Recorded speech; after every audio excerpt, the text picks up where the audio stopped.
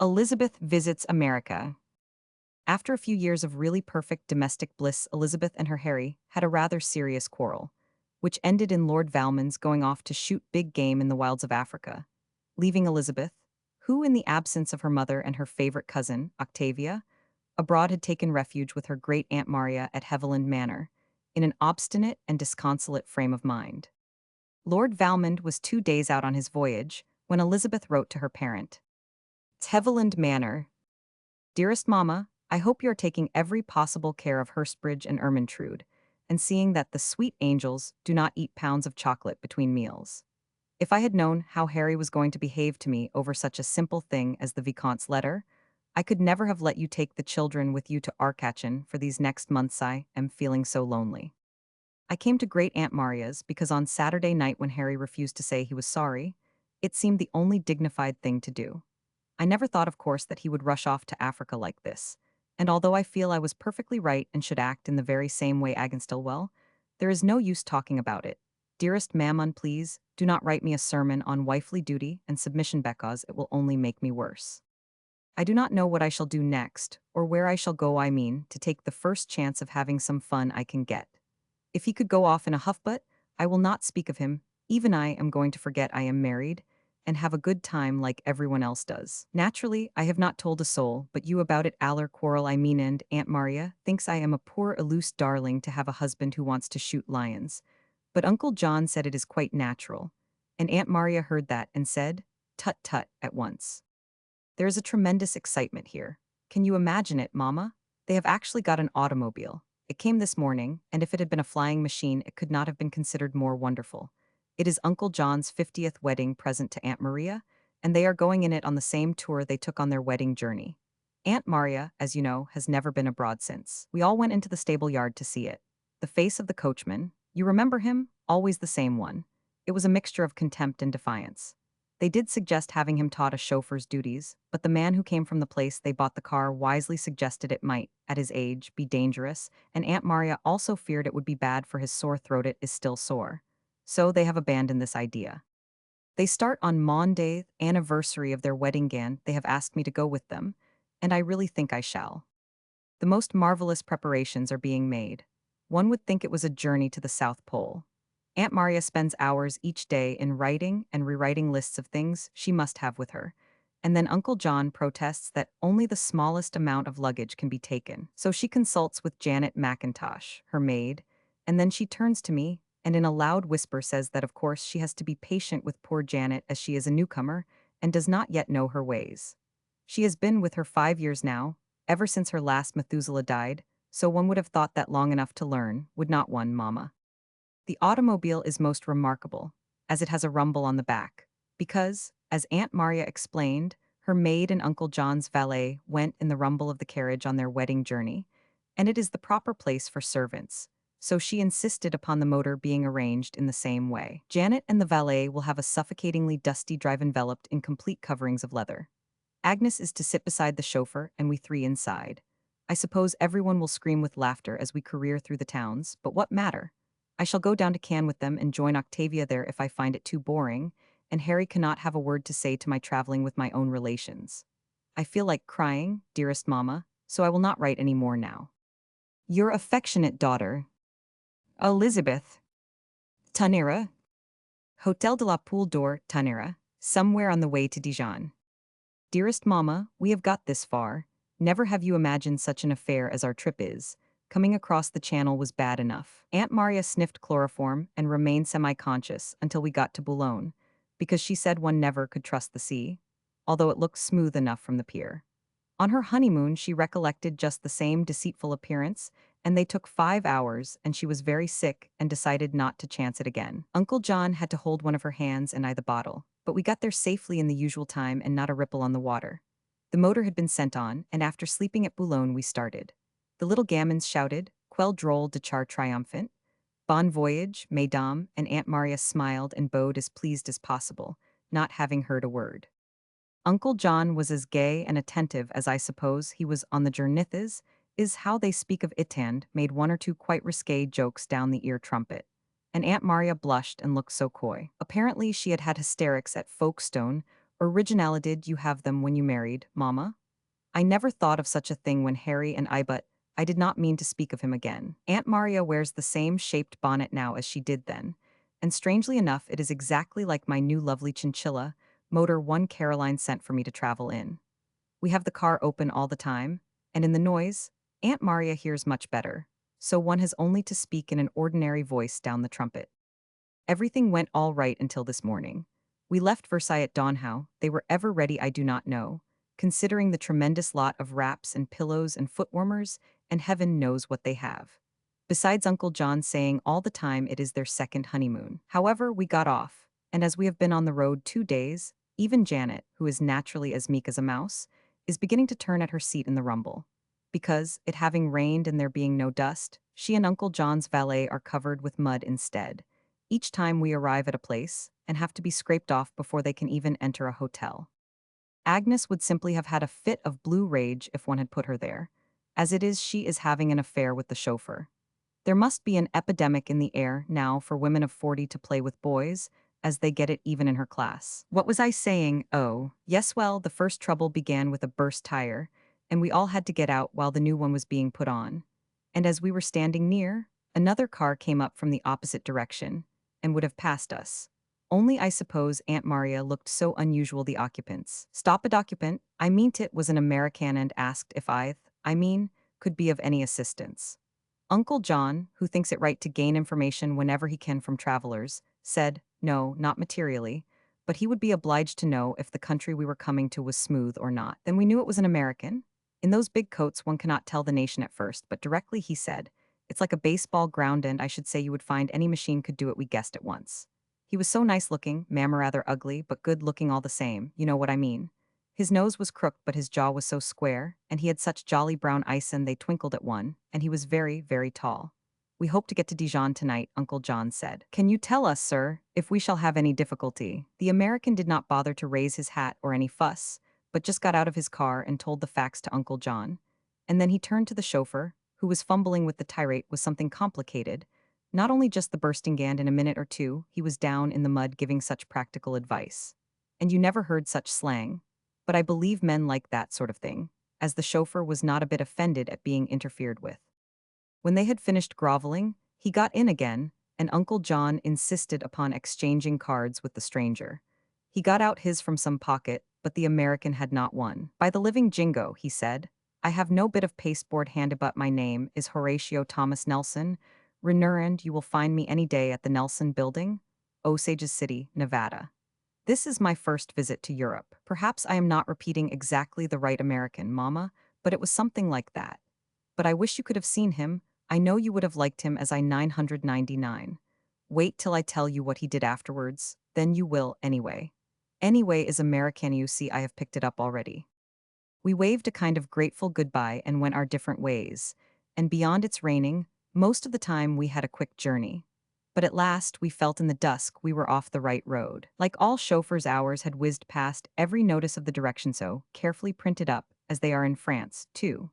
From the way they behave, one would think chauffeurs believe themselves to possess a sixth sense and can feel in some occult manner the right turns, as they never bother to look at signposts or condescend to ask the way like ordinary mortals. Ours did not so much as stop even when the lane got into a mere track, until, with the weight of Uncle John, Aunt Maria and me in the back seat, and the extra stones in the rumble, as he made a sensational backing turn into a fieldish-looking place, it was dark twilight, our hind wheels sunk in up to their axles, and the poor machinery groaned in its endeavors to extricate us. We had to get out in the gloom and mud, and Aunt Maria looked almost pathetic in her elastic-side prunella boots, edged with fur, white silk stockings, and red quilted silk petticoat held up very high.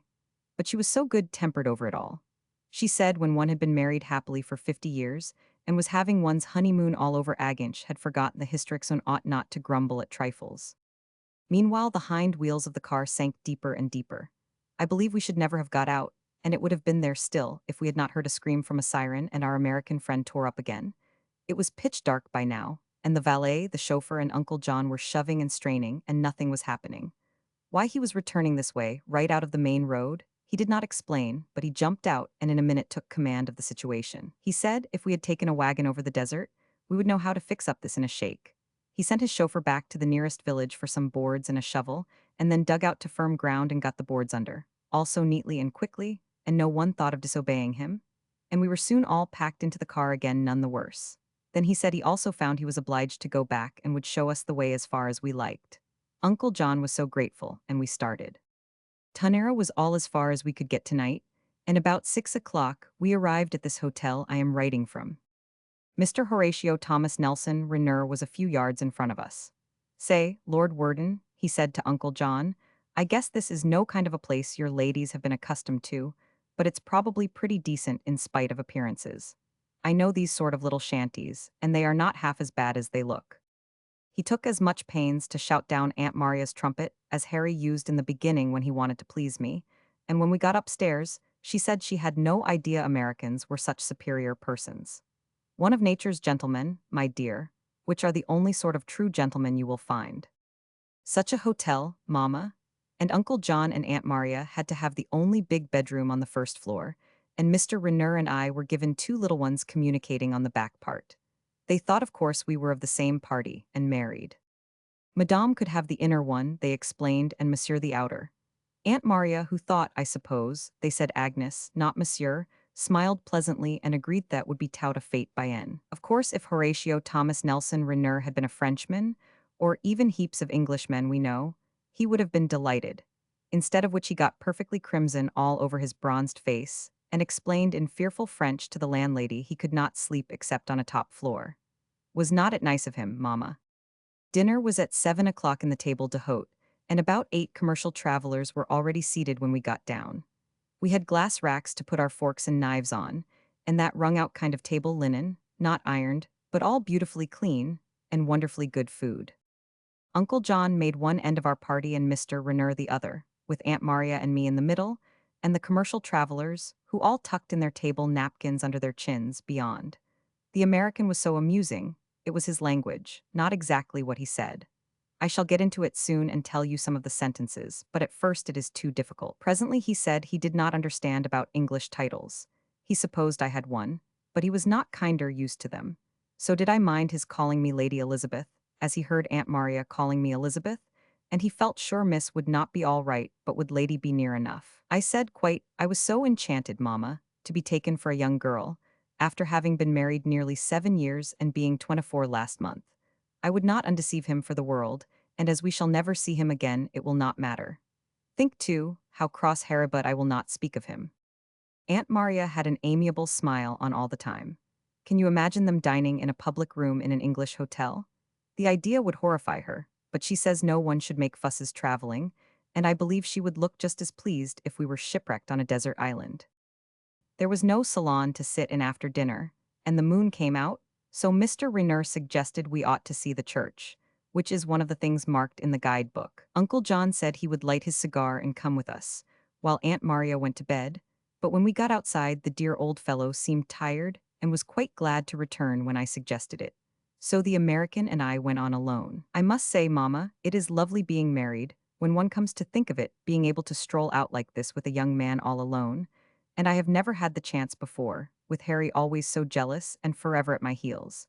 I shall make hay while the sun shines. He was so nice. He told me all about himself, is a very rich mine owner out west in America, and began as a poor boy without any education, who went out first as a cowboy on a ranch, and then took to mining and got a stroke of luck, and now owns the half of the great Osage mine. And he is only 29. I kinder felt I ought to see Europe, he said, never having been further east than Chicago, so I came over at Christmas time and have been around in this machine ever since. He calls his automobile an immense 90 HP. Karen, his machine. He said all this so simply, as if it were quite natural to tell a stranger his life story, and he is perfectly direct only you have to speak to him with the meaning you intend in the words. Metaphor is not the least use, he answers literally. The church was shut, and as we had no excuse to stay out longer, we strolled back. He was intensely respectful, and he ended up by saying he found me just the nicest girl he had seen this side. I was so pleased. I hope he will come on the rest of the way with us. We start at dawn. So good night, dearest Mamma. Your affectionate daughter, Elizabeth. Cannes Hotel du Parc. Dearest Mamma, you will be surprised to hear my plans. Octavia came over from Monte Carlo directly we arrived, and in less than 10 minutes had got most of the story of Harry's and my quarrel out of me. I never meant to tell her anything, but she is such a dear. She said at once that she should take care of me, as she could not have me running about alone. And I really cannot stand any more of the honeymoon parent sitting three in the back seat. So prepare yourself for a great surprise, Mama. I am going to America with Tom and Octavia. They sail in the Lusitania next Saturday and we are flying back to England tonight. I shall not have any clothes, but I do not care. I shall not worry over that. We are going to see New York and then go right out to California, where Tom is going on to Mexico to kill tarpons or shoot turtles or whatever they do there. The rest of our journey after Tanera was simple. At each place, Mr. Rainer was just in front of us and showed us the way, and we grew quite to feel he was one of our party. Uncle John is devoted to him and Aunt Maria, too. She says considering he speaks a foreign language does almost, it is wonderful how he makes her hear. Avignon interested me. It looks so wally and fortified, but I am greatly disappointed. The romantic story of Petrarch and his Laura is all nonsense. I find Laura had 11 children in about 15 years, the guide said, and Petrarch continued making sonnets to her, never minding that a bit. Now do you believe it, Mama? A man to stay in love for 20 years with a woman who kept on having 11 children, all the image of the husband as good as gold. I do not. Petrarch was probably some tiresome prig like all poets, and thought her a suitable peg to hang his verses on. Mr. Rainer and I are so friendly. He is not with us now because he had to go to Monte Carlo, so he does not yet know I am going to America. He still thinks I am not Meriden, do you know, Mama? I believe he is falling in love with me and I feel, rather mean, but I expect we shall not see him before we start, so it will not so much matter. This morning quantities of flowers came up to my room with his card, and just written underneath, got to meet a man at Monte Carlo, shall not be gone long. I am leaving him a note thanking him and saying we are off to his country.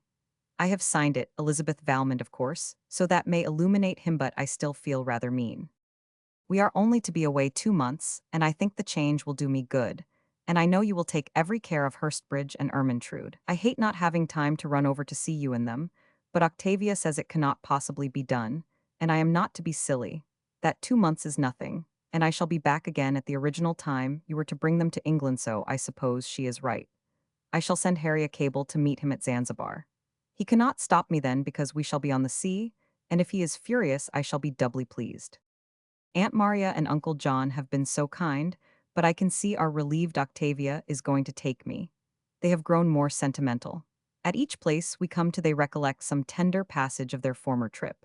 It seems Aunt Maria's hysterics ended at Folkestone. Octavia says she means really to see America, and not only go to the houses of the smart people one knows when they are in England, because she is sure there are lots of other kinds quite as interesting and more original. We are to stay in New York and then go west.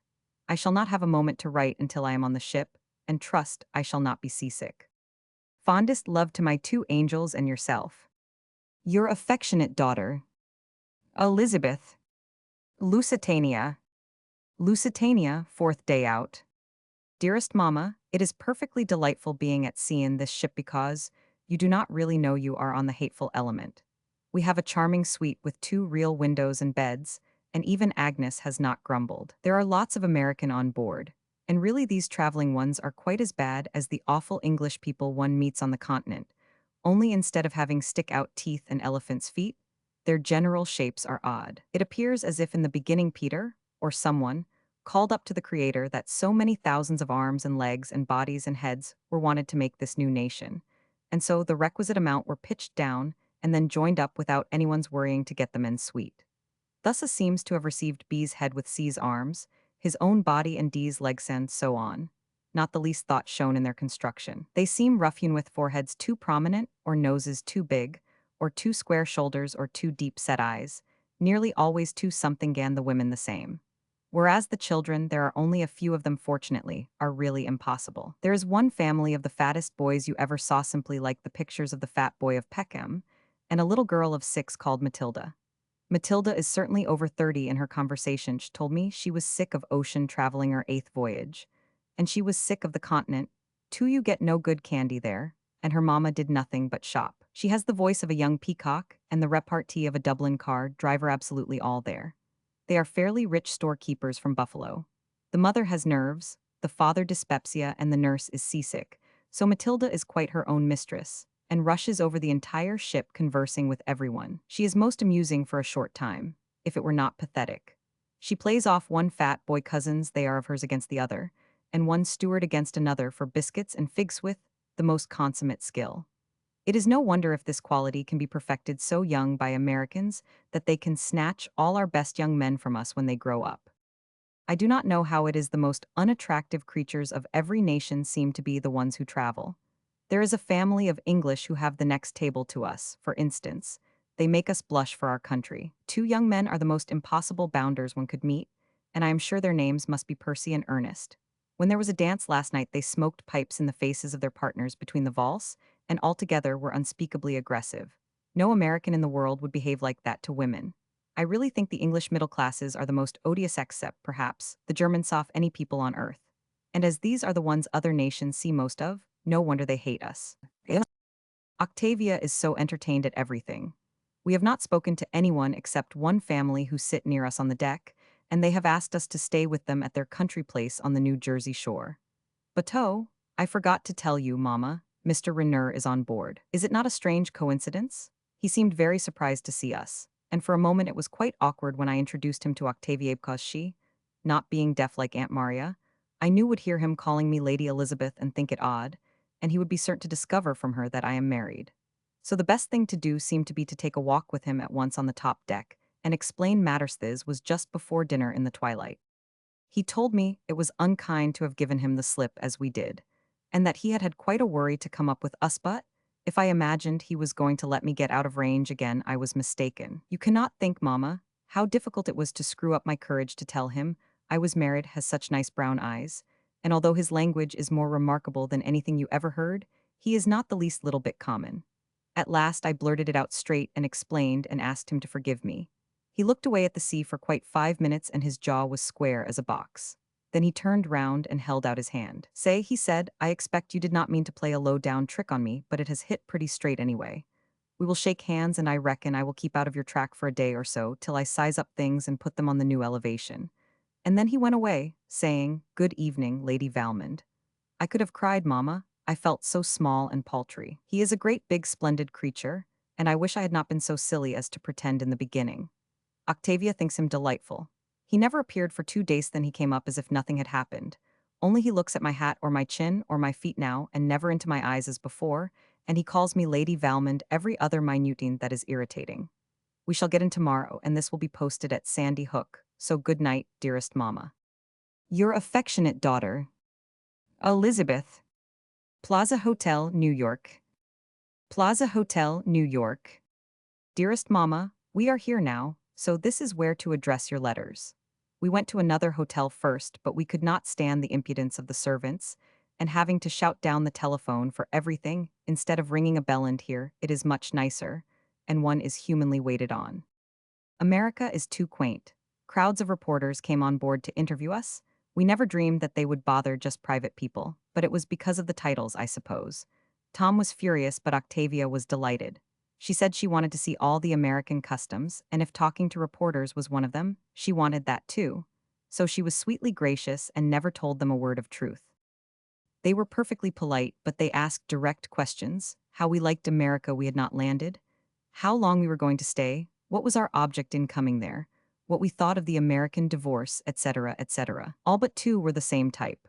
Very prominent foreheads, deep-set eyes, white faces, origin south of France or Corsican, mixed with Jew to look at, with the astounding American acuteness added, and all had the expression of a good terrier after a rat, the most intense concentration. When we actually landed, female ones attacked us.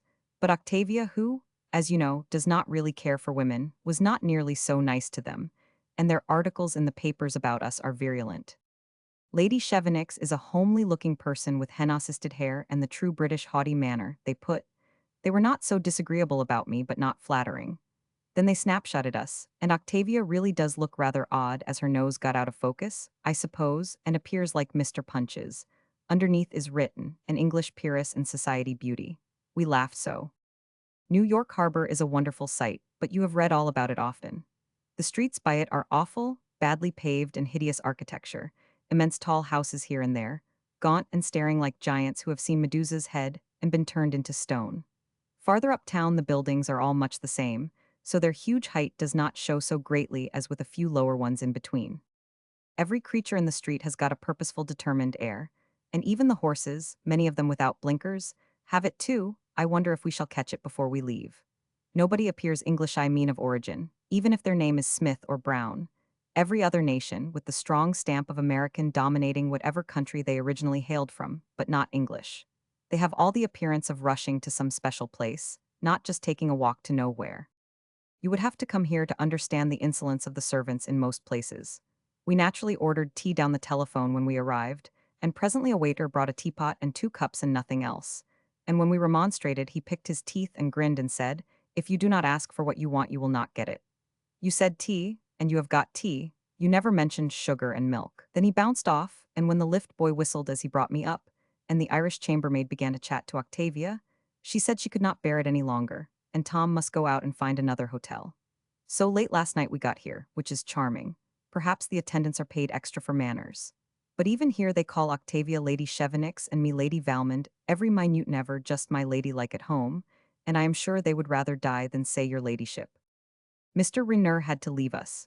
We were so sorry, but he got a telegram as we landed, saying the superintendent of his mine had been shot and there was trouble out there, so he had to fly off at once. However, we have promised to go and stay with him presently, and he is going to show us all the mining camps. Today we have rested, and quantities of the people one knows in London sent us flowers, and they are the best I have ever seen, roses so enormous they look like peonies, and on colossal stalks in fact. Everything is twice the size of at home. We are going to dine at Sherry's tonight with a party. It is the fashionable restaurant, and I will finish when I come back. 130 A 1000. Everything is so amusing, and we have had a delightful evening. It is more like Paris than England, because one wears a hat at dinner, which I always think looks so much better in a restaurant. The party was about 18, and I sat next the host. American men, as far as I have yet seen, are of quite another sex to English or French. I mean, you feel more as if you were out with kind aunts or grandmothers or benevolent uncles than just men. They do not try to make the least love to you or say things with two meanings, and they are perfectly brotherly and serious, unless they are telling anecdotes with American humor and that is not subtle. It is something that makes you laugh the moment you hear it. You have not to think a scrap. When they are not practically English, like the ones we see in London every season, they wear such funny clothes-softened velvet collars on their coats, and the shoulders padded out so that every man is perfectly square. But everything looks extraordinarily well sewn and ironed, and everybody is clean-shaven. And Octavia says it takes at least 200 years of gently bred ancestors to look like a gentleman clean-shaven in evening dress. So perhaps that is why lots of them have the appearance of actors. Tom, with his ugly face and his long lean limbs, seemed as some other species of animal, or a Derby winner let loose among a pen of prize hackneys and cobs. Many of them are splendid of their kind, but it is perfectly absurd to pretend they look thoroughbred. One would not expect it of animals, with their mixed ancestry, so why of human beings? Octavia says they would be insulted to hear me saying that, but I am sure they are far too sensible and logical. For if you were a mixture of cart horse, hunter, thoroughbred, Shetland, and cob, you might have the good qualities of all and be a magnificent, splendid creature. But you could not expect to look like one of the direct descendants of the Godolphin Arabian, could you, Mamma? I do not mind that part in the least, but I would rather they had a more outdoor expression. As I looked round the room, numbers of their faces seemed pasty, and their shapes thick through, and soft, as if they would bruise easily if one touched them, and lived a good deal in the dark. Also, they do not have flowers and honey on their hair, so it does not shine and keep tidy, and it is not brushed smartly, and after our lovely guardsmen they look a little ungroomed about the head. This, of course, is only my first impression, after seeing the fashionable restaurant one evening. I may be quite wrong, generally speaking. The women are so exquisitely dressed that it is difficult to form an opinion. They have whatever is the latest fashion, perfectly made. All their hair is done exactly alike in the way it is worn in Paris.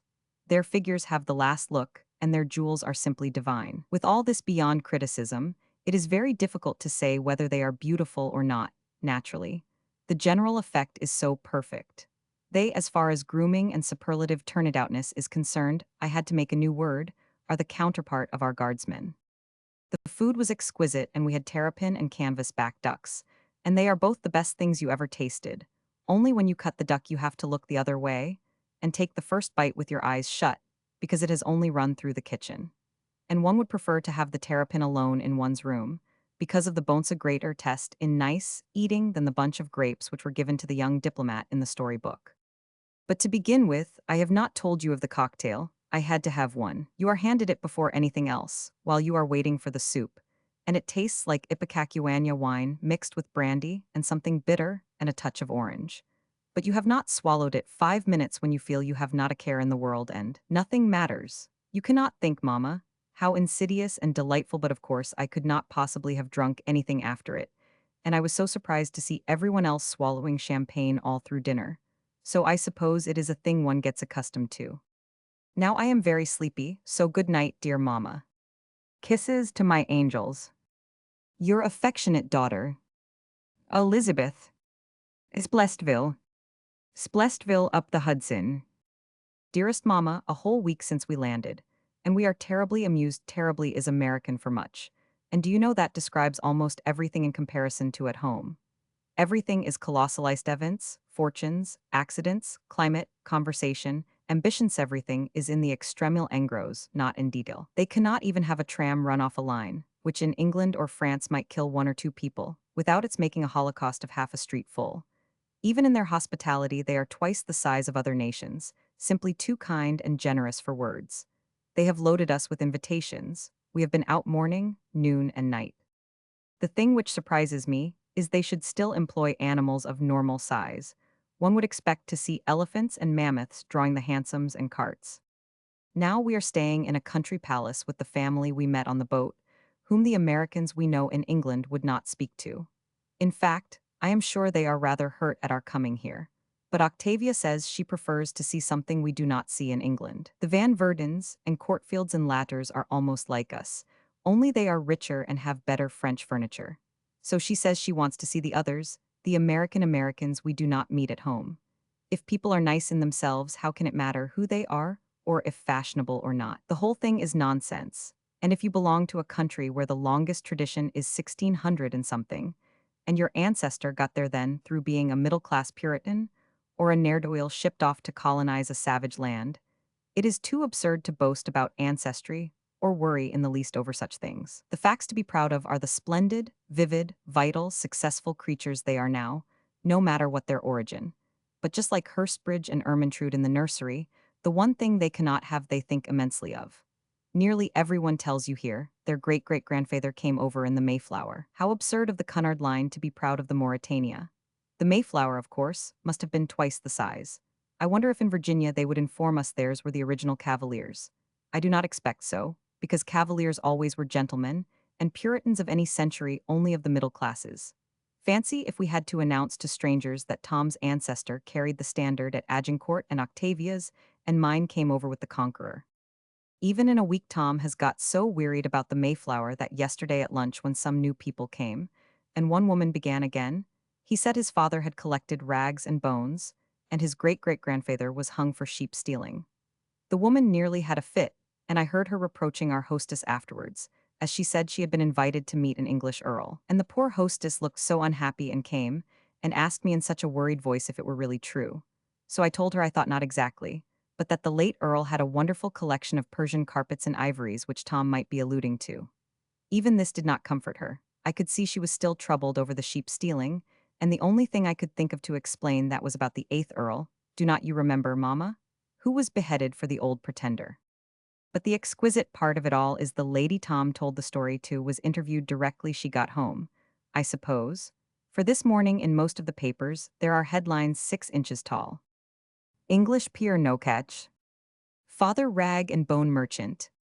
Grandfather hanged. Tom is so enchanted, he is going to have them framed for the smoking room at Chevenix's.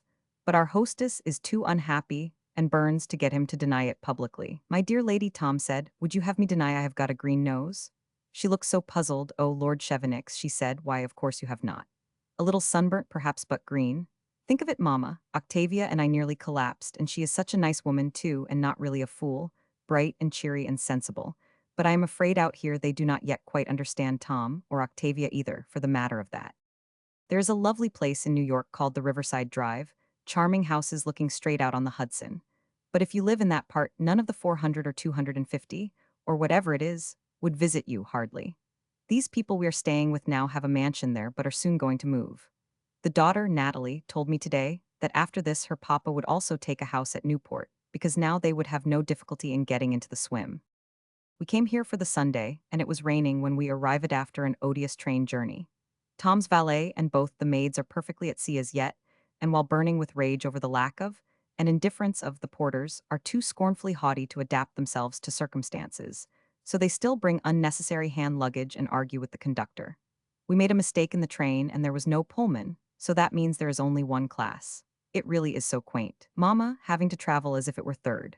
It amused me immensely. Two people on a seat on either side and an aisle through the middle down which the ticket collector walks, and for most of the journey a child raced backwards and forwards, jumping with sticky hands clinging to the sides of each seat while it sucked candy. The mother screeched, "Say, Willie, if you do not quit that game, I will tell your pa when we get home." However, Willie shouted, "You bet," and paid not the least attention. Nearly everywhere where you have to come in contact with people in an obviously inferior or menial position, manners do not exist. They seem to think they can demonstrate their equality, if not superiority, by being as rude as possible. Of course, if they were really the ladies and gentlemen they are trying to prove they are, they would be courteous and gentle. The attitude is, I am as good as you, indeed better. Either you are a gentleman or woman, are not you, Mama? And you do not have to demonstrate it, everyone can see it. Or you are not, and no amount of your own assertion that you are will make anyone believe you. So, of what used to be rude, or clamor, or boast? Does not it make you laugh, Mama? Though it surprises me here because as a people they are certainly more intelligent than any other people on earth, and one would have thought they would have seen how futile and funny that side of them is. The talk of equality is just as much nonsense in America as in every other place under the sun. How can people be called equal when the Browns will not know the Smiths? And the Van Bronkers will not know either, and Fifth Avenue does not bow to the West Side, and everyone is striving to go one better than his neighbor. Station is as strictly defined as in England, where the village grocer's daughter at Valmond no longer could speak to a school friend, a little general servant who came to fetch treacle at the shop, when Papa Grocer bought a piano. So you see, Mama, it is in human nature, whether you are English or American, if you have not a sense of humor. I suppose you have to be up where we are for it all to seem nonsense and not to matter. And, who knows? If there were another grade beyond us, we might be just the same, too. But it is trash to talk of equality. Even a socialist leader thinks himself above the crowd and is, too, though I should imagine that the American middle and lower classes would assert they have no equal but God if they do not actually look down on him. How I am rambling on, and I wanted to tell you heaps of things. I shall never get them all into this letter. When we arrived at this palace, it was, as I say, raining, but that did not prevent the marble steps from being decorated with 3 footmen at equal distances to usher us into the care of a cabinet minister-looking butler, and then through a porphyry hall hung with priceless tapestry and some shockingly glaring imitation. Elizabethan oak chair stood the library, where our hostess awaited us in a magnificent décolleté tea gown and at least 40,000 pounds worth of pearls. Natalie had the sweetest of frocks possible and was quite simple and nice, and there is not the least difference in her to the daughters of any of our smart friends. The library was a library because they told us so, but there were not any books there, only groups of impossible furniture covered with magnificent brocade, and the finest flowers one ever saw, most perfectly put in huge vases by a really clever gardener. No subtle arrangement of colors, but every blossom the largest there could be in nature. The tea seemed to get mostly poured out by the servants, and the table was covered with a cloth so encrusted with Venetian lace one's cup was unsteady on it. That is one of the most remarkable points, here I mean America as far as I have seen. The tablecloths at every meal are masses of lace, and every sort of wonderful implement in the way of different gold forks and knives for every dish lie by your plate. And such exquisite glass. And some even have old polished tables like Aunt Maria, but instead of the simple slips they have mats and centerpieces and squares of magnificent lace. Only the very highest cream of the inner elect have plain tablecloths and a little silver like we do at home. And it is always a party everyone is conscious they are there, and they either assume bad manners or good ones, but nobody is sans Jean. Octavia says it takes as long to be that as to look like a gentleman clean shaven in evening dress. The rooms are awfully hot, steam heated up to about 75, and it makes your head swim after a while. There is only the son and a married daughter, and husband in the house besides ourselves and two young men. We should call them bank clerks at home, and that is, I suppose, what they are here. Only it is all different. Every man works just like our middle classes. It is not the least unaristocratic to be a lawyer or a doctor or a wholesale storekeeper, or any profession you can name, so long as it makes you rich. A man who does nothing is not considered to amount to anything, and he generally does not either. And I suppose it must be the climate, because directly they get immensely rich, so that the sons need not work. When it gets to the third generation, they often are invalids or weaklings, or have some funny vice or mania, and lots of them die of drink, which shows it is intended in some climates for men to work. Octavia says it takes centuries of wielding battle axes and commanding vassals to give the consciousness of superiority, which enables people to be idle without being vicious. But Tom says it is because they do not hunt and shoot, and go to the bench, and attend to their estates and county business. So instead they have to go crazy over fast motoring or flying machines, or any fad which is uppermost, not having any traditions of how their forefathers passed their time. Last night there was a dinner party, and some such clever men came. They were great financiers or businessmen or heads of trusts. That means you have a splendid opportunity to speculate. Only if anything goes wrong, you have to chance all your other associates on the trust turning against you and saying it was all your fault, and then you generally have to commit suicide. But while you are head, you can become frightfully rich and respected. I sat between two of the most successful of different things, and they talked all the time. They do not want to hear what you have to say, only to tell you about themselves and their ideas, so it is most interesting. They are not the least cultivated in literature or art or anything decorative, but full of ideas upon the future evolution of schemes and things. Really intensely clever, some of them. Only the odd part of it is they do not seem to speculate upon what the marvelous conglomeration of false proportions, unbalance, and luxury are going to bring their nation to, if they are not careful. Mr. Splest, that is our host's name, is so kind. He spoils his wife and Natalie more even than Harry spoils Ermintrude, and the son-in-law is just the same to his wife. American husbands fetch and carry and come to heel like trained spaniels, and it is perfectly lovely. Everything is so simple.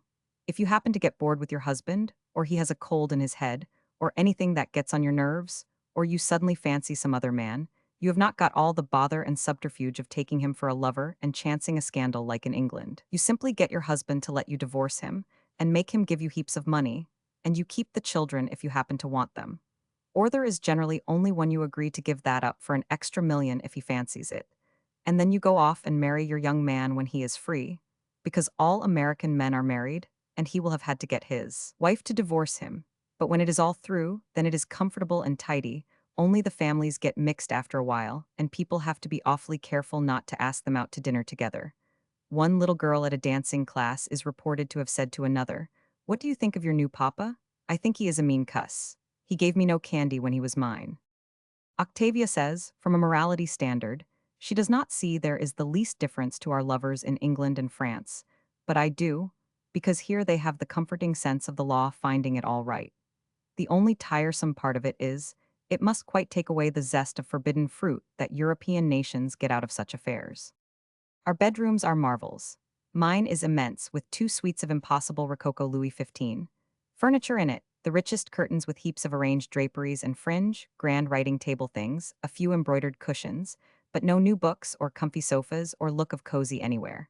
The bathrooms to each room are superb, miles beyond one's ideas of them in general at home. Tom says he cannot sleep because the embroidered monograms on the pillows and things scratch his cheek, and the lace frills tickle his nose, while he catches his toes in the Venetian insertion in the sheets. The linen itself is the finest you ever saw, Mama, and would be too exquisite plain. Now one knows where all those marvelously overworked things in the Paris shops go to, and all the wonderful gold-encrusted Carlsbad glass. You meet it here in every house. The gardens are absurd, as compared with ours in England, but they have far better glass houses and forcing processes and perfection of each plant, because you see even the gardener would feel his had to be just one better than the people's next door.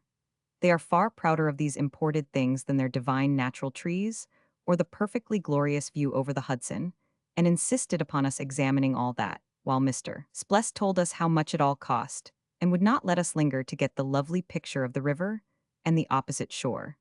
Until Octavia said we had a few greenhouses at home and some fairly fine gardens, but nowhere had we so noble a river or so vast a view. And he seemed to be quite hurt at all that, because he had not bought them, I suppose.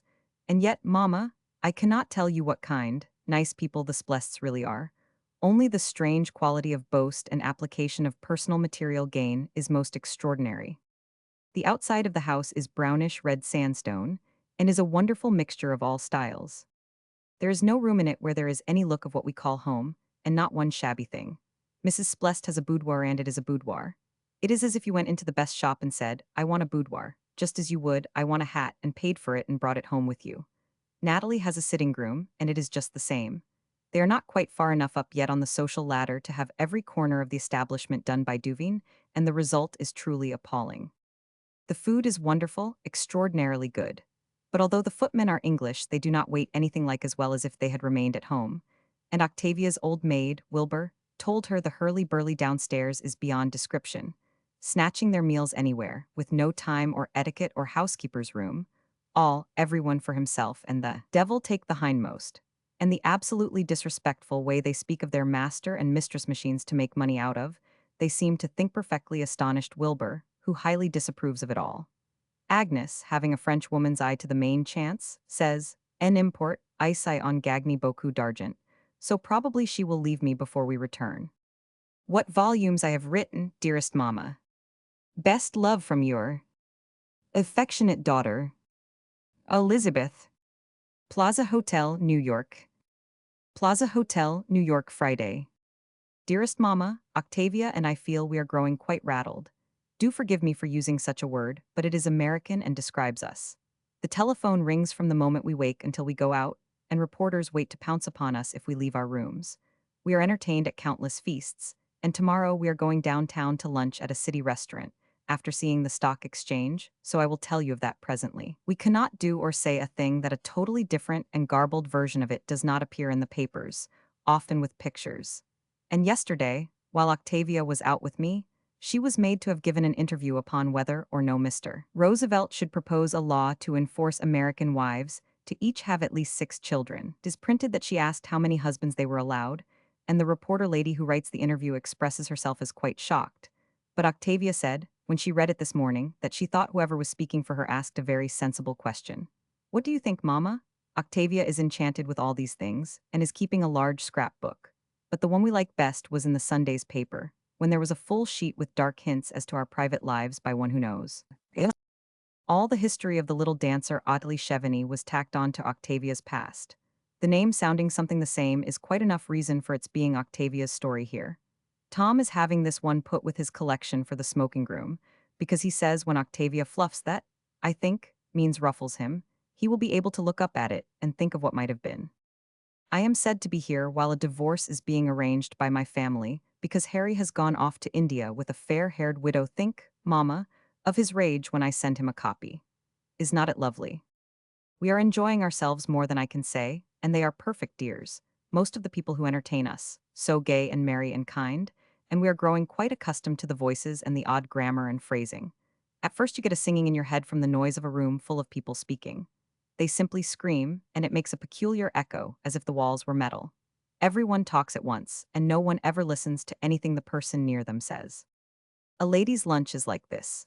Octavia and I arrive at a gorgeous mansion, and are ushered into a marvelous Louis XV morning room with wonderful tapestry furniture and beautiful pictures arranged rather like a museum. There is never a look of the mistress of the house having settled anything herself, or chosen a pillow because the colors in a certain sofa required it. Or, in fact, there is never the expression of any individuality of ownership. Anyone could have just such another house if he or she were rich enough to give carte blanche to the best antique art shop. But the things all being really good and beautiful, do not jar like the mixture at the Splests 999. Often whole rooms have been brought out just as they were, from foreign palaces, paneling, pictures and all, and it gives such a quaint sense of unreality to feel the old atmosphere in this young, vigorous country. The hostess's bedroom and boudoir and bathroom are often shown to us, and they are all masterpieces of decoration and luxury, and I cannot think how they can keep on feeling as good as gold in them. Perfectly lovely luxurious surroundings always make me long for Harry to play with, or some other nice young man. Did not they you, Mamma, when you were young and felt things? About 20 other women are probably there besides us, all dressed in the most expensive, magnificent afternoon frocks, and they all have lovely Cartier jeweled watches and those beautiful black ribbon and diamond chains round their necks, like Harry gave me last birthday. No one wears old-fashioned or ugly jewels, all are in exquisite taste, while the pearls at one lunch would have paid for a kingdom. When everyone has been presented to us, being the strangers, luncheon is announced, and we go into a magnificent dining room, sometimes with the blinds so much drawn that we have to have electric lights.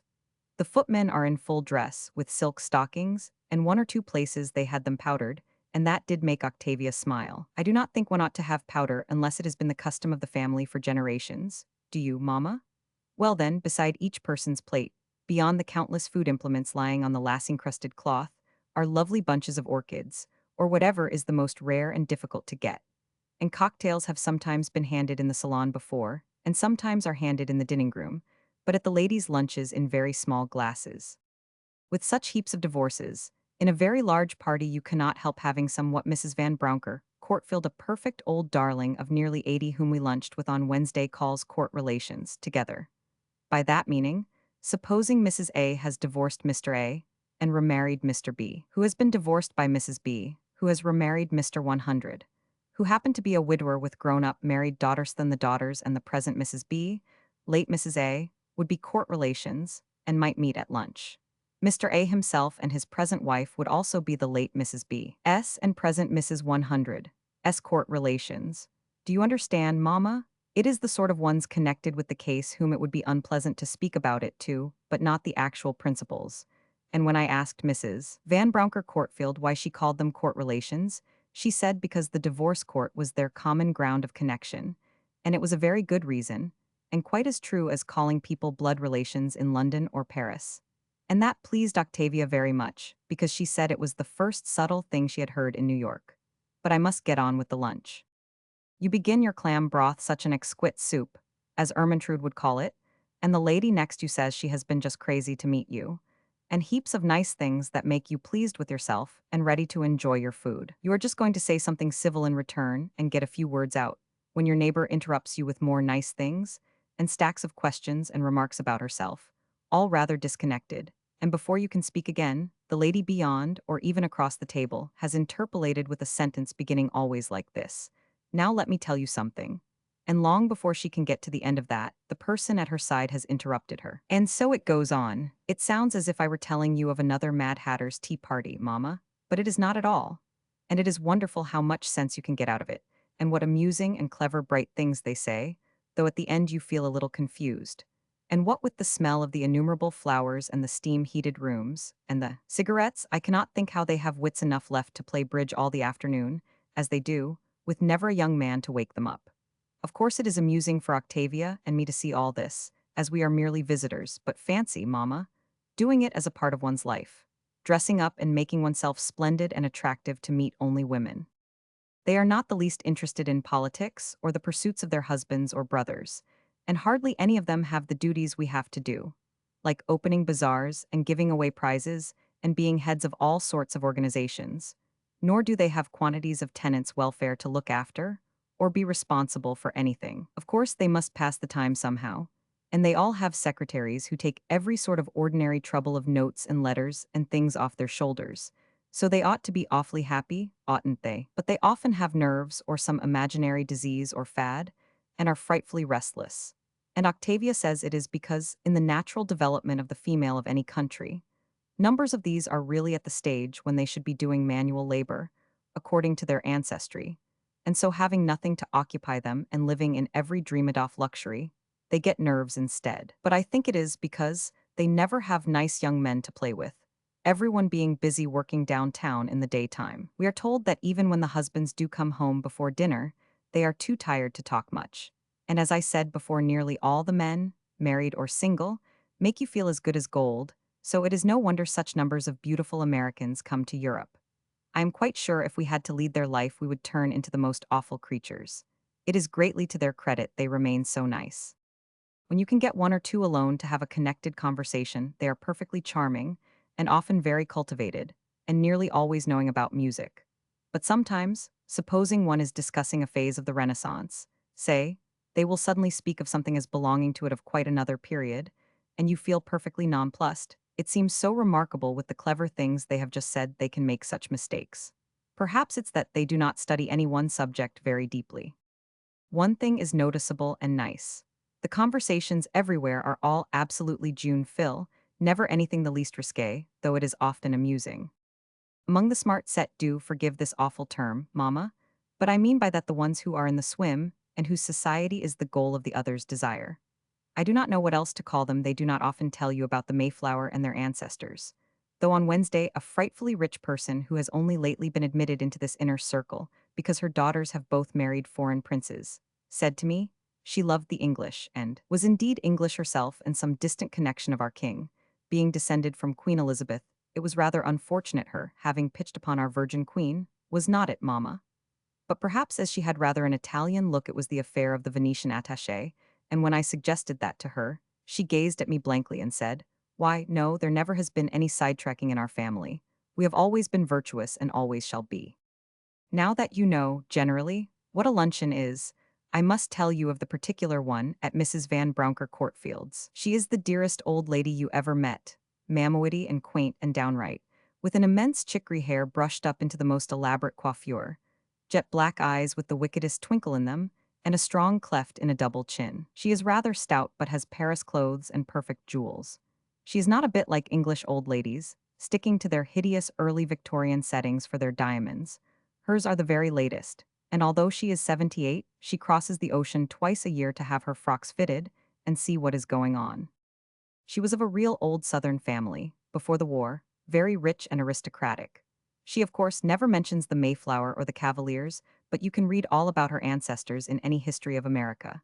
She has such a strong sense of humor and the fitness of things that she has adapted herself to the present, instead of remaining aloof and going to the wall as she told me so many of her friends and relations. 999. We met at Mrs. Latter's. You know Valerie Latter, Lady Holloway's sister. When she is in England, she often stays with us at Valmond. She took to Octavia and me at once, and we to her, and on Wednesday we lunched with her, and when Queen Elizabeth's descendant, Mrs. Claryhart, said what I told you, she caught my eye, and you never saw such a look of fun in a human eye, and we became great friends at once. She says one must take New York as it is, and one will find it a most amusing place. She never hesitates to say what she thinks anywhere, and lots of people hate her, and most of them are afraid of her, but all find it an honor when she will receive them. My dear, she said, in my young days there were gentle people and common people, but now there is no distinction in society, only one of dollars and cents, and whether you get into the right swim or not. I receive all sorts, and some of the last risen are quite the nicest, and amuse me more than my own old friends. She says the young men in New York are mostly awful, according to her ideas, and nearly all drink too many cocktails, and that is what makes them so unreserved when they get to their clubs, so the women cannot have them for lovers because they talk about it. She does not think it is because American women are so cold or so good that they are so virtuous, but because the men do not tempt them at all. Also, she says it's being such a young nation they are still dreadfully provincial. But there are other and good qualities from being young, mamma. It makes them have the kindest hearts, and be more generous and hospitable, so I think I like it as well as our old ones. Mrs. Van Brouncker Courtfield said she had asked a sprinkling of all sorts to meet us, and it was then she explained about the court relations, because she found she had Mrs. Clem Busfield with the sister-in-law of Clem Busfield's new wife, and that inadvertently her secretary, who arranged the table, had put them side by side. She sat in the middle, at the end of the table, with Octavia and me at her right and left, and it was beyond Octavia these two sat. She explained it all to me in so distinct a voice I was afraid they would hear, but she added that Julia Busfield was really a lady and would pull through all right. My dear, she said, it is in these situations sometimes the parvenus show the yellow streak, these and being touchy. They do not always come up to the scratch, otherwise there is no difference in them, and that is the glory of our country. Then she told me that is the way she judges their advance, according to their touchiness. They cannot stand any chaff, she said, and if a stranger dares to make any criticism of Americans to them, they are up in arms at once and tear them to pieces. Now, you in old countries are amused or supremely indifferent if foreigners laugh at you, she said, as we are in the South, but our parvenus in the East have not got to that plane yet, and resent the slightest show of criticism or raillery. You see they are not quite sure of themselves. Is not that quaint of them, mamma? Then she asked me to look round the table, and to tell her if I had ever seen a better-looking set of women, and of course I had not. They were really charming and so exquisitely dressed, and the apparently most aristocratic of all she told me was the daughter of a Western miner and an English housemaid, and she even had a soft, sweet voice. I talked to her afterwards. Is it not too wonderful to think of what such parentage would make English people look? It must be climate and that splendid go-ahead vitality whatever it is, I do admire it. And as Mrs. Van Brouncker Courtfield seemed so human and not touchy, I asked her why a number of the New York men did not appear to have caught the same appearance of wonderful refinement and breeding. And she said because the sort of life a man leads makes him look what he does far more than blood, and that the few that lived the life of English gentlemen looked like them, just as the rest who lived the life of our city clerks look like them, minus our city clerks' Saturday interest in sport and plus the cocktail. And this must be true, Mama, because Mr. Renner, who was what all these people would call a rough Westerner, and would probably not speak to until he became a trillionaire, of course, was a nature's gentleman and looked outdoor and hard. And if he had been dressed by Mr. Davis and his hair cut by Mr. Charles, would have been as good-looking as anyone in the world. These reasons why do interest me so much, and I am always collecting them. But I must get back to what happened at lunch. I heard it from Octavia afterwards, who made a fearful bêtise. We had met the new Mrs. Busfield the day before, but had not been told a word of the story. So Octavia, being vaguely aware that there were two brothers Busfield, thought this one, who for the sake of non-confusion I must speak of as Julia, was the other brother's wife, and to be amiable told her how charming she thought Arma the new wife was, and how awfully devoted the husband seemed, and were they not very proud to have such a perfect beauty in the family. Julia got crimson and coughed, and then the lady from the other side joined in telling Octavia that Arma was her sister-in-law, but no relation to this Mrs. Busfield. Octavia, of course, turned the conversation and spoke to the hostess, but she said the two beside her, in spite of not being on speaking terms, chatted feverishly to each other for the rest of lunch to avoid pauses, in case, Octavia supposes, she should ask any more difficult questions. So you see, Mama, even a person with as fine perceptions as Octavia can make awkward bêtises here. It is like steering among the thousand islands and hidden rocks and currents. Mrs. Van B. 100. The name is really too long to go on writing. House is perfectly awful. She told us so before we could even formulate the thought ourselves. It was done up about 14 years ago, she said, when it was one of the first houses as high up on Fifth Avenue, and was the time of the most appalling taste in decoration. Every sort of gilding and dreadful Louis XV. Engorged cupids sitting on cannon ball clouds, with here and there a good picture and bit of china, and crimson brocade edged with plush for curtains. She told us she did not mean to change it. It is comfortable, she said, and lots of her new people really admire it in their hearts. And it will last her time, and when her granddaughter comes into it, it will no doubt be downtown and turned into a shop. Things move so fast. After lunch, we all came up to this fearful salon, and then we saw what a perfect hostess she is, moving from group to group and saying exactly the right thing in her crisp, old voice. There is nothing sleepy and southern about her. At last she sat down by me, and she told me such an exquisite story, showing the feeling after the war and the real aristocrats the Southerners were. Two old aunts of hers were left absolutely destitute, having been great heiresses, and to support themselves took in sewing, making dresses for their friends. Their overseer became immediately rich, and a year or so afterwards gave a grand ball for his daughter. The day before the ball, an old and not bright friend called, and found Miss Barbara sewing a white satin frock and the tears dropping from her eyes. She pressed her hand in sympathy, and said she felt as badly as she did to see her making when she ought to be wearing the frock. But Miss Barbara sat up straight and said, "It is not that. I like the work, but what do you think? Timothy Murren, the overseer, has had the impudence to send us an invitation. Is not this a dear story, Mamma, and should not we have loved and honored those old ladies?" But Mrs. Van B. 100 says the modern people in New York would not in the least understand this subtle pride, and would only think them old fools, and she added which they probably were. She says we are not to judge of American men by most of those we have seen in New York as yet, that there are a section of elderly, refined, and cultivated gentlemen, no longer interested in trade now, who were contemporaries of her daughter, the beautiful Duchesse de Villetranche, who died so tragically. She wants us to meet them. But Octavia and I both told her we liked those we had seen very much indeed. They were so kind, only not naughty like Englishmen. And she had such a look in her eye as she said, "That is just it, my dear, and it makes all the difference." You see, Mama, I am not telling you of any of the people we know in England, because as I said before, they are just like us, and not interesting in consequence. Octavia and I feel we want to see quite others, and next week perhaps we start for the West. Heavens, the mail is going, I must stop. Fondest love to my angels. Your affectionate daughter, Elizabeth. Latter Court, Long Island. Latter Court, Long Island, Saturday.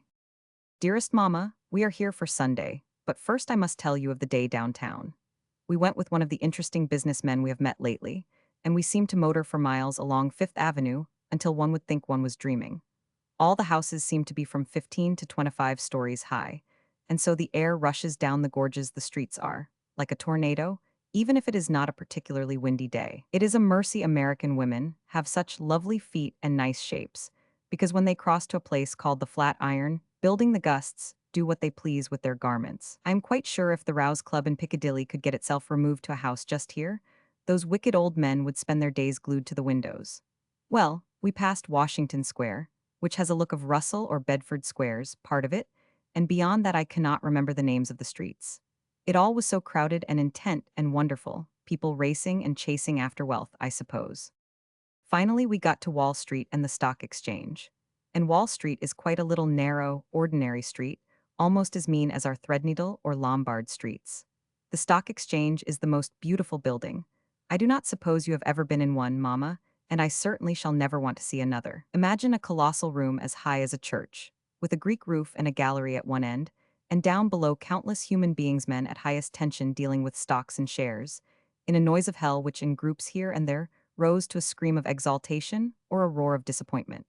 How anyone could keep nerves or hearing sense, after a week of it, one cannot imagine. No wonder American men have nervous prostration and are so often a little deaf. The floor was strewn with bits of paper that they had used to make calculations on, and they had a lovely kind of game of snowballing with it now and then, I suppose, to vary the monotony of shouting and screaming. The young ones would pelt each other. It must have been a nice change. Then there were a lot of partitions with glass panels at the end of the room, and into these they kept rushing like rabbits into their holes to send telegrams about the prices, I suppose. And all the while in a balcony halfway up one of the great blank empty walls, a dear old white-bearded gentleman sat and gazed in a benevolent way at the shrieking crowd below. They told us he was there to keep order, but no one appeared to care a pin for his presence, and as he did not seem to mind, either, what row they made, we rather wondered what the occasions could be when he would exert his authority. Presently he went away to lunch, and as no one else took his place, they were able to make as much noise as they liked, though it did not seem any greater than before. Can you imagine, Mamma, spending days in a place like that? No wonder when they get uptown they do not want to talk. But Mrs. Van Brouncker Courtfield says everyone is too restless to stay quietly at home in the evenings, and when they have pulled themselves together with a cocktail, they have to dress and go out to dine at some restaurant or with friends, and then the theater. At first one thinks they are simply angels to their wives, working all day long downtown like that. They seem a race of predestined husbands. If one wanted a husband who spent his entire day away from one, and was too tired when he came in to talk of anything but a few sentences on Wall Street affairs, one would certainly choose a rich American, because he would load one with money and jewels, and absolutely obey one when he was at home, and let one spend most of the time in Europe. But Mrs. Van Brouncker Courtfield says all that is only a sop to Cerberus, to keep the wives from grumbling at not being made love to like women of other nations are, that all men are hunters, and while ours in England chase foxes and are thrilled with politics, the New Yorkers hunt dollars, and it is the same thing. Wall Street is their adored mistress, and the wives are just their family. As you were married such ages ago, I do not know if you quite understand what I mean about men, Mamma, and the effect they have on one. There are creatures who, the moment they come into the room, you know they are there. You know it is not a woman. It is not an intellectual or soul feeling, but it is rather lovely, all the same, and although I am furious with Harry and intend to be horrid to him, I must say he has this power stronger than anyone I have ever met. When he is close to me, I have a kind of creep of pleasure, and when he kisses those little curls at the back of my neck, I feel thrills all down my back. Do you know what I mean, Mamma? I have divided men up into two lots. Those one could go to Australia alone with, and those one could not. And it does not matter in the least their age or looks or station or anything.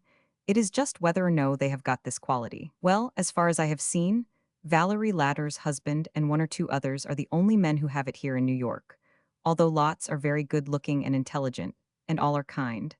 But there is a didactic way of talking, a complete absence of subtlety or romance, and even those it would be perfectly safe to go with, because they would not dream of making love to one, but they have the igniting quality in themselves. Some of the elder men over 40 are really attractive and intensely clever, but as everyone is married, one would always have the bore of the wives' frowns if one played with them. How I do wander from what I was telling you. Tom came with us to the stock exchange. We have to leave him at home when we go to the women's lunches, but he spends the time with Valerie Latour, and in the late afternoons he goes to the clubs with the husbands, and he says they are awfully good fellows and many brilliantly amusing, and full of common sense. But at some of the clubs they have not got any unwritten laws as to manners, so now and then when they get rather drunk, they are astonishingly rude to one another. It is not considered a great disgrace for a young man to get tipsy here. The slang for it is to get full. There are two grades, fresh and full. When you are fresh, you are just breezy and what we would call above yourself. But when you are full, you cannot speak plain and are sometimes unsteady on your feet, so it is very unpleasant. You can be fresh, too, without having drunk anything, if you have an uppish nature. Octavia and I were perfectly astonished the first time we heard it spoken of. A rather nice-looking boy who was at dinner had apparently been full the night before, and the women on both sides of him chaffed him and scolded him as if it were a joke. I am glad it is still considered a disgrace in England, because when it does occur, it is kept out of sight. After the stock exchange, we went to see the workings of one of the great journals. That was too wonderful, Mama. Everything happening in a vast room on one floor. Compositing, typewriting, printing, and sorting. It is astonishing the tremendous power of concentrating the will to be able to think in that flurry and noise. Hundreds of clean-shaven young men in shirt sleeves smoking cigars or cigarettes and doing their various duties. The types interested us so. Physiognomy counts for nothing, apparently faces that might have been the first Napoleon or Tennyson or even Shakespeare, doing the simple manual part of lifting the blocks of metal and attending to the machinery, older men, these. And the editor, who naturally must have been very clever, had a round moon face, tiny baby nose, two marbles stuffed in for eyes, and the look of a boyish simpleton. Tom was so enchanted because at the sporting editor's desk, there were a party of prize fighters. The world's lightweight, whatever that means.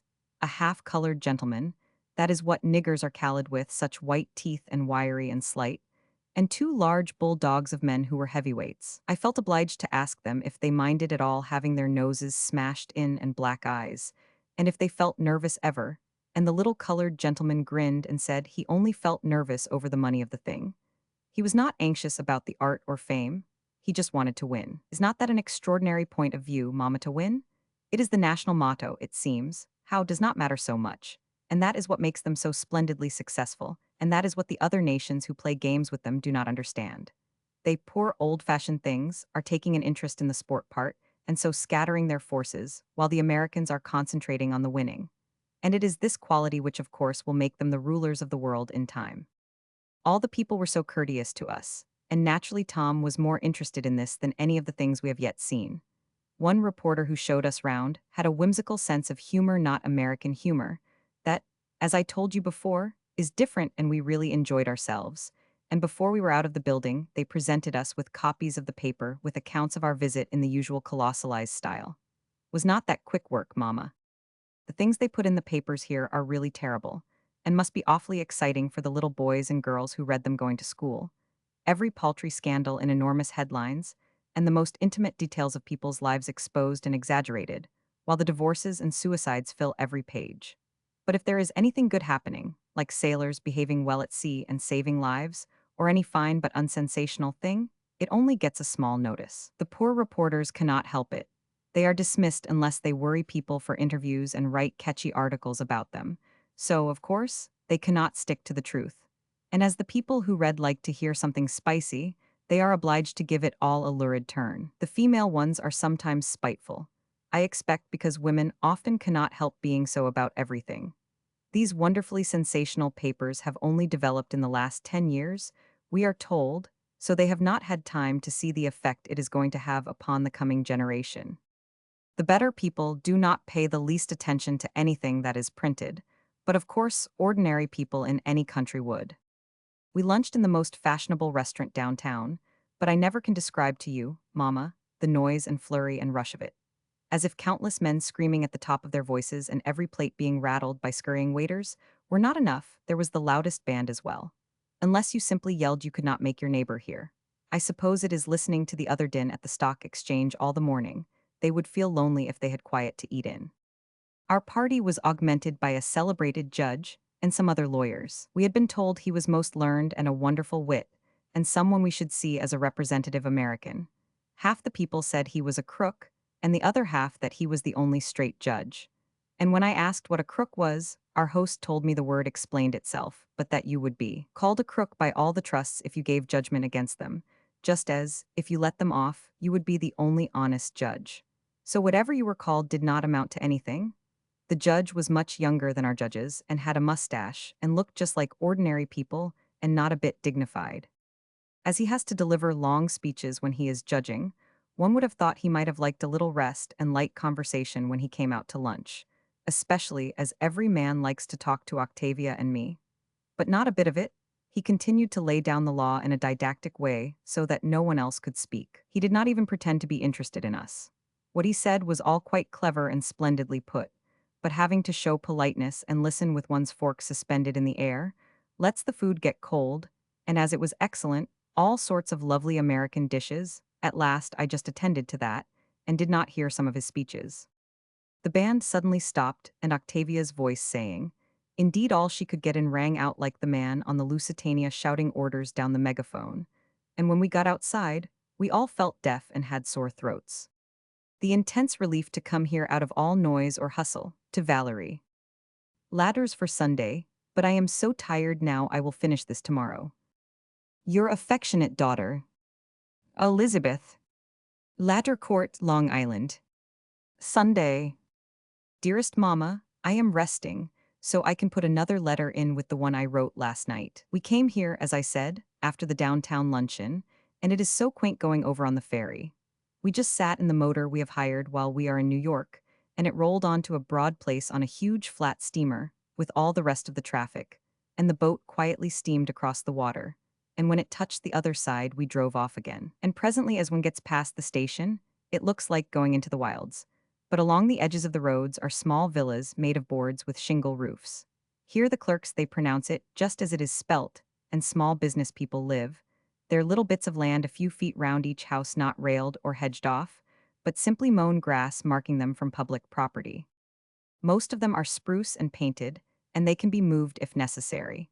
We met one coming down the road, the lace curtains in the windows and a cat looking out and brushing its whiskers. The house was set on rollers and being pulled along. Is not it a splendid idea, Mama?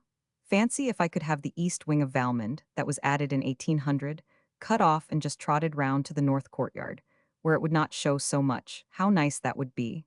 But everything is so dreadfully stable and solid with us, and here everything is transitory and can come and go in a night. All the country we came through looks the wilds, uncultivated, almost as if bears could live in the woods. Farms have been there, but now the land is too valuable and is only sold for building purposes. But the effect of wild is intense and makes the contrast of the over-cultivated avenue borders greater. Once inside the gates, the winding avenue begins, covered like all the avenues we have seen with fine granite gravel. But even in the wildest wild it is lit with electric light, and here and there a neat villa. This is typical of America, the contrivances of the brain of man forced upon primitive nature. The house is simply charming. Outside a beautiful colonial style, so suitable to the splendid trees and general look of the land, and inside all paneled, and everything in the most perfect taste and not too grand. But it surprises me that Valerie, who has been so much in England, should still have the same want of the personal note in her house. Everything is beyond criticism, so perfect and suitable, but not in a single room, even her own sitting room, is there that strong sense of her as I think we all have in our rooms at home. I am sure, Mama, you would know even the great state drawing rooms at Chevenix were Octavia's, and there is not a corner of Valmond or Hurstbridge, or even the town house, that I do not decide upon the arranging of. But here I do not think they would be bothered, and they only stay in their houses for so short a period, rushing from New York to Newport and the country to Europe, so none of the places feel like home. That is the only possible thing which spoils this one. Otherwise it is perfection. But then you see they could start fair by building it themselves.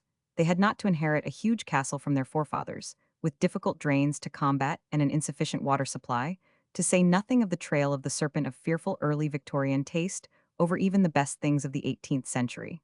The horrors that now live in the housemaids' bedrooms which I collected from the royal suite at Valmond.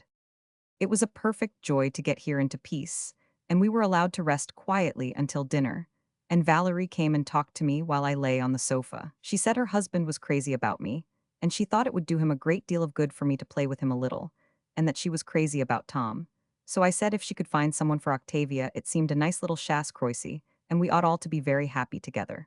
Then she said she had someone coming down by a later train who ought to be just Octavia's affair. And who in the world do you think it is, Mamma? The Vicomte, Gaston de la Tremors. Think of what Harry will say when he hears. Is not it too lovely? He will of course believe I made a rendezvous with him, considering the furious rage he was in when I got the Vicomte's letter. You remember, Mamma, he used to be in love with me at the Chateau de Croixmare, and always has been a red rag to a bull for Harry. When we met him by chance at Monte Carlo last year, the first time since my marriage, there was nearly a scene, and, as you know, his simple letter saying he would be in London, and might he see me, was the cause of Harry's and my quarrel. So now, when he finds poor Gaston is out here, he will be foaming with rage, and will of course come back from Africa at once, and probably beat me and shoot the Vicomte. So I had better have a little fun while I can. It has sent my spirits up to the skies, and I am so glad Agnes brought my loveliest garments here. You need not worry about me, Mamma, as I am sure you are beginning to. I really will be as good as gold, but I must amuse myself a little in this my only chance. I took such care dressing for dinner, and wore no jewels, because everyone here has such wonderful ones, and when I was going down the stairs I felt quite excited. Gaston has not altered much, and I think I told you last year when we saw him his hair is not coupe en brosse now, so he is better looking, and he gets his clothes at an English tailor. And as Harry is not here to contrast him with, he really seemed very attractive, and you could not for one instant feel he was your aunt or grandmother, or that you could go to Australia with him safely. And while all the nice American men and Valerie only has the nice were saying bright pleasant things, he, who was behind my chair and apparently talking to Mrs. Van Brouncker Courtfield, she is here, managed to bend down and tell me he adored me, and had only come to America because he found I was not in London. There was that lovely sense of having a secret, and although he sat on one side of Valerie, and Tom at the other, and I was miles away with the hostet, was a huge dinner, part still his eyes said, whatever eyes could say between bouquets of flowers. On my other hand was the father of one of the guests. Valerie had told us beforehand she considered him not of their world, but the daughter was charming and married to a youth who is one of their friends, so as he was staying with them she had to ask him too. Both Octavia and I wanted to have him next us because these characters are so much more interesting than just their world, who are the same as Englishmen, almost, with the sex taken out, and a more emphasized way of talking. Octavia and I tossed up for him, and I won, and he was a gem, a rugged, powerful face and gray, bushy hair, and really well dressed. He had eyes that saw through one at once and beyond, and his hands were strong and well shaped, with the most exquisitely polished nails. He did not make horrid noises clearing his throat as lots of them do, and he was not the least deaf. Instantly we got on. He said if we were seeing America, we were not to judge the nation by the men we should see in society in New York. Each person we meet tells us this, that we should go out west if we wanted to find the giant brains who make the country great. It's not that I mean to disparage Mrs. Ladder's guests, he said, looking round the table. They are what they are, good enough in their way, humming birds and mocking birds to flit among the flowers, and pretty poor at that when you compare them with Europeans. But they do not amount to anything for the nation. They could not evolve a scheme that would benefit a foot beyond their noses. And when I asked him why he had allowed his daughter to marry one of them, he said with such a whimsical air that women in America did what they darned well pleased, and that he guessed that everyone had to work out their own problem along that line. The Almighty played a trick on us, he said, putting the desire for one particular person into our heads, now and again in our lives leads to heaps of trouble, and do not benefit the race. If we would know feelings, we could select according to reason and evolve perfection in time. Is not that a splendid idea, Mamma? He went on to say he studied psychology a good deal, and he found to look at life from that standpoint was the most satisfactory way. He said it was no use mixing up sentiment and what you thought things ought to be with what things really were. We have got to see the truth, ma'am, that's all, he said. Then he said, these cotton wool ballums never saw the truth of anything from one year's end to another, and it ain't because it's too difficult, but because they have not got a red cent of brains to think for themselves. While he was saying all this, he never took his eyes off me, and he spoke with quiet force. He went on and was too interesting expounding his theories along every line. I am getting American, and I looked up and caught Valerie's eye, and she collapsed with laughter. She thought it quite funny that I should find him thrilling. Presently I asked him what his views were about us in England, we of the leisure class, and he said he thought most of us were pretty sound because we did our duties and generally kept our heads. Now I guess, ma'am, your husband has quite a lot of business to do in a year? And I said yes, that of course there was endless work in the management of a large estate, and politics, besides hunting and shooting, which was stern business with us. Then he told me with them the leisured class had no responsibilities, except to keep an eye on their brokers, and so they got into mischief. "'Tisn't in the American blood to be idle," he said. "They cannot keep straight if they are." After that, I asked him what he thought about the English and American marriages among our nobility, and he got so vehement that he brought his hand down on the table and made such a clatter everyone looked. It would take too long, Mamma, to repeat all his words, which were too quaint. But the sense of them was that he would forbid them by law, because American girls to begin with had been brought up with the idea they were to be petted and bowed down to by all men, and no Englishman in his heart considered a woman his equal. And then to go on with, they did not know a thing of the duties of the position, or the tenue which is required to keep up the dignity of an old title, so when it came to the scratch they were found wanting. Which of em's got prestige, I ask you, ma'am, in your country? They may rub along all right, and when it is a question of society, I guess they are queens, but which of em acts like the real thing in the country, or is respected by the people? I really did not know what to say, Mamma, so he went on. They are all right sometimes till the rub, and they may do better if they have been educated in Europathy are so mightily adaptable. But just an American girl like my Lola there, I would rather see her dead than married to your greatest Duke. I said I knew numbers of perfect dears married in England, and he said maybe, maybe. But if there comes a ruction, they will not grin and bear it in silence on account of the family as you would. They will take it into the courts and come out on top, too. But it causes a talk, and that is not good for prestige. You asked me about the thing in principle, and I am bound to tell you the truth. We are not brought up on tradition in our country, and our girls do not know what noblesse oblige means. They consider natural feelings first. Guess it's old-fashioned anyway, but it is necessary in your old country, or the game will not work. I said I thought he held quite different views to the rest of his countrymen, who placed their women on a pedestal above the whole world. Then he blazed at me. Do not you make any mistake about that. I am with them there. I think our women are ahead, taking them all round, but that do not make them suited to old countries, any more than new wine in old bottles or new patches in old garments, breaks the bottle and wears out the stuff. I said I would not misunderstand him, but I was sure most of his own countrywomen at the table would be offended to hear his views. And again he said, maybe, maybe? Pretty empty heads, they cannot reason. They only see what they want to, but I see the straight truth. I am not clever enough to have argued with him properly, but I did ask him in his theorizing if he did not think it was good for our old race to have the mixture of new blood. And he said no, that by the rules of breeding, we wanted restocking from the primitive. Your old families should take a strong country lass now and then. Let 'em marry their milkmaids and leave our hothouse plants alone. Have you read Burbank's books? He added. No? Well, read 'em. You will understand then cause and effect, though his are all about plants. He's the greatest giant we have got in America, in my opinion. You will think I am being a frightful bore, Mamma, telling you all this. And I cannot give you the strange force and power of this man's personality, which made him so interesting. But I had to write it all because I am telling you everything which strikes me as American, and different to us, and we have nothing like this man at home.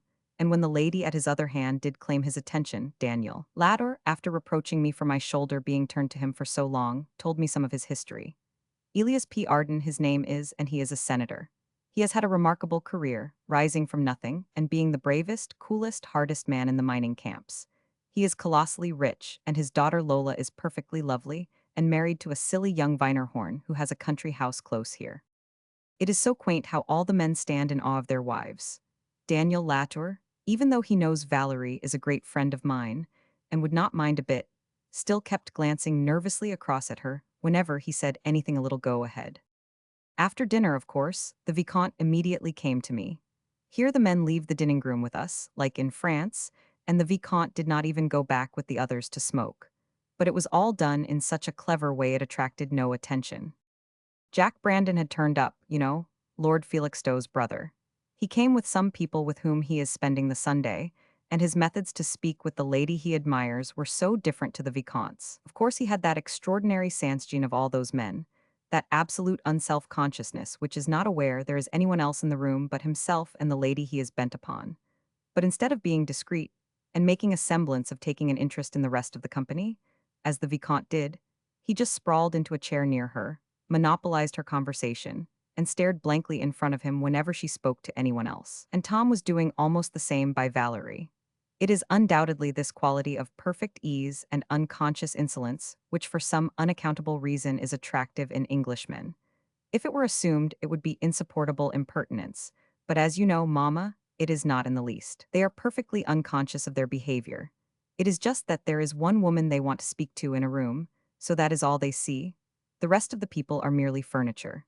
Now, American men are always polite and unselfish, and almost self-conscious where women are concerned, whereas the French have too polished manners naturally to allow them to forget the general company. I tried to keep Gaston from making love to me, and when he would go on, I said it bored me to death, and if he wanted to remain friends with me, he must simply amuse me. And then to tease him, I got up and went and talked to the Western senator. He had such a quizzical, entertaining look in his keen eye, was being stiffly deferential to one of the ladies, a Mrs. Welsh, who was talking to him so brightly. It looked like a huge mastiff allowing a teeny griffin to play with it. They are bright as paint, he said to me when we sat down on a sofa, pointing to Mrs. Welsh. Dainty, pretty creatures. I do not think women want brains, not man's brains anyway. I am sure you would agree with this, Mamma, and I am sure he is right. I said to him how extraordinarily generous all American husbands and fathers seemed to their womenkind, and what lovely clothes they had, and what heaps of money they must spend on them.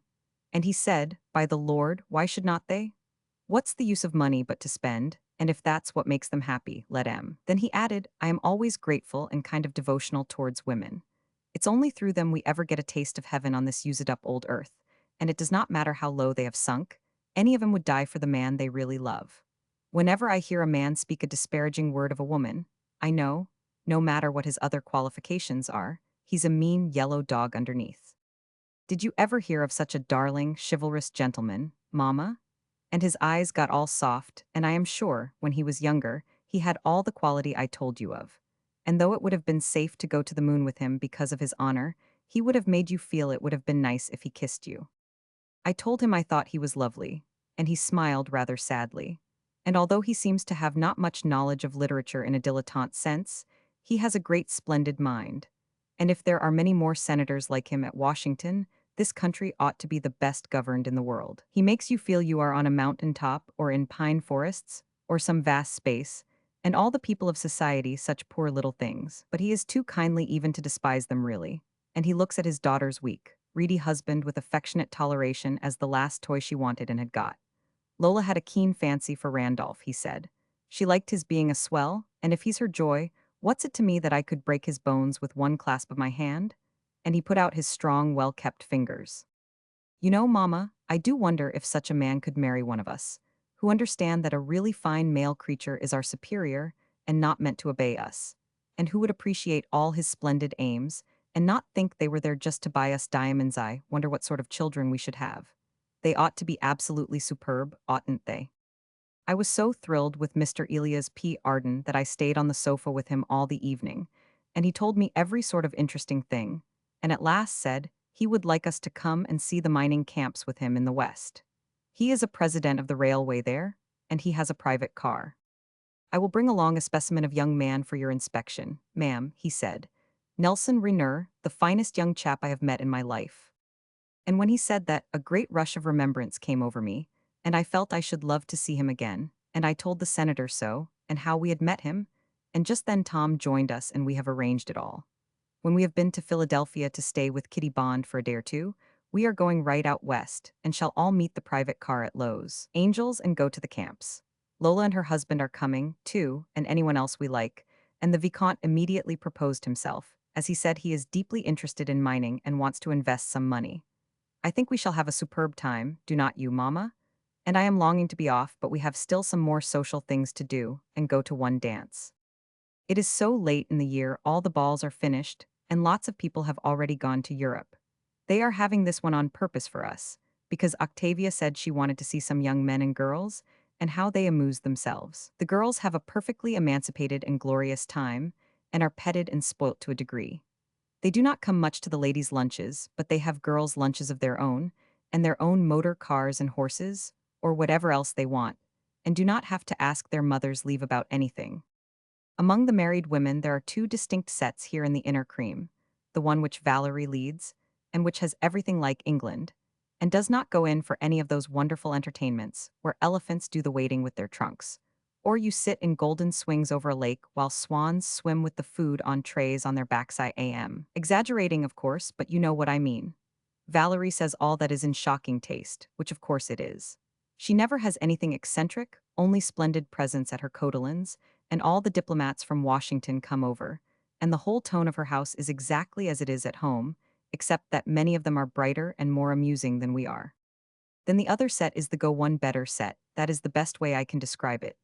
If one has a party one week, another must have a finer one the week after, and so on, until thousands and thousands of dollars are spent on flowers, for instance, for one afternoon, and in it nothing is like England.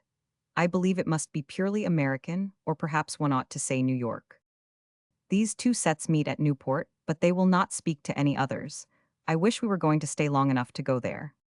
When all the dinner party had gone, Octavia and I and one of the other women who are staying in the house went up with Valerie into her sitting room and cozied round the fire. But when Tom and the Vicomte knocked at the door and wanted to come in, too, and cozy with us, Valerie looked the weeest trifle shocked and rather nervously put them off, and she said to me afterwards that the room opened right into her bedroom, and Daniel would have been awfully cross if they had come in. It is in tiny trifles like this that even Valerie is a fraction provincial. I suppose she had a Puritan ancestor. Puritans, as one knows, always have those odd minds that see something bad in everything. This morning some of them went to church, but I was not in time.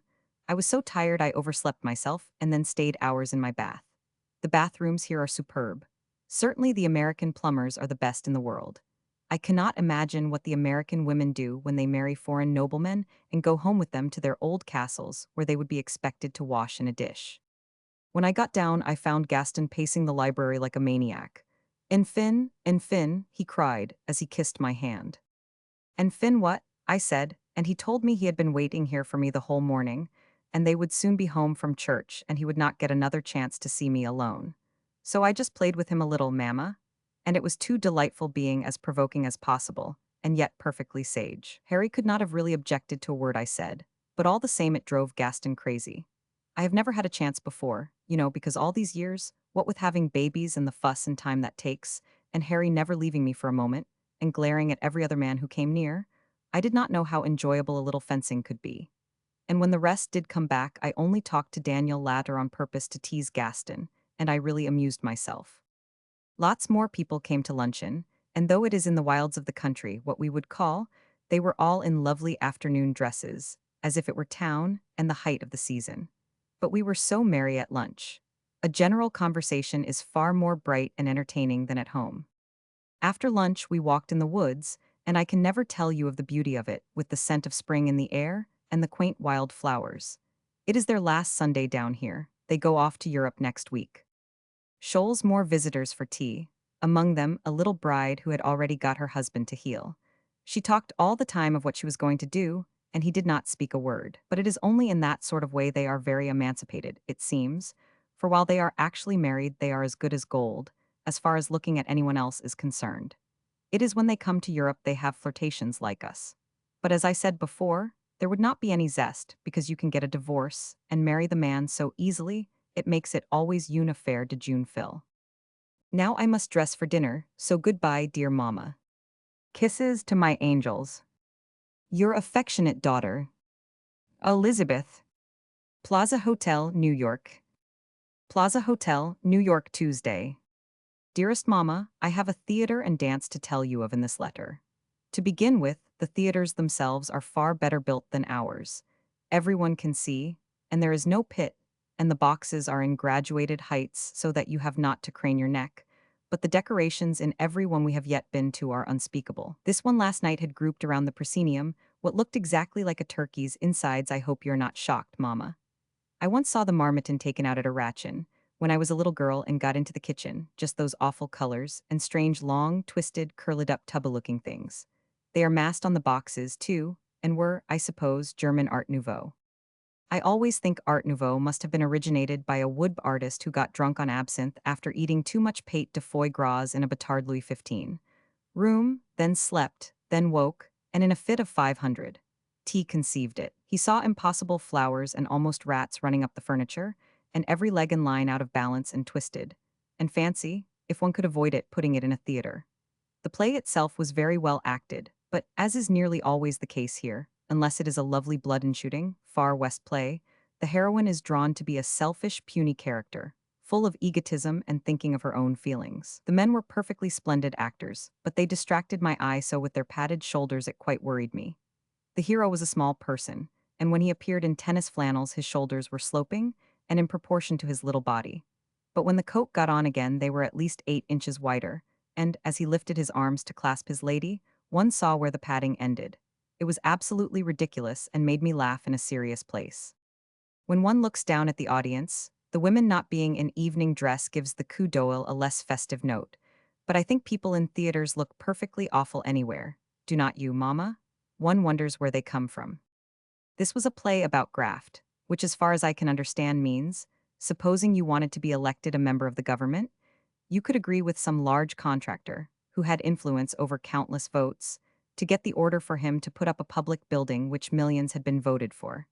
And instead of making it of solid marble, to face it and fill it up with rubbish, and you and he would pocket the difference. I think that would be graft, and there seems to a lot of it about, judging from the play and the papers. And we were told some of the splendid buildings in San Francisco showed all these tricks when they fell down in the earthquake. I should hate to live in an earthquake country, should not you, Mama? It could interrupt one in such awkward or agreeable moments, and one would feel one ought to be ready and looking as attractive as possible all the time. It would be so wearing. I think English people are stodgy and behindhand about things. Why do not they come here and take a few hints before they build any more theaters? You cannot think how infinitely better these are to see in. The difference in the comic operas to ours is, they have no refinement or colors or subtleties to please the eye, all is gaudy and blatant. The Merry Widow, for instance, could make one weep. It is so vulgar and changed, especially the end. But if the people prefer it like that, the managers are quite right to let them have what they want. After the theater we went, a huge party, to sup at such a funny place which was all mirrors, and a man at the next table, who was perhaps a little beyond fresh, got perfectly furious thinking another man was staring at him and wanted to get up and fight him. The lady next him pulled his sleeve and had to keep telling him, "Hush, Bob, hush, cannot you see it's yourself?" "Certainly not," shouted the man, so loud we could not help hearing. "I will fight anyone who says I am that ugly mug." And he gesticulated at the reflection, and it gesticulated back at him. It was the funniest sight you can imagine, Mama. And it was not until the lady meekly demanded if the person he saw sitting by the ugly mug resembled her that he could be convinced, and be got to go on quietly with his supper. And all the rest of the time he kept glancing at the glass and muttering to himself like distant thunder, just as Agnes does when things displease her. In Paris, at the restaurants one goes to, there is only the one class unless, of course, one is doing Montmartre, but I mean the best ones bourgeoises would not think of thrusting themselves in. And in London, there is only the Ritz and Carlton where one goes, and it is the rarest thing certainly at the Ritz to see any awful people there. But here, heaps of the most ordinary are very rich and think they have the best right, which of course they have if they pay, to enter the most select places. So the conglomeration even at Sherry's sometimes is too amusing, and at the Mirror Place, which society would only go to as a freak, the company is beyond description. But they all seem such kindly, jolly people, all amusing themselves and gay and happy. I like it, and the courtesy and fatherly kindness of the men to the women is beautiful, and a lesson to the male creatures of other nations. I have not yet seen an American man who is not the cavalier servant of his wife and sisters and daughters. And what flowers they send one! Everything is generous and opulent. The dance was such fun, a bal blanc, as only young people were asked, and they all come without chaperones, so sensible and all seem to have a lovely romp, and enjoy themselves in a far, far greater degree than we do. It was more like a tenants' ball or a children's party, they seemed so happy. And towards the end lots of the girls' hair became untidy and their dresses torn, and the young men's faces damp and their collars limp. The house was a perfectly magnificent palace, far up on Fifth Avenue, which has been built so lately that the taste is faultless. but it was a rather new family gave the dance, whom Valerie has not yet received. She thinks she will next year because the daughter is so lovely and admired, and everyone else knows them. At the beginning of the evening, some of the girls looked beautiful, but as a rule much too richly dressed, like married women. Only when even the most exquisite creatures get hot and disheveled the charm goes, off don't you think so, Mama? It is more like France than England, as there is very little sitting out, one just goes to the buffet. And there is always the cotillion, but the favors and flowers are much better than anyone would have in Paris. The girls must get quite rich in trinkets at the end of a season. We are told a real ball, where the married women are, is much more range, and one does not see people get so untidy. But all the balls are over now, so we shall not be able to judge. What struck us most was the young people seemed much more familiar with each other than we should ever allow them to be. Just like playful brothers and sisters, not a bit loverish, but almost as if it could develop into what they call roughhousing in a minute, although it never did at the dance. Roughhousing is throwing your neighbor's bread across the table at someone else, and he throwing his table napkin back at you, and yelling and screaming with mirth. And it often ends with being mauled and pulled about, and water being poured down someone's neck. The Splests had a young people's tea last week, which I have not had time to tell you of, where they did all this. They flung themselves about, and were as natural and tiresome as baby puppies are, barking and bouncing and eating up people's shoes. Fancy, Mama, when Ermintrude grows up, my allowing her to pour water down a man's neck, and to be mauled and fought with in consequence. But I am sure they are all as innocent and light-hearted as the young puppies whose behavior theirs resembles, so it may be a natural outlet for high spirits, and have its good side, though we could not possibly stand it. The whole tenue and moving of the girls is fling about, even in the street, but no other nation can compare to them in their exquisitely spruce, exquisitely soigny appearance, and their perfect feet and superlatively perfect boots and short tailored dresses. To see Fifth Avenue on a bright day, morning or afternoon, is like a procession of glowing flowers passing. Minxes of 15 with merry roving eyes, women of all ages, all as beautifully dressed as it is possible to be, swinging along to the soda-waiter fountain shops where you can get candy and ice cream and lovely chocolates. No one has that draggled, too long in the back and too short in the front look, of lots of English women holding up their garments in a frightful fashion. Here they are too sensible, they have perfect short skirts for walking, and look too dainty and attractive for words. Also there are no old people, much a few old women but never any old men. I suppose they all die off with their hard life. But is not human nature funny, Mama, and how male creatures' instincts will break out sometimes even in a country like this, where sex does not amount to much. We are told that now and then the most respectable father of a family will side-track and go off on a jaunt with a glaringly golden-haired chorus lady. But one thing is better than with us, the eldest sons do not defy fate and marry them. When he gets to 15, I shall begin to have nightmares in case Hurstbridge should bring me home a gaiety daughter-in-law, though probably by then there will be such numbers of Bertie and Toddy and Rosie Peareses that I shall have got used to it, unless, of course, the fashion changes and goes back to the time Uncle Geoffrey talks of, when those ladies found their own world more amusing. There is not much romance here. I do not see how they ever get in love. How could one get in love with a young man whom one romped with and danced with, till his face became dripping, and his collar limp, whom one saw when one wanted to without any restrictions, and altogether treated like a big brother? I suppose getting crazy about a person is as near being in love as they know. Each country has its ways, but I like romance. Their astounding adaptability is what strikes one, the women's I mean. The ones who have been to Europe only on trips even, have all acquired a more reserved tone and gentler voices, while the girls who went to school in Paris or have lived in England are wonders of brilliant attraction. I do not know if any of those would make a noise and roughhouse. They would be clever enough to choose their time and place if they 999. The children skate on roller skates along the streets and on the asphalt paths of the parks. There is a delightful happy-go-lucky way about everything. In the country, trains cross the roads with no gates to keep people off the track, and in every branch of life you have to look out for yourself and learn self-reliance. We are so amused because Octavia is considered to have an English accent, and mine not so strong, the papers say. What can an English accent be, Mama? Since English came from England and is till spoken as we do, there would be some logic in saying an American accent, but what can an English one be? One might as sensibly remark upon a Frenchman from Paris having a French accent, or a German from Berlin. I suppose it must be the climate which obliges people to make such disagreeable throat-clearing noises. In any public place, it is absolutely distressing and makes one creep with disgust. At all the restaurants we have been to, the food is most excellent, and they have such delightfully original dishes and ways of serving things. There are not such quantities of colored gentlemen as one supposed about, and they do not have them even for servants in the big hotels, but at a smaller one where southern people go, and we went to call on someone, there were lots of them, and they have such gentle voices and good manners I like them. Yesterday Octavia and I went to a department store to buy, among other things, some of their lovely ready-made costumes to take out west with us, and it was so amusing.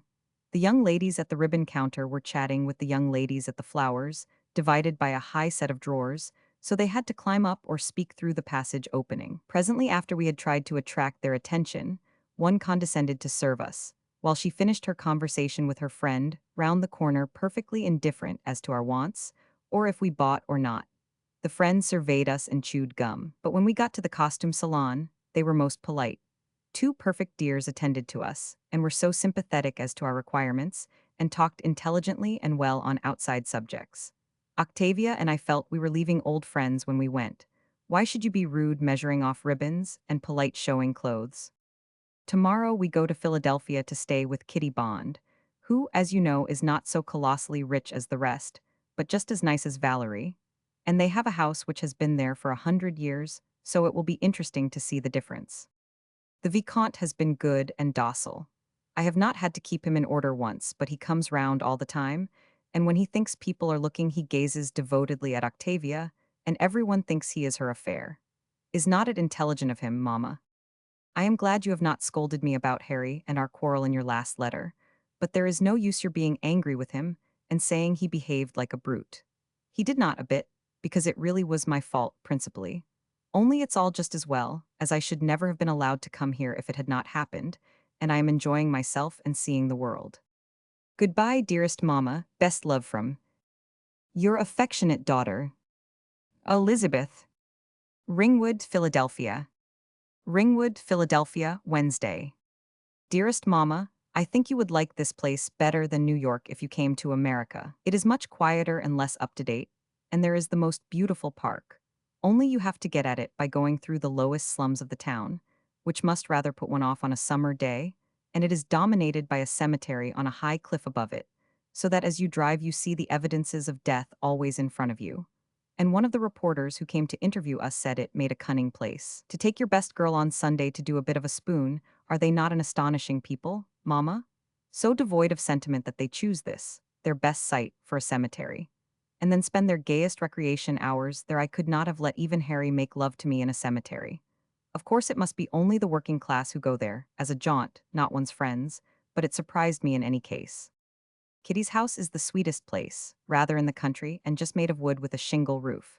But so quaint, and people look at it with the same sort of reverence we look at Aiken's farm, which was built in 1400, you remember?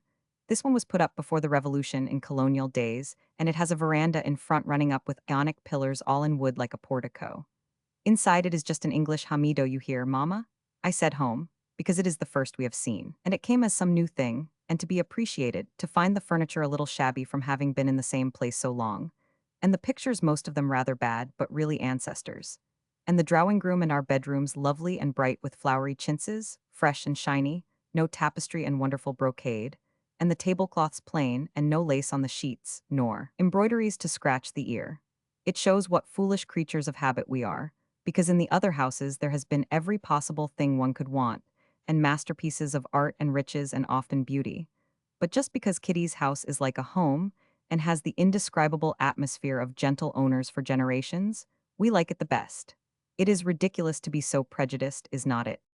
Jim Bond says they are too poor to go to Europe more than once in 3 years, and they only run over to New York to stay with Valerie now and then, and sometimes down south or camping out in the summer, so they spend all the time at Ringwood, and there is not a corner of the garden or house they do not tend and love. Jim is a great gardener, so Octavia and he became absorbed at once. He has not got much business to do, and only has to go into Philadelphia about once a week. So his time is spent with Kitty and books and horses and the trees and flowers. And if you could see the difference it makes, Mamma, in a man. His eyes do not have a bit the look of a terrier after a rat, and he does not always answer literally to everything you say.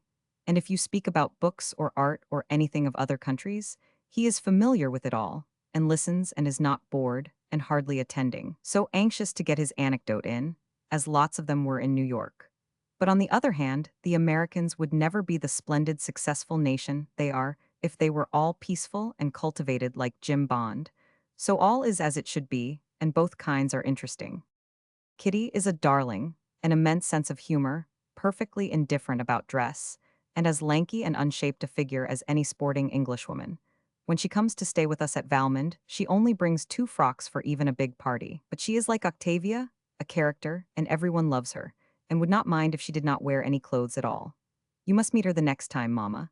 She did not tremendously apologize because the hot water tap in my bathroom would not run as Mrs. Splest did when one of the 20 electric light branches round my bedroom would not shine. She just said, "You must call Ambrosia a sweet, darky servant, and she will bring you a can from the kitchen."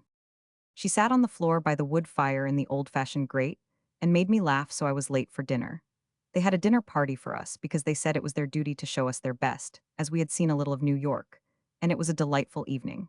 Several of the men had mustaches, and they were all perfectly at ease, and not quite so kind and polite as the others, and you felt more as if they were of the same sex as Englishmen, and you quite understood that they could get in love. The one at my right hand was a pet, and has asked us to a dinner at the Squirrels Club tonight, and I am looking forward to it so. The women were charming, not so well dressed as in New York, and perhaps not so pretty, or so very bright and ready with repartee as there, but sweet all the same. And I am sure they are all as good as gold, and do not have divorces in the family nearly so often. That was the impression they gave me. One even spoke to me of her baby, and we had quite a young mother's conversation, and I was able to let myself go and talk of my 2 angels without feeling I should be a dreadful bore. It was, of course, while the men stayed in the dining room, which they did here just like England. The Squirrels Club is as old as Kitty's house and is such a quaint idea. All the members cook the dinner in a great kitchen, and there are no servants to wait or lay the table, or anything, only a caretaker who washes up. We are to go there about 7. It is in the country, too, and help to cook also. Will not it be too delightful, Mamma? Octavia says she feels young again at the thought. I will finish this tomorrow and tell you all about it before the post goes. Thursday. I am only just awake, Mamma. We had such an enchanting evening last night and stayed up so late I slept like a top.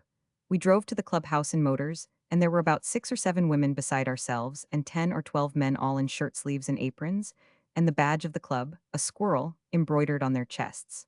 I do not know why, but I think men look attractive in shirt sleeves. Sometimes at home in the evening, if I am dressed first, I go into Harry's room to hurry him up, and if I find him standing brushing his hair I always want him to kiss me. When his valet is not there, he looks such a darling like that. And he always does, and then we are generally late. But I must not think of him because when I do I just long for him to come back and to rush into his arms, and of course I have got to remain angry with him for ages yet. How I have wandered from the delightful squirrels. Well, the one who asked us was called Dick Seaton, and as I told you he is a pet and a young man. That is, not elderly, like the business ones we met in New York, and not a boy like the partners at the dance, but a young man of 30, perhaps, with such nice curly light hair and blue eyes, and actually not married. Everything of this age is married in New York. There was a huge slate in the kitchen with who was to do each course written up, and it looked so quaint to see in among the serious dishes. Cutting grout for soup of the Countess of Chevenix, assisted by Mr. Buckle. Hollandaise sauce the Marchioness of Valmond, Mr. Dick Seaton. And we did do ours badly, I am afraid, because there was a nice low dresser in a cool, gloomy place, and we sat down on that. And my assistant whispered such lovely things that we forgot and stirred all wrong, and the head cook came and scolded us, and said we had spoilt 6 eggs and he should not give us another job. We were only fit to arrange flowers, so we went to the dining room, and you cannot think of the fun we had. The clubhouse is an old place with low rooms and all cozy. Octavia was in their dining room helping to lay the cloth, as she had been rather clumsy, too, and been sent away, and her young man was as nice as mine. And we 4 had a superb time, as happy as children, but Tom was nothing but a drone, for he sat with Kitty in a window seat behind some curtains, and did not do a thing. My one said he had never seen such a sweet squirrel as me in my apron, and I do wish, Mamma, we could have fun like this in England. It is so original to cook one's dinner. And when it came in, all so well arranged, each member knowing his appointed duties, it was excellent, the best one could taste. and everybody was witty and brilliant, and nobody wanted to interrupt with their story before the other had finished his. So the time simply flew until it came to dessert, and there were speeches and toasts. And Octavia and I, as the guests of honor, each received a present of a box of bonbons like a huge acorn. But when we opened them, out of mine, there jumped a darling little real squirrel, quite tame and gentle, and coddled up in my neck and was too attractive. So I purred to it, of course, and caressed it for the rest of the time. And Mr. Dick said it was not fair to waste all that on a dumb animal, when there were so many deserving talking squirrels in the room, and especially himself. I have never had such an amusing evening. Even the quaint and rather solemn touch pleased me, of the first toast being said between two freshly lighted candles, to those members who were dead. The club dates from colonial times, too, so there must have been a number of them, and if their spirits were there in the room, they must have seen as merry a party as the old room had ever witnessed. Dear, polite, courteous gentlemen, and I wish you had been with us, Mama. I came a roundabout way back alone with my partner in sauce, as we called him, in his automobile, an open one, and we just tore along for miles as fast as we could. And though he was driving himself, he managed to say all sorts of charming things. And when we got back to Kitty's, more people came, and we had an impromptu dance and then supper, and all the servants had gone to bed, so we had to forage for things in the pantry. And altogether, I have never had such fun in my life, and Octavia too. Today we go back to New York and then out west, so goodbye, dearest Mama. I will cable you from each stopping place and write by every mail. Fond love to my babies. Your affectionate daughter, Elizabeth. Plaza Hotel, New York. Back in New York, Plaza Hotel. Dearest Mama, all our preparations are made, and we start for the west by Niagara Falls, which I have always wanted to see. The Vicomte is coming with us, and our charming Senator, Elias P. Arden, so I am sure we shall have an agreeable time. Lola and the husband have already started, and will join us at Los Angeles from San Francisco, and the Senator says he is in touch with Mr. Renner, and he hopes he will be along by the time we get to the private car. These few days in New York have confirmed our opinion of everyone's extraordinary kindness and hospitality. All their peculiarities are just caused by being so young a nation. They are quite natural. Whatever their real feelings are come out.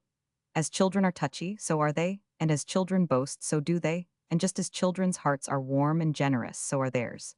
So I think this quality of youth is a splendid one, do not you, Mama?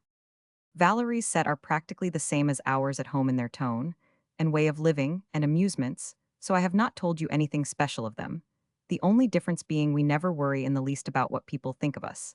And when we talk seriously, it is of politics, and they of Wall Street affairs, which shows, does not it, that such things are more interesting to them than the making of laws. We have not heard politics talked about in any class in New York.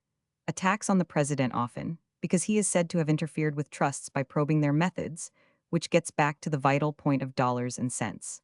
People will speak for and against him for hours, but not from a political point of view, and abstract political discussions we have never heard.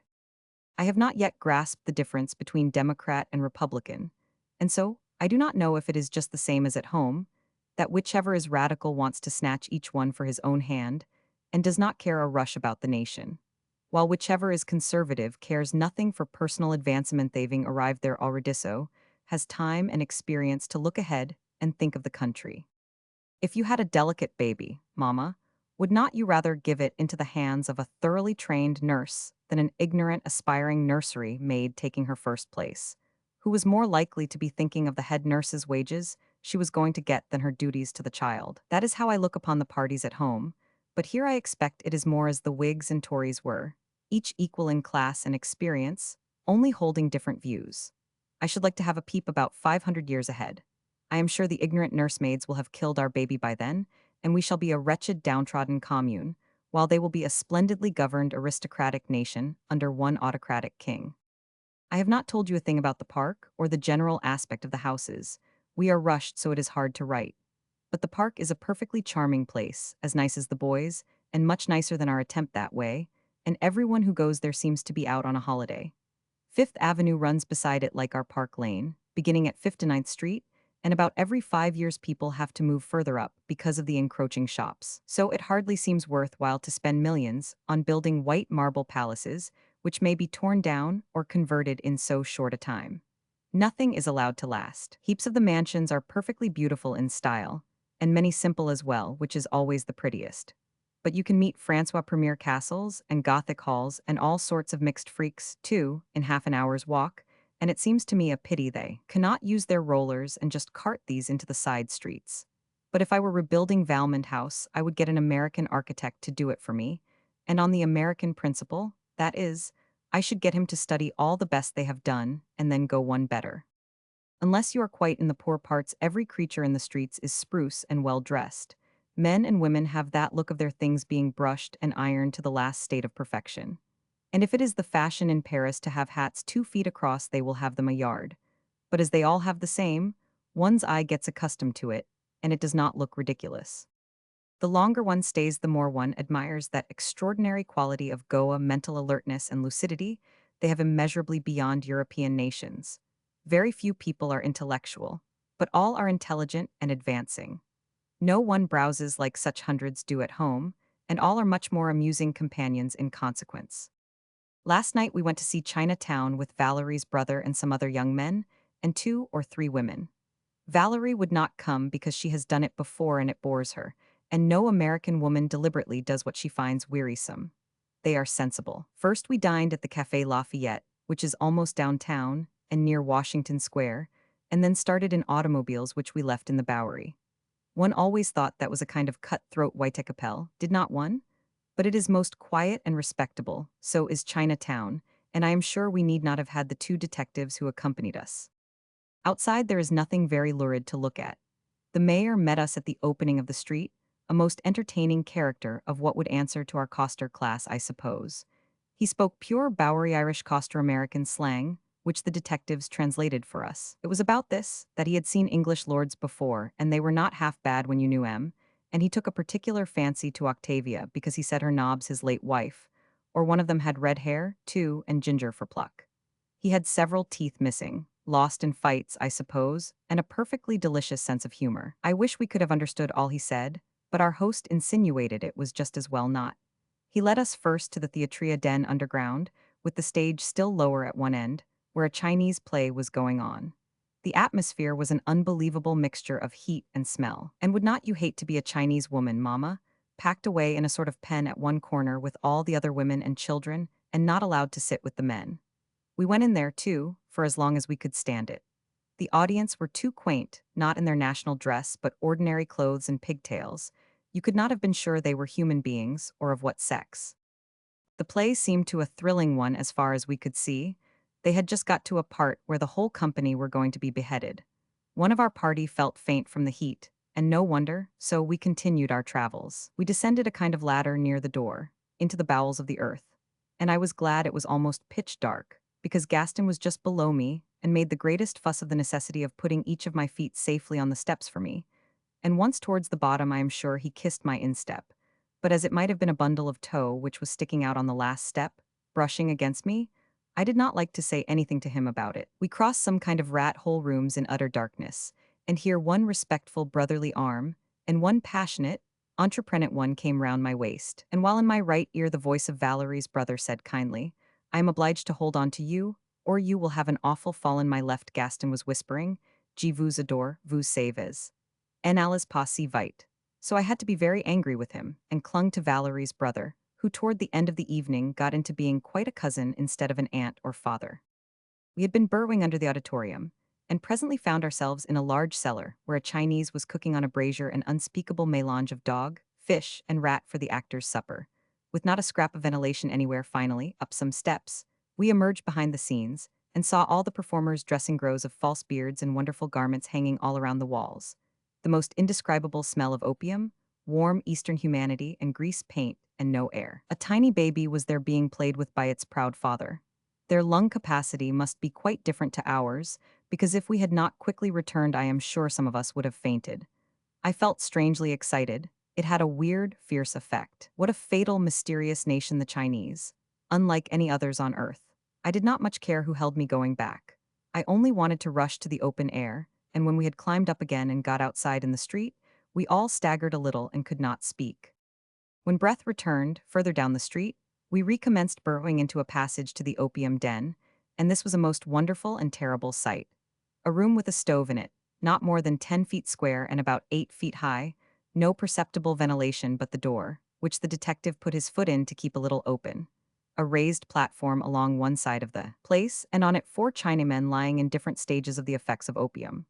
The first one's eyes were beginning to glaze, the pipe had fallen from his hand, and he was staring in front of him, and clutching some sheets of paper with Chinese writing on them in one hand, a ghastly smile of extraordinary bliss on his poor thin face. He was happy and dreamin', the detective told us. I do wonder what about, do not you, Mama? The next had just begun to smoke, and was angry at our entrance because we let in some air. The detectives made him give us the pipe to smell, and we watched the way it was smoked, the man looking sullen and fierce and resentful, crouching like a beast ready to spring. So Valerie's brother and Gaston both thought it their duty to take care of me. The next man was half asleep, also smoking, and the fourth what they call quite sick. He was the most dreadful of all, as he might have been a corpse except for the rising and falling of his chest. The mayor told us, with the most amusing reflections upon this serious subject, that he would lie like that for 48 hours and then wake. A fearful-looking creature crouched by the stove, cooking some more dog, or preparing something for the opium, and a glaring piece of scarlet cloth hung down from a rail at the top. There were some wicked long knives lying about, and the whole thing, lit up by the light of one lantern, was a grim picture of horror I shall never forget and hope never to see again. And this is called pleasure. What a mercy, Mama, our idea of joy is different. I am glad to have seen these strange things, but I never want to again. Everyone's head swam from the smell of the opium, and Tom said he was rather sorry he had let us go there because of that. But Octavia told him not to be ridiculous. Experience is what we had come to America for, and this is one of the sights. After that we just had fun, going to a joss house to have our fortunes told, where a quaint priest and acolyte went through all sorts of comic mysteries, and finally paired Octavia off with one of the detectives for her fate. Tom was furious, and me with Valerie's brother, and Gaston looked in despair at that. Then, after buying curiosities at the curio shop, we returned to the automobiles and went to Delmonico's to supper. But the opium had got into our brains, I think, for we could only tell gruesome stories, and all felt afraid to go home in the dark. And now, Mama, in case you have been worrying over us going into awful places, I may as well tell you that at the end of supper our host informed us that the whole show of the opium den had been got up for our benefit, and was not the real thing at all, but whether this is true or no I cannot say. If it was got up, it was awfully well done, and I do not want to see any realer. We cannot get enough drawing rooms on the train for everybody tomorrow, so Octavia and I shall have one, and the senator and either Tom or the Vicomte the other, and whoever is left out will have to sleep in the general place. I believe it is too odd, but I will tell you all about it when I have seen it. If Harry writes to you and asks about me, just say I am enjoying myself awfully, and say I am thinking of becoming a naturalized American. That ought to bring him back at once. I have been dying to cable and make it up with him, but of course as I have determined not to, I cannot. I am sorry to hear Hurstbridge got under the piano and then banged the German governess's head as she tried to pull him out. But what can you expect, Mama? His temper is the image of Harry's. Kiss the angels for me, both of them. Your affectionate daughter, Elizabeth. It's Niagara. It's Niagara. Dearest Mama, we got here this morning after such a night. The sleeping cars are too amusing. Picture to yourself the arrangement of seats I told you about going to the Splests, with a piece put in between to make into a bed, and then another bed arranged on top, these going all down each side and just divided from the aisle by green curtains, so that if A likes to take a top berth and be an underneath one, they can bend over their edges and chat together all night, and no one would know except for the bump in the curtains. But fancy having to crouch up and dress on one's bed. And when Octavia and I peeped out of our drawing room this morning, we saw heaps of unattractive-looking arms and legs protruding, while the struggle to get into clothes was going on. A frightful thing happened to poor Agnes. Tom's valet, who took our tickets, did not get enough, not understanding the ways, and Tom and the senator and the Vicomte had tossed up which two were to have the drawing room, and Tom lost. So when Hopkins, who is a timid creature, found a berth did not mean a section, he of course gave up his without saying anything to Tom, and as the conductor told him there was not another on the train. He wandered along and at last came to Agnes's. She had a lower berth next our door, and was away undressing me. Hopkins says he thought it was an unoccupied one the conductor had overlooked, so he took it, and when Agnes got back and crawled in the dark, she found him there. There was a dreadful scene. We heard Hopkins scream, and I believe he ran for his life, and no one knows where he slept. Agnes said it was too ridiculous, and tres mauvais gout on his part to make such a fuss over unpetty accident to voyage. Je puis assurer Madame la Marquise, she said, qu'il est restessiut et la même chose. Sun type ni me dit rien. At the same time, she does not think these trains commet il faut. We were just in time for an early breakfast when we arrived at this hotel, and the quaintest colored gentlemen waited on us. They were rather aged, and had a shambling way of dragging their feet, but the most sympathetic manners, just suited to the 4 honeymoon pairs who were seated at little tables round. That was a curious coincidence. Was not it, Mamma, to find 4 pairs in one hotel in that state? None of the bridegrooms were over 25, and the brides varied from about 18 to 28. We got the senator to ask about them, and one lot had been married a week, and they each read a paper propped up against their cups, and did not speak much, and you would have thought they were quite indifferent. But from where I sat, I could see their right and left hands clasped under the table. Another pair with a dour Scotch look ate an enormous meal in solemn silence, and then they went off and played tennis. Their wedding took place 3 days ago, the third had been there a fortnight, and seemed very jaded and bored, while the last were mere children, and only married yesterday. She was too sweet, and got crimson when she poured out his tea, and asked him if he took sugar. I suppose up till now they had only been allowed nursery bread and milk. I do not believe I should like to have had my honeymoon breakfasts in public. Would you, Mamma? Because I remember Harry always wanted, but I really must not let myself think of him, or all my pride will vanish, and I shall not be able to resist cabling. I find the senator too attractive. He does not speak much generally, and never boasts of anything he has done. We have to drag stories out of him, but he must have had such a life, and I am sure there is some tragedy in his past connected with his wife. He has such a whimsical sense of humor, and yet underneath there is a ring of melancholy sometimes. I know he and I are going to be the greatest friends. Gaston is getting seriously in love, which is perfectly ridiculous. He almost threatened to throw himself into the falls when we went to look at them. But fortunately, I said only the very curly-haired could look well when picked up drowned, so that put him off. I was not half so impressed with the falls as I ought to have been. They do not seem so high as in the pictures, and the terrible buildings on one side distract one, so it seems as if even the water cannot be natural, and must be just arranged by machinery. But it was fun going under them, and those oilskin coats and caps are most becoming. You go down in a lift and then walk along passages scooped out of the rock until you are underneath the volume of water, which pours over in front of you like a curtain. It was here Gaston suggested his suicide, and all because I had told the senator that he was to arrange for us to have a drive alone in the afternoon, and he overheard in the echo the place makes. I had never asked him to drive alone, he said, and I said, certainly not. The senator and I would talk philosophy, whereas he would make love to me, I knew, and it would not be safe. That pacified him a good deal, and as I had been rather unsympathetic and horrid all the morning, I was lovely to him for the rest of the day, and he is really quite a dear, Mamma, as I have always told you. Octavia says she thinks it rather hard my grabbing everybody like this, and she had wanted the senator for herself on our trip, so we have agreed to share him, and Tom says it is mean no one has been asked for him. So the senator has wired to Lola to bring 2 cousins to meet us at Lowe's Angels. He says they are the sweetest girls in the world, and would keep anyone alive. I am rather longing to get there and begin our fun. After the falls we did the rapids, and they impressed me far more deeply. They are rushing, wicked-looking things if you like, Mamma, and how anyone ever swam them I cannot imagine. The spring is all too beautiful, only just beginning, and some of the bends of the river and views are exquisite. I felt quite romantic on the way back, and allowed Gaston to repeat poetry to me. We are just starting to get on to Chicago, so goodbye, dear Mamma. Love from your affectionate daughter, Elizabeth. P.S. Octavia says she thinks I am leading Gaston on, but I do not, do you, Mamma? Considering I stop him every time he begins any long sentence about love, what more can I do, eh? Chicago. Dearest Mamma, we had such an interesting dinner on the train the night we left Niagara, and here we are. A millionaire traveling also, whom the senator knew, joined us for the meal, so we sat 4 at one table, and Gaston and Octavia alone at the other side.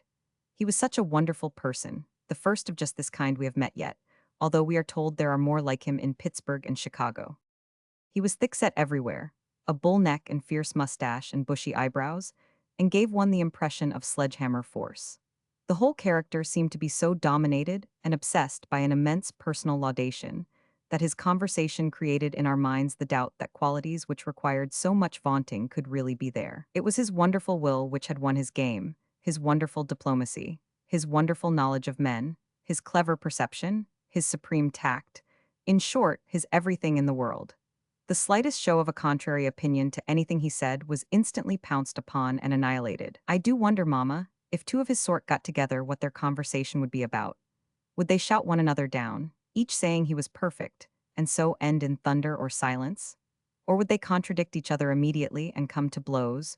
Or would they realize it was no use boasting to one of their own species, and so talk business or be quiet? We, being strangers, were splendid victims for him, and I am sure he spent a dinner of pure joy. After each speech of self-appreciation, he would look round the table in a triumphant, challenging way and say, Senator, is not that so? And the dear senator, with a twinkle in his gray eye, would reply, why, certainly, Governor. He was a governor of some place once, the senator knew. Finally, he got on to his marvelous cleverness in the training of the young. He had no children himself, he said, but he had raised two young men in his office. And as a proof of their wonderful astuteness from his teaching, I give you my word, ma'am, he said, either of them could draw a contract now for me, out of which I could slip at any moment. Is not that a superb idea, Mamma? And the complete frankness with which it was said. What we would call sharp practice he considered smart, and no doubt that is the way to get rich. For when he had gone on to the smoking car, the senator told us he was 5 times a millionaire, and really a good fellow underneath. We have got to have all sorts to make a nation, and he's the kind of machine that does the rough hewing, he said. He did no bragging when he was underdog, he just bottled it up and pushed on, but it was that spirit which caused him to rise. Now he's made good, won his millions, and it bursts out. It certainly did. The senator always sees straight. He said also, he rough-hews everything he handles, including his neighbor's nerves. He has no mercy or pity or consideration for anyone serving him, and yet he's the kindest heart towards children and animals, and the good he does to them is about the only thing he do not brag about. It interested me immensely, but Tom had got so ruffled that I am sure even his sense of humor could not have kept him from contradicting Craig Purdy. His name is Craig 5. Purdy, I mean. The senator told us lots more about him and his methods, succeeding by sheer brute force and shouting all opposition down. Do not you wish, Mamma, we had some like him at home to deal with the socialists? These men are the real autocrats of the world, even though America is a republic. But would not it be frightful to be married to a person like that? Octavia, who even in the noise of the train had heard some of it, asked the senator what the wife was like. And he told us she had been a girl of his own class who had never risen with him, and was a rare exception in American women, who rise quicker than the men as a rule. She's been every sort of drawback to him, he said, and yet he is almighty kind to her and covers her with diamonds. And she is a dullish sort of woman with a cold in her head. Octavia said at once that was the kind she wanted to see in Chicago. Of what use to meet more charming and refined people like in New York or Philadelphia? She wanted to sample the rough-hewn. And we both felt, Mamma, one must have a nice streak in one to go on being kind to a person who has a continual cold in her head. The senator said he would arrange a luncheon party for us in Chicago, unlike anything we had had in any place yet, and it is coming off tomorrow. But first I must tell you of Detroit, where we stopped the night before last, and of our arrival here. The whole train goes over in a ferry boat from the Canadian to the American side, and dinner and screaming tram cars under the window are the only distinct memories I have after our arrival, until next day, when we took a motor and went for a drive. Detroit is really the most perfectly laid-out city one could imagine, and such an enchanting park and lake, infinitely better than any town I know in Europe. It ought to be a paradise in about 50 years when it has all matured. That is where the Americans are clever, in the beautiful laying out of their towns. But then, as I said, they have not old debris to contend with, though I shall always think it looks queer and unfinished to see houses standing just in a mown patch, unseparated from the road by any fence. I should hate the idea of strangers being able to peep into my windows. We left about 12, after being interviewed by several reporters in the hall of the hotel. These halls are apparently meeting places for countless men, simply crammed like one could have imagined a portico in the Roman days, not people necessarily staying there, but herds of others from outside. The type gets thicker as one leaves New York. It reminds one of a funny man I once saw in the pantomime who put on about 6 suits, one after another, growing gradually larger, though no taller or fatter, just thick. All these in the hall were meaty. Not one with that lean look of the pictures of Uncle Sam, but more like our John Bull, only not portly and complacent as he is, but just thick all over at about the 3-coat stage. Thick noses, thick hair, thick arms, thick legs, and nearly invariably clean-shaven and keen-looking. The senator said they were the ordinary business people, and might any of them rise to be president of the republic. We are perfectly overcome with admiration and respect for their enormous advancing and adaptive power, because just to look at we should not call these of the senator's class. But think what brains they must have, and what vitality. And those things matter a great deal more than looks to a country. The senator said the type would culminate in Chicago and gradually get finer again out in the far west. And he seemed right, from the impression we got of the crowd in this hotel. It was rather like a Christmas nightmare, when everyone had turned into a plum pudding, or those gingerbread men the old woman by the Wave Beach Pier used to sell. Do you remember, Mama? Perfectly square and solid. They are ahead of Detroit and at the Six Coat stage here. Probably all as good as gold and kind and nice and full of virtues, but for strangers who do not know all these things, just to look at, they make one think one is dreaming. Do you suppose it is, if they have to be so much among pork and meat generally, perhaps that makes them solid? We did not know a soul to speak to, nor did the senator either, though he said he was acquainted with many nice people in Chicago. So perhaps they were just travelers like us after all, and we have no right to judge of a place by them. We supposed we had arrived very late and watched the world in from the theaters. We do not know of what class they were, or of what society, only they were not the least like New York. The women were, some of them, very wonderfully dressed, though not that exquisite Paris look of the New Yorkers, and they had larger hats and brighter colors, and numbers of them were what the senator calls homely. We were very silent, naturally. We did not like to say our thoughts aloud to the senator, an American, but he spoke of it to us himself. He said his eye, accustomed to the slender, lean cowboys and miners, found them just as displeasing as he was sure we must. Lordy, he said, they look a set of qualifying prize fighters gorged with sausage meat and then soaked in cocktails. And though that sounds frightfully coarse to write, Mama, it is rather true. Then he added, and yet some of the brightest brains of our country have come from Chicago. I guess they kept pretty clear of this crowd. One of the strangest things is that no one is old, never more than 60 and generally younger. The majority from 18 to 35, and also something we have remarked everywhere, everyone seems happy. You do not see weary, tired, bored faces like in Europe, and no one is shabby or dejected, and they are all talking and drinking and laughing with the same intent concentrated force they bring to everything they do, and it is simply splendid. Tomorrow we are going to drive about and see everything.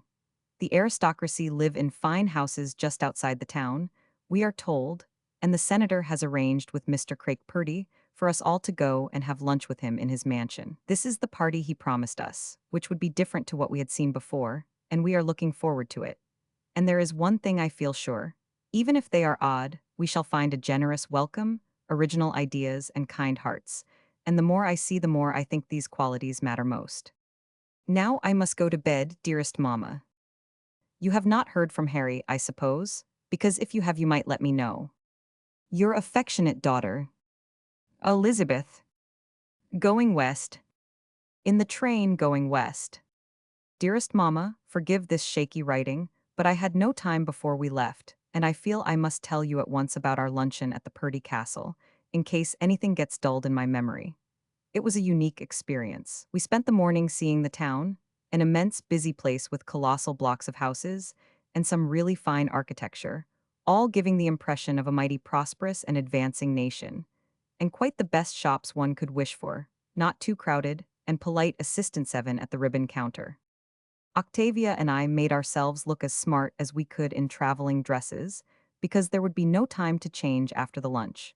We had to go straight to the train. I always think it is such impertinence imposing your customs upon other nations when you are traveling among them, like the English people who will go to the Paris restaurants without hats. And one Englishwoman we met at a party at Sherry's in New York in a draggled tweed skirt and coat, when all the other women were in long afternoon dresses. One should do as one's hosts do, but we could not help it this time, and did not look at all bad considering. However, when we got there, we felt we were indeed out of it, but I must begin from the very doorstep. We drove a little way beyond the town to rows of dwelling mansions more or less important and growing in magnificence, until we arrived at one inside some gates, a cross between a robber's castle on the stage and a Henry III chateau, mixed with a little English Gothic. Huge, unnameable animals were carved on top of the gates. Tom said the fathers of them must have been Gazikas, and their mothers slithy toves, out of through the looking-glass. They were Mr. Purdy's crest, we suppose. Then came a short gravel path and a robber's castle, nail-studded door. All the downstairs windows had the shutters shut, so we were rather nervous ringing the bell in case there had been a death since our invitation came. But the door was opened immediately by a German buttelroan of those people one sees at seaside hotels who have come over to learn English, with a slow sort of walk and stentorian breathing. The hall was full of pictures in the whitest gold frames, all sorts. Landscapes, portraits, cats, dogs, groups of still life, good, bad, and indifferent massed together on a wall covered with large-patterned scarlet and gilt Japanese leather paper. Guarding the doors and staircase were imitation suits of armor on dummy men, standing under some really beautiful Toledo blades crossed above their heads. Then, through crimson plush curtains with gold applique Florentine patterned borders, we were ushered into the drawing room. It was so original. Think, Mama, of a sarcophagus for a drawing room. Stone walls and floor, tombstone mantelpieces mixed Gothic, really good Persian rugs, and the very most carved, brand new gilt Louis Philippe suite of furniture, helped out by mammoth armchairs and sofa, covered in gold brocade. These had the same shape and look for furniture as the men in the hotel hall had for men, so colossally stuffed out and large. The Vicomte said, Dia, un salon de hippopotames. It was a glorious sunny day, but from the hall onwards all daylight had been excluded, and the drawing room was a blaze of electric light, flashing from countless gilt branches. While the guests to meet us were drawn up on the hearth rug, the women in full restaurant evening dress, a little décolleté and hats, and glittering with jewels. Octavia and I felt miserably cheap creatures. Mr. Craik 5, Purdy, simply gorgeous about waistcoat and watch chain, presented us to his wife, a short, red-haired woman. I do dislike red hair, do not you, Mama? She was very stout, but I do not understand why she was such a drawback. She had the jolliest face and laugh, even if her voice was the voice of the Lusitania's siren. The customs are so quaint.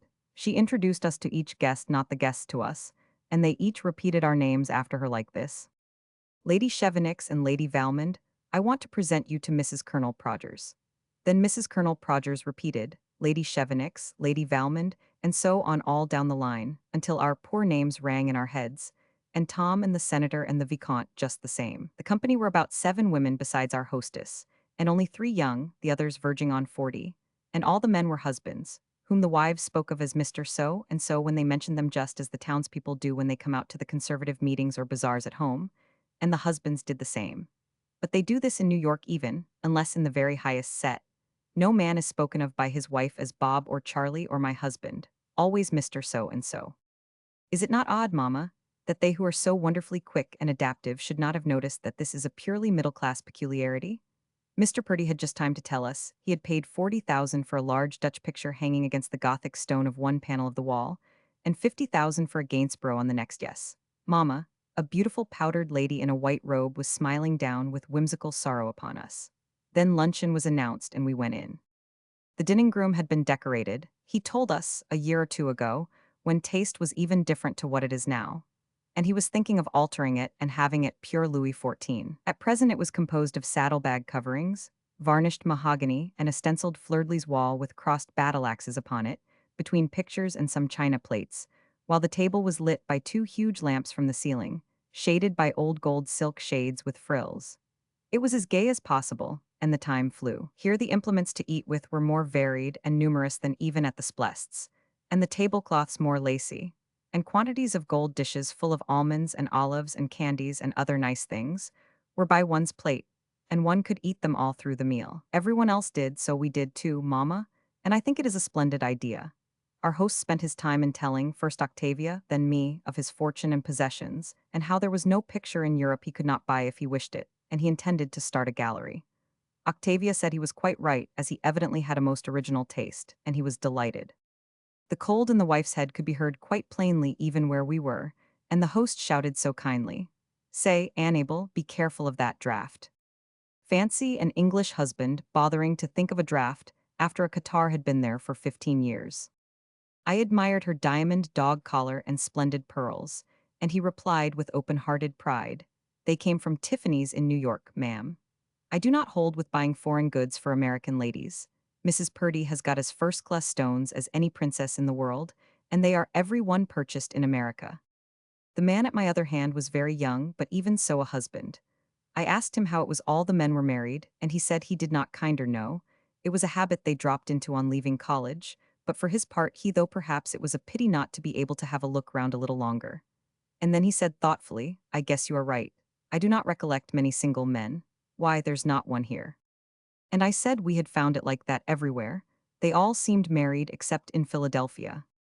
But you see, we can quit if we want to, he added, though we do not start out with that idea. And probably they do not, but I think it must give an underneath, comforting sort of feeling to know, when you are trotting up the aisle, or walking across the drawing room to a lovely rigged-up altar to swear fidelity to the person who is waiting for you there, that if he annoys you in a fortnight, you can get free, and all the experience gained, and not a stain upon your character. I do wish we were half as sensible in England. Just think of it, Mama. I could have divorced Harry by now for quarreling with me. I might then marry someone else, divorce him, and then presently make up with Harry and have the fun of getting married all over again. Just imagine what stories we could then tell one another. I could say my intermediate husband never did such and such, or Jack would not have spoken in that tone. He made love quite differently. And so on, and Harry could say, "You are far sweeter than Clara. I am glad we have returned to one another." Do not you think it is a splendid plan?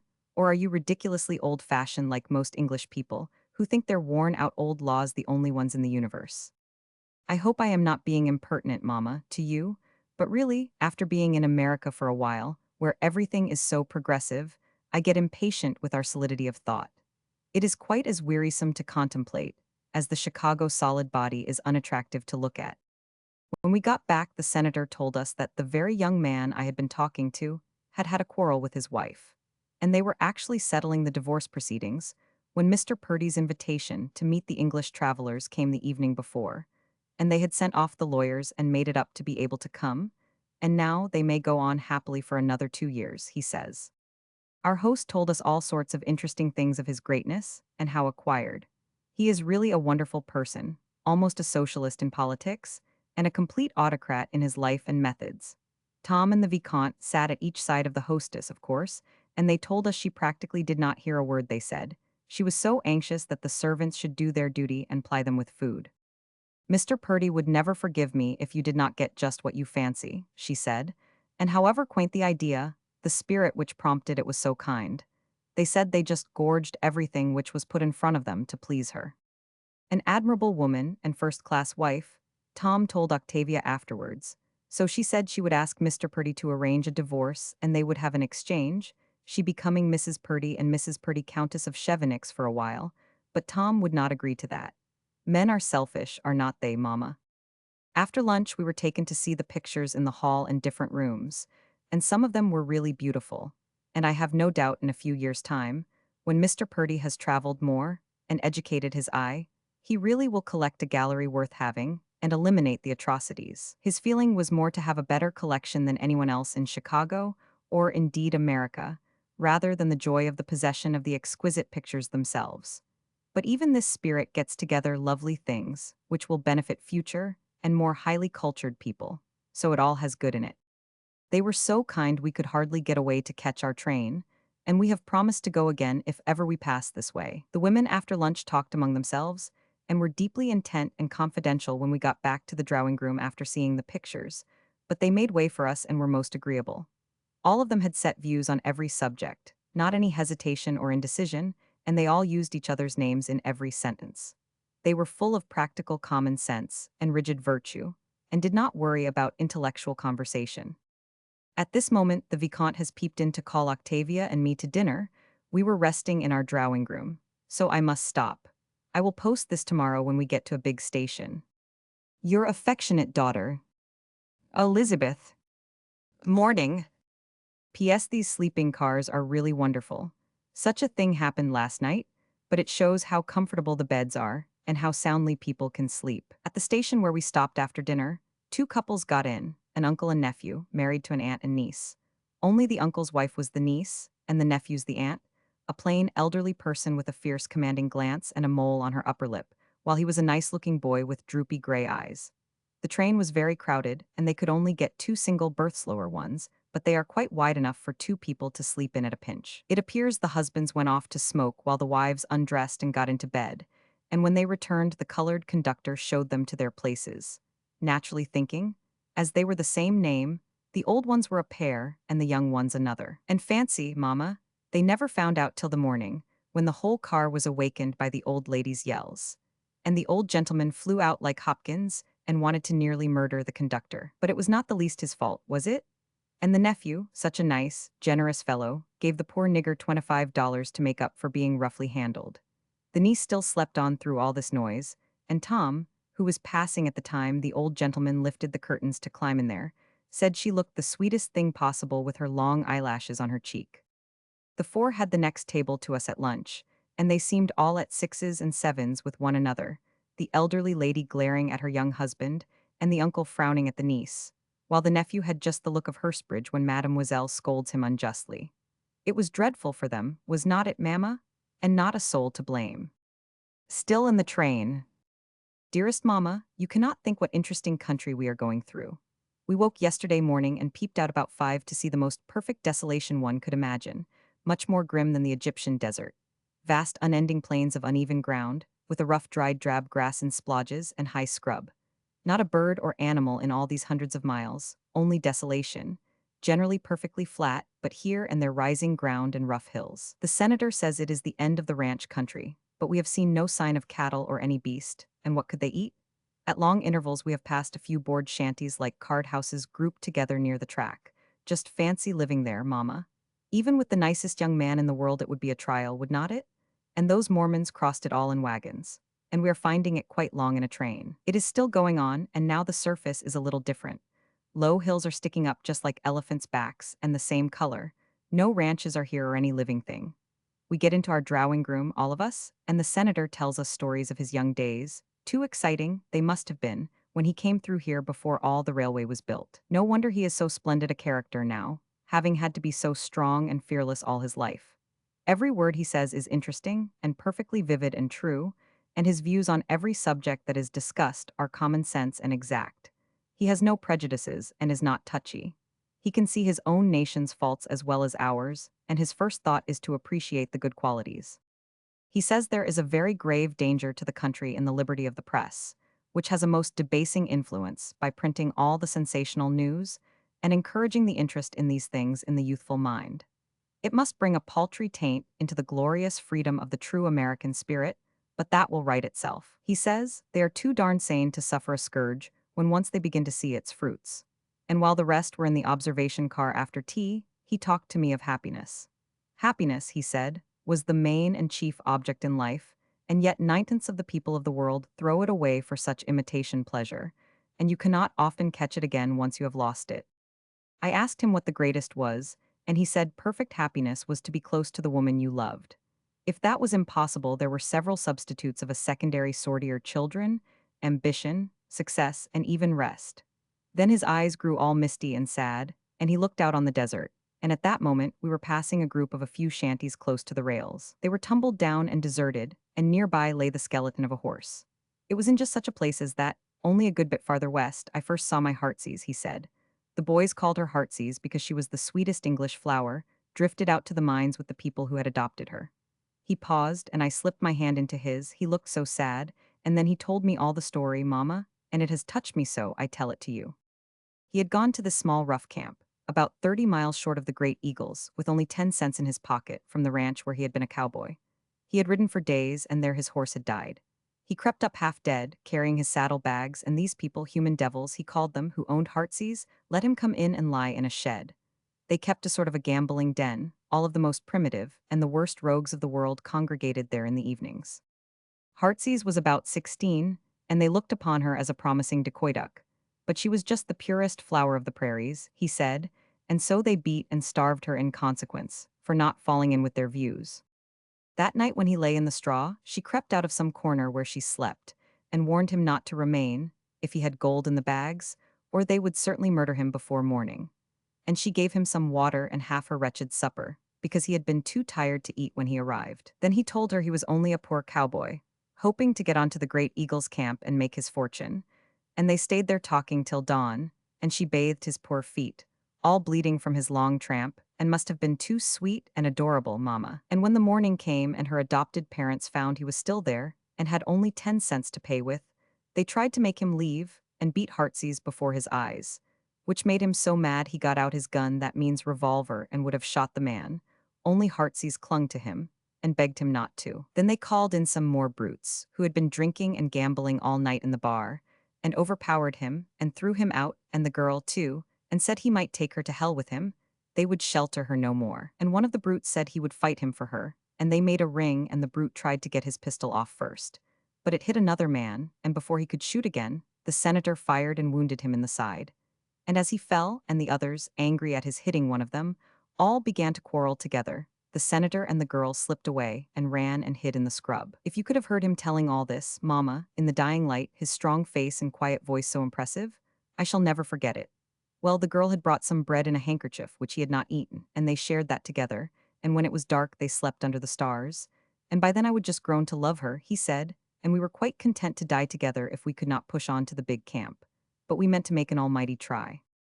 They did get there, finally, and the sheriff married them, and here his voice broke a little and was so low I could hardly hear him. There were no two people ever so happy, he said. He built a little shack of boards not 12 feet long, way up on the mountain, and she kept it like a new pin, and was dainty and sweet and loving. And when he came in from the mines, she would run to meet him as gentle as a fawn, and he never wanted to go to the saloons or drink like the other men, though I was always pretty handy with my gun, he said, and had been through the whole ugly show. And presently he began to make a little money, and would contrive to give her small things for the house. It gave her more pleasure than anything in the world to make it pretty, so that the little shed was the admiration of all the other miners' wives. And once he was able to buy some flower seeds, and she grew a pansy in a pot because there is no green thing in that barren land, and she tended it and watched it as it came through the earth, and no one was so joyous as she. It hurts me to look at pansies even now, he said. And I was glad, Mama, it was getting dark because I felt the tears coming in my eyes. They were perfectly happy like this for about 3 years, and then Lola was born and they were happier still. But before that she used to take him up on the mountains, above their shack, to look down at the camps and watch the stars, and she always used to see things in the future how they would be very rich, and he would be a great man. And this is where blood tells, he said. She was nothing but the love-child of some young English lord, drifted out to our land with her servant girl mother. And she would spend all her life in gambling hells among rogues, but her soul was the daintiest lady angel that ever walked this earth. Though she could hardly read or write, and all the stars were her friends, and even a rattlesnake would not have wounded her. Must not she have been a darling, Mama? She had hair like gold, and little ears, pink as seashells, and big blue eyes and a flower for a mouth. No wonder he loved her so. He said her baby was even more pleasure to her than the pansy had been, and they both were just kind of foolish over it. Well, when Lola was about 3 months old, a gang of desperados came to the camp, and among them, the man the senator had wounded for his wife. Before the senator came in from the mine, Heartsease heard the other miners' wives talking of this, and how this man had boasted he would kill him. She knew her husband was unarmed, having left his gun behind him that day because his second one was broken, and he would not leave her with none in the shack. Quite unsuspiciously, he returned with his comrades, and went into a bar to have a drink on his way back, as he often did to hear the news of the day. And when Heartsease could not find him on the road, she ran down there, carrying the gun and the baby, to warn him and give him his weapon, and got into the saloon just as the desperado and his following entered by another door. The enemy called out to the senator that he meant to do for him this time, and as Heartsease rushed up to her husband with no fear for herself, holding out the gun, the brute fired and shot her through the heart, and she fell forward with Lola, dead in the senator's arms. And then the heavens turned to blood, he said, and I took the gun out of her dead clasp and killed him like a dog. But by this time, Mama, I really was crying so I could hardly hear what he said. No wonder his eyes have a sad look sometimes, or his hair is gray. We neither of us spoke for a while. I could only press his strong, kind hand. Then he recovered his voice and went on as if dreaming. It all came true what she prophesied. I am rich beyond her uttermost fancyings, and I have sampled pretty well most all the world, but I have always tried to do the things she would have liked me to do. I guess you have wondered at my dandy clothes and shiny fingernails. Well, it's just to please her if she's looking on. Was not he a man worth loving, Mama? And of course she did not mind dying for him, and how happy and glad she must be now if she is looking on.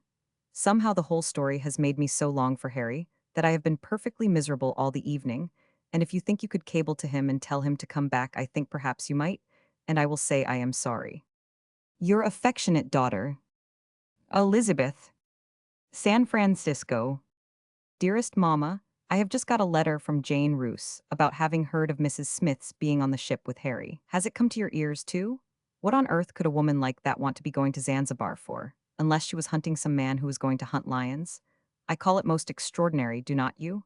And probably that is what these papers meant by saying he had gone to India with a fair-haired widow, and I was so silly I never suspected a thing. Well, if he thinks it will annoy me, he is very much mistaken. I do not care in the least, and am amusing myself awfully with Gaston, and you can tell him so. And as for cabling to him, as I think I asked you to in my last letter, do not dream of it. Let him enjoy himself if he can. But how any man could, with that woman, old enough to be his mother? I suppose she has taken some lovely clothes. She always has that sort of attraction, and no doubt she is pouring sympathy into his ears in the moonlight about my unkindness.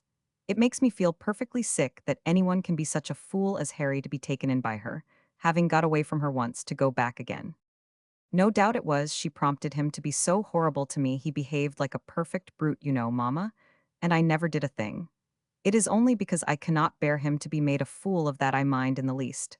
Otherwise, I am perfectly indifferent.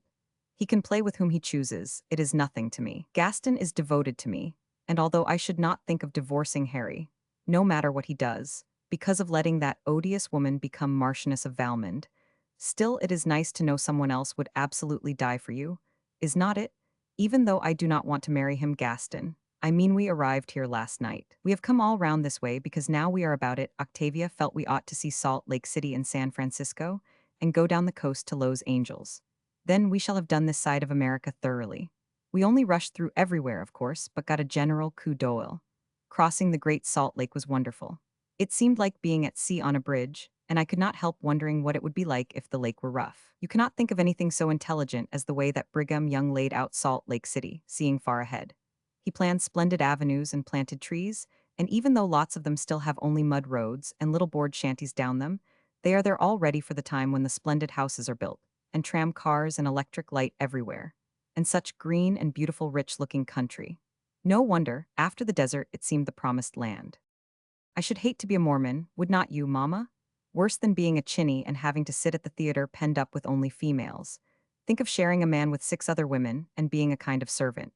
It is natural they look cowed and colorless, the ones we saw, at least they were pointed out to us.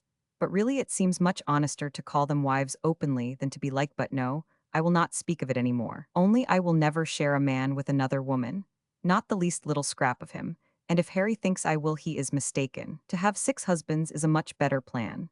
That, at least, would teach one to be awfully agreeable and to understand the creature's different ways. But a man to have 6 wives is an impossible idea, especially as now it is not necessary, the way they behave. I wish I had got Jane's letter sooner, Mamma, because I could have amused myself more with Gaston than I have. I feel I have lost some opportunities, snubbing him all the time.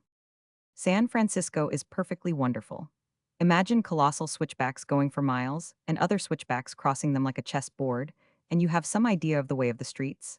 Hills as steep as staircases, and the roads straight up and down, not zigzag, just being obliged to take the land as it comes.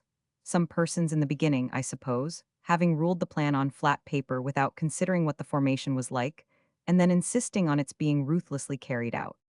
When we arrived at the station, Octavia and I were put into a 2-horse fly because it was very windy and cold. It always is, we are told, and the motors for hire were all open. So we started to go to Fairmount, the big hotel right up on the hill. At first it was a sort of gradual slope past such sad desolation of leveled houses, with hardly the foundations left. The results of the earthquake and the fire are so incredible that you would think I was recounting travelers' tales if I described them. So I will not. Presently the coachman turned his 2 strong fat horses to the right, up one of the perpendicular roads, to get to our destination, but they would have none of it. They backed and jibbed and got as cross as possible, and he was obliged to continue along the slope, explaining to us that there was another turning further on which they might be persuaded to face. But when we got there it was just the same. No whipping or coaxing could get them to sample it. They backed so violently that we nearly went over into the cellars of a ruin at the corner, and the man asked us to get out, as he said it was no use. None of his horses would face these streets.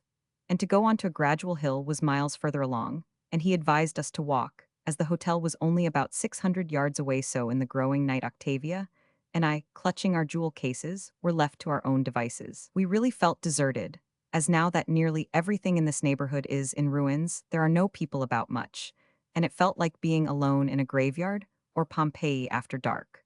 We almost expected bandits and wolves or jackals. We started, holding on our hats and feeling very ill-tempered, but we had not got 100 yards on our climb, when a motor tore down upon us, and Gaston and the senator jumped out. They had been getting quite anxious at our non-arrival and come to look for us. Tom, of course, being an English husband, was sure nothing had happened, and when we got there, we found him having a cocktail and smoking a cigar calmly in the hotel. As we have come this way, we have picked up Lola sooner. I must call her that, Mama, although I dislike using people's Christian names, but Mrs. Vinerhorn is so long, and everyone calls her Lola, and the senator wished it. He wants us to be friends. He and I have been even more intimate since he told me his story. I am deeply attached to him. He is a sort of father and yet not much nicer, really, and the best friend I have in the world, except you, Mama, and one I would rather tell anything to. He is a perfect dear. We all love him. The two cousins who were promised Tom live here and came to dinner. Such amusing girls, they would make any party merry, and we had the most gay and festive evening. And one of the senator's secretaries has joined the party also, a very nice, worthy young fellow whom the girls bully. Columbia and Mercedes are the girls' names, and they are both small and dark and pretty. They are both heiresses and wonderfully dressed. Their two mothers were the senator's sisters and raised somewhere down south, where he originally came from, but the girls have been educated in New York with Lola. The crowd in this hotel are totally different looking to Chicago. Some have mustaches, and some even look like sportsmen, and as if they led an idle life and enjoyed it. And a few of the women are lovely, pure pink and white and golden-haired, and that air of breezy go-aheadness which is always so attractive. And all of them seem well-dressed, though naturally one or two freaks are about, as in every country. The food was as excellent as in all the places, and rather more varied dishes with wonderful salads and ices. And after dinner, we sat in the hall and made plans, and Gaston said such entreprenant things in my ear that I was obliged to be really angry with him. So to pay me out, he sulked, and then devoted himself to Mercedes. Men are really impossible people to deal with, are not they, Mama? So ridiculously vain and unreasonable. I shall be glad to see Mr. Renner again. He was quite different, respectful and yet devoted, not wanting to eat one up like Gaston, and I am sure incapable of treating me like Harry has. I suppose by now they have got right up into Africa. I wonder if she is going to shoot lions, too, or be a shikari or cook his food. I am sure she would look hideous roughing it without her maid. Her hair has to be crimped with tongs, and she has to have washes for her complexion and things. You know, Mama, though I do not care a bit, the whole affair has upset me so that the dear senator noticed I was not quite myself after the post came in, and asked me if there was anything else I wanted that he could do for me. And when I told him only to teach me to be a brazen, heartless creature, as hard as nails, he held my hand like I held his, and pressed it, and said we should soon be in the sunshine where the winds did not blow. You are too broad-gauged to want things like that, he said. Those bitter thoughts are for the puny growths. And I suddenly felt inclined to cry, Mama. I cannot think why. So I came up to bed, and I am homesick and I want Hurstbridge and Ermintrude, and what's the good of anything? Your affectionate daughter, Elizabeth. On the private car. On the private car. Dearest Mama, my spirits have quite recovered. You cannot imagine the fun we are having. We only stayed the day in San Francisco to look round at those golden gates and other things. The astonishing pluck of the people, reconstructing the whole town with 20-story houses on the old sites. One would think they would be afraid of their being earthquaked again, but not a bit. And the city part is nearly all remade. Everything being brand new is naturally not so interesting as the results of the tragedy, but you have read all about it so often there is no use my telling you. We were shown one of the Graft buildings, and one wonders how they were able to put it up without people seeing the tricks at the time. There are numbers of ways to get rich, are not there? Finally, the whole party started for Los Angeles, passing down the coast. A company of 10, 5 drawing rooms were naturally impossible. Indeed, we could only get 2, so this time Octavia and I insisted upon sleeping under the green curtains and let the girls have our drawing room, because we wanted to see what it was like. They said they often traveled like that and did not mind a bit. But we insisted, and we felt quite excited when bedtime came. Lola and the husband had the other drawing room, and the senator and Tom the section next to us on one side, and the vicomte and secretary the one on the other, so we were well guarded. We laughed so tremendously undressing.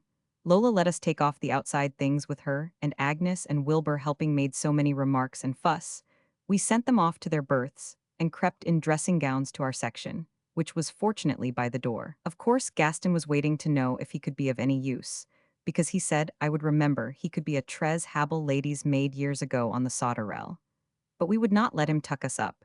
And so, he got into his own and peeped out through the curtains, while Tom and the senator saw we were all right.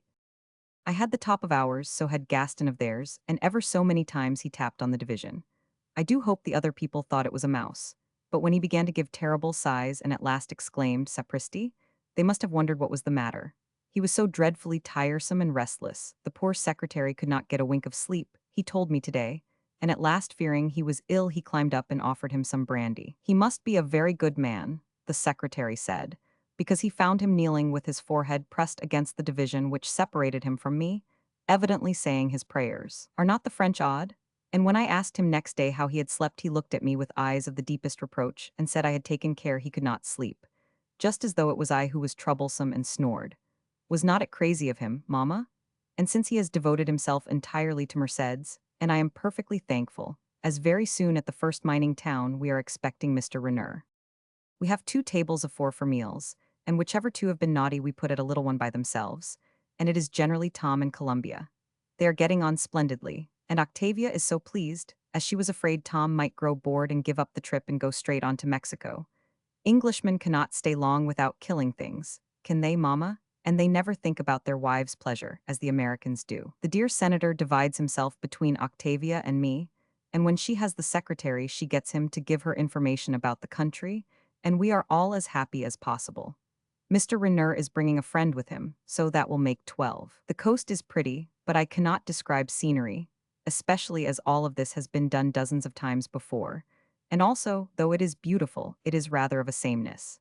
And half the time, having been so long in the train we did not look out, there are such a number of amusing things to do in a party like this. Lola's husband is a poor creature. How she adores him as she does is a mystery. He simply do not amount to anything. Only he is beautifully dressed, like an Englishman, and has as nice socks as Harry. The senator, without asking me any questions, has soothed me so that I am not feeling as cross as I was, though I am determined not to go near Harry again for months and months. When we get back, if he is still in Africa with that creature, I shall take the children for a voyage round the world. He shall see he cannot behave like a brute to me with impunity. But yesterday morning, when that silly little Weinerhorn wore a shirt of Charvit's of exactly the same silk as I chose Harry last in Paris, a nasty feeling came in my throat, and I seemed to see his blue eyes flashing angry flames at me like when we said goodbye. Just think, mamma, all these years since I have been married, I have never so much as looked at anyone else. He has kept me knowing hardly anything more of the world than I did then. But I am not going to stay stupid, I can assure you. If he can go off to Africa with Mrs. Smith, why cannot I play with Mr. Renner? I am tired of Gaston, really. The second night in the train was quite peaceful. We went to bed before they came in from smoking, and Octavia had the top berth and heard nothing, so I suppose the Vicomte said his prayers with his forehead glued against the other side. And when we arrived at Los Angeles, there was the private car. It is so comfortable. The salon at the end has an observation veranda on it, and at night 3 berths let down in it for 3 of the men, and in the dining room 3 others can sleep. The senator has a tiny place to himself. The Weinerhorns, who never will be separated, have 1 cabin, and Tom and Octavia the other. Octavia says she likes experiences, and she had no idea Tom could be so handy, for Wilbur and Agnes and all the valets have been sent on to the Osages City in an ordinary train, and he had to dress her. I am in the larger compartment with the 2 girls, and we have only 1 enormous bed for the 3 of us. And it does seem quaint, mamma, sleeping with women. I felt quite shy at first, then we laughed so we could not get to sleep. They are perfect angels and do everything for me, and make me so vain admiring my hair being so long and curly. Columbia brushed it for half an hour last night, and we were just in the middle of it when we pulled up at a small station on the beginning of the mining world, and to our surprise Mr. Renner and his friend got in. We heard the noise and the greetings and all peeped out to see, and the senator, sans Jean, brought them down the passage to say how do you do. Mr. Renner does look a pet.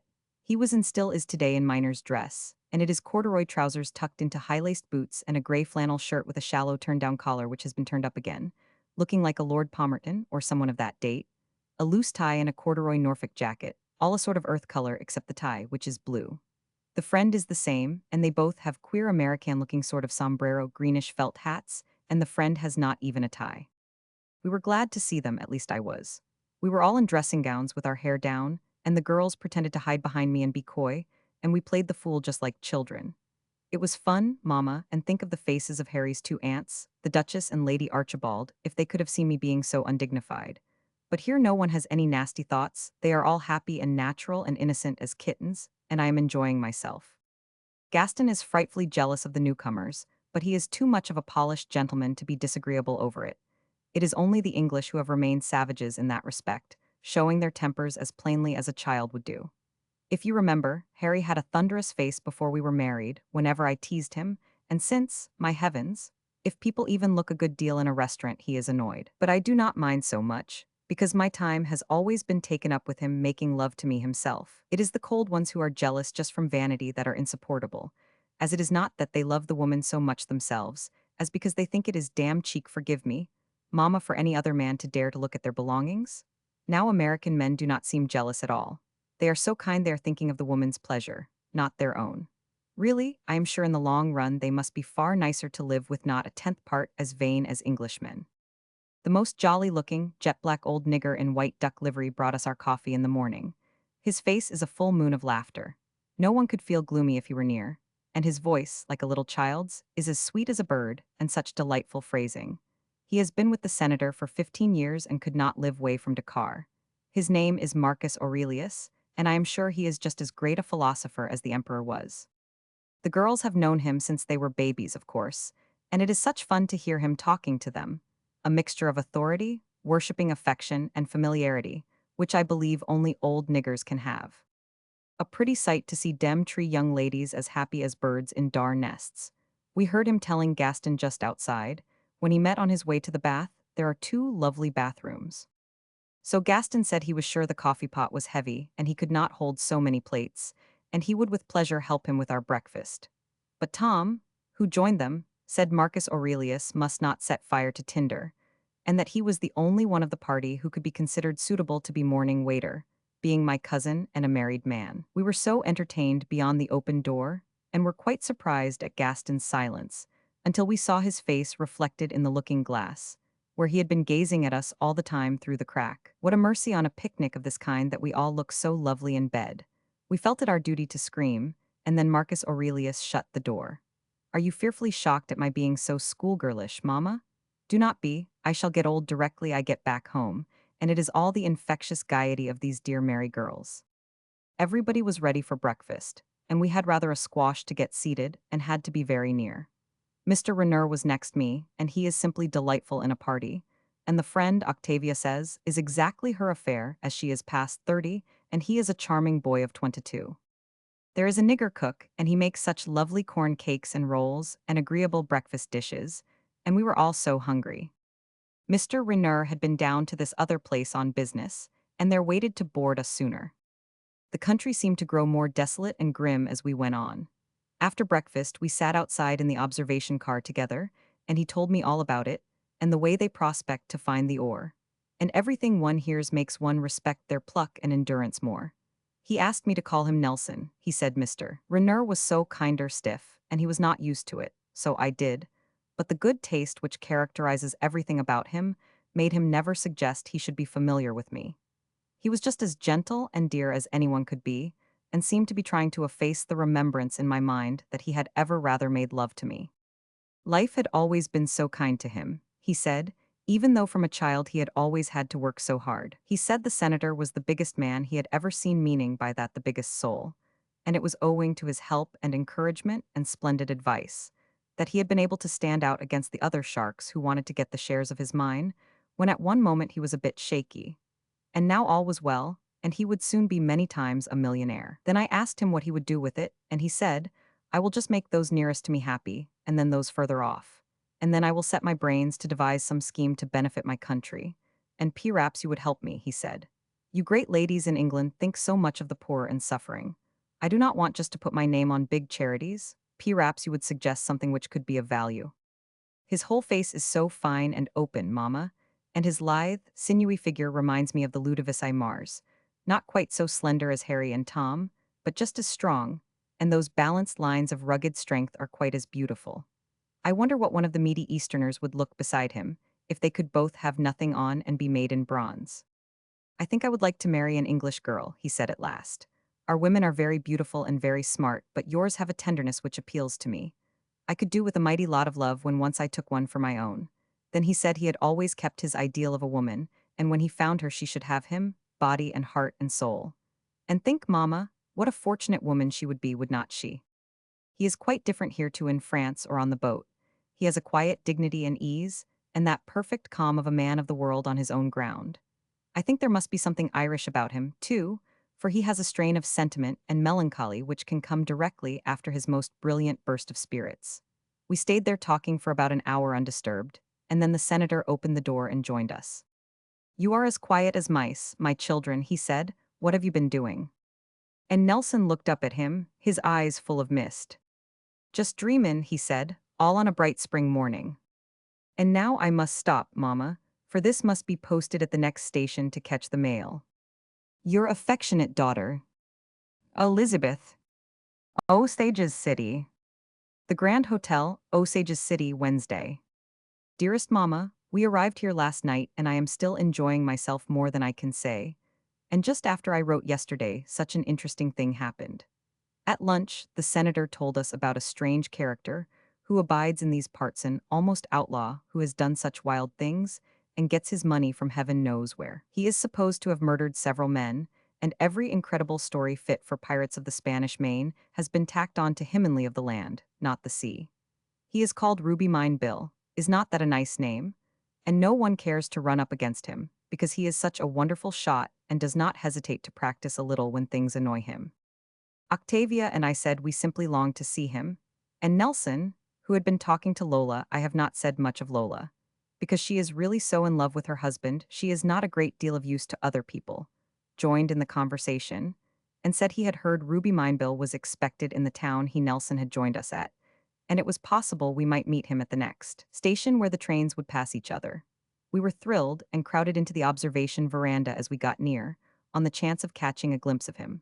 We drew up on a rough track. It is a sort of junction with several lines, and the train from Osages was drawn up on the one farthest off, and both the senator and Nelson exclaimed, because on its observation car there he was. They shouted out, "Say, Bill, is that you?" And from among the 4 or 5 men who were leaning over the balcony, one who looked like a respectable country piano tuner or a plumber out for Sunday called out, "You bet," and began to come down the steps. "Move along, Bill, and be introduced to some English ladies," the senator said. So with an easy, slogging stride he came over, and the senator presented him to us. He had a mustache and was most mild-looking and about 34. He was dressed in ordinary clothes with a bowler hat, only no waistcoat, and a great leather belt round his waist. He expressed himself as proud to meet us, and when he heard I was married, too, his eyebrows went up in the most comic way. "Guess they pair in the kid pens over there," he said. He was standing below us on the track, with his hands in both his trouser pockets, while he looked up at us with gentle gray eyes. "Will you show our ladies how you can shoot, Bill?" the senator asked, and Octavia and I implored him to be kind and do so. "Runs rather fine," he said, spitting slowly to some distance. "Reckon she's about Leventon, but I never refuse ladies' requests." Nelson had rushed to the dining saloon and was back as he spoke with 2 empty bottles. Bill's train was just going to move, already making groaning noises. He put his hand under his coat in a leisurely way and pulled out his gun. "You can be arrested immediately for wearing one concealed." Then his train gave a snort and got slowly in motion, so he was obliged to run. He turned his head over his shoulders and looked back as Nelson flung one bottle in the airbang. It went into atoms on the ground, and then, as he had almost reached the steps, running at full speed now, the senator flung the other. It was high up, the most difficult shot even facing it, but tearing as fast as one could in the opposite direction to jump onto a moving train. It was a rather remarkable feat to be able to hit it, with just a glance backwards, was not it, Mamma? And no wonder people do not care to run up against him. As the scraps of the bottle fell, he bounded on the steps and was dragged in by his companions, while with cheers from both trains and waving of hats we steamed our different ways. Tom was transported with admiration. How those things please Englishmen, do not they?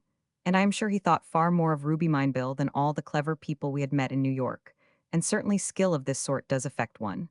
The senator can shoot like that, Nelson told us. He's had some near squeaks in his life and come off top, and everyone in this country knows him. The land along which we were passing, and indeed what has been ever since we entered the mining country, is the most bleak and desolate on the earth, I should think. Not a living thing or blade of grass, except once when we passed a stream where low bushes bordered it. Only barren hills with a little scrub on them and a rough stony surface. What courage to have started exploring on such places. We passed one or two smaller camps on the way to Osages, with board shanties and a shaft here and there sticking up from the earth. All going on, the senator said.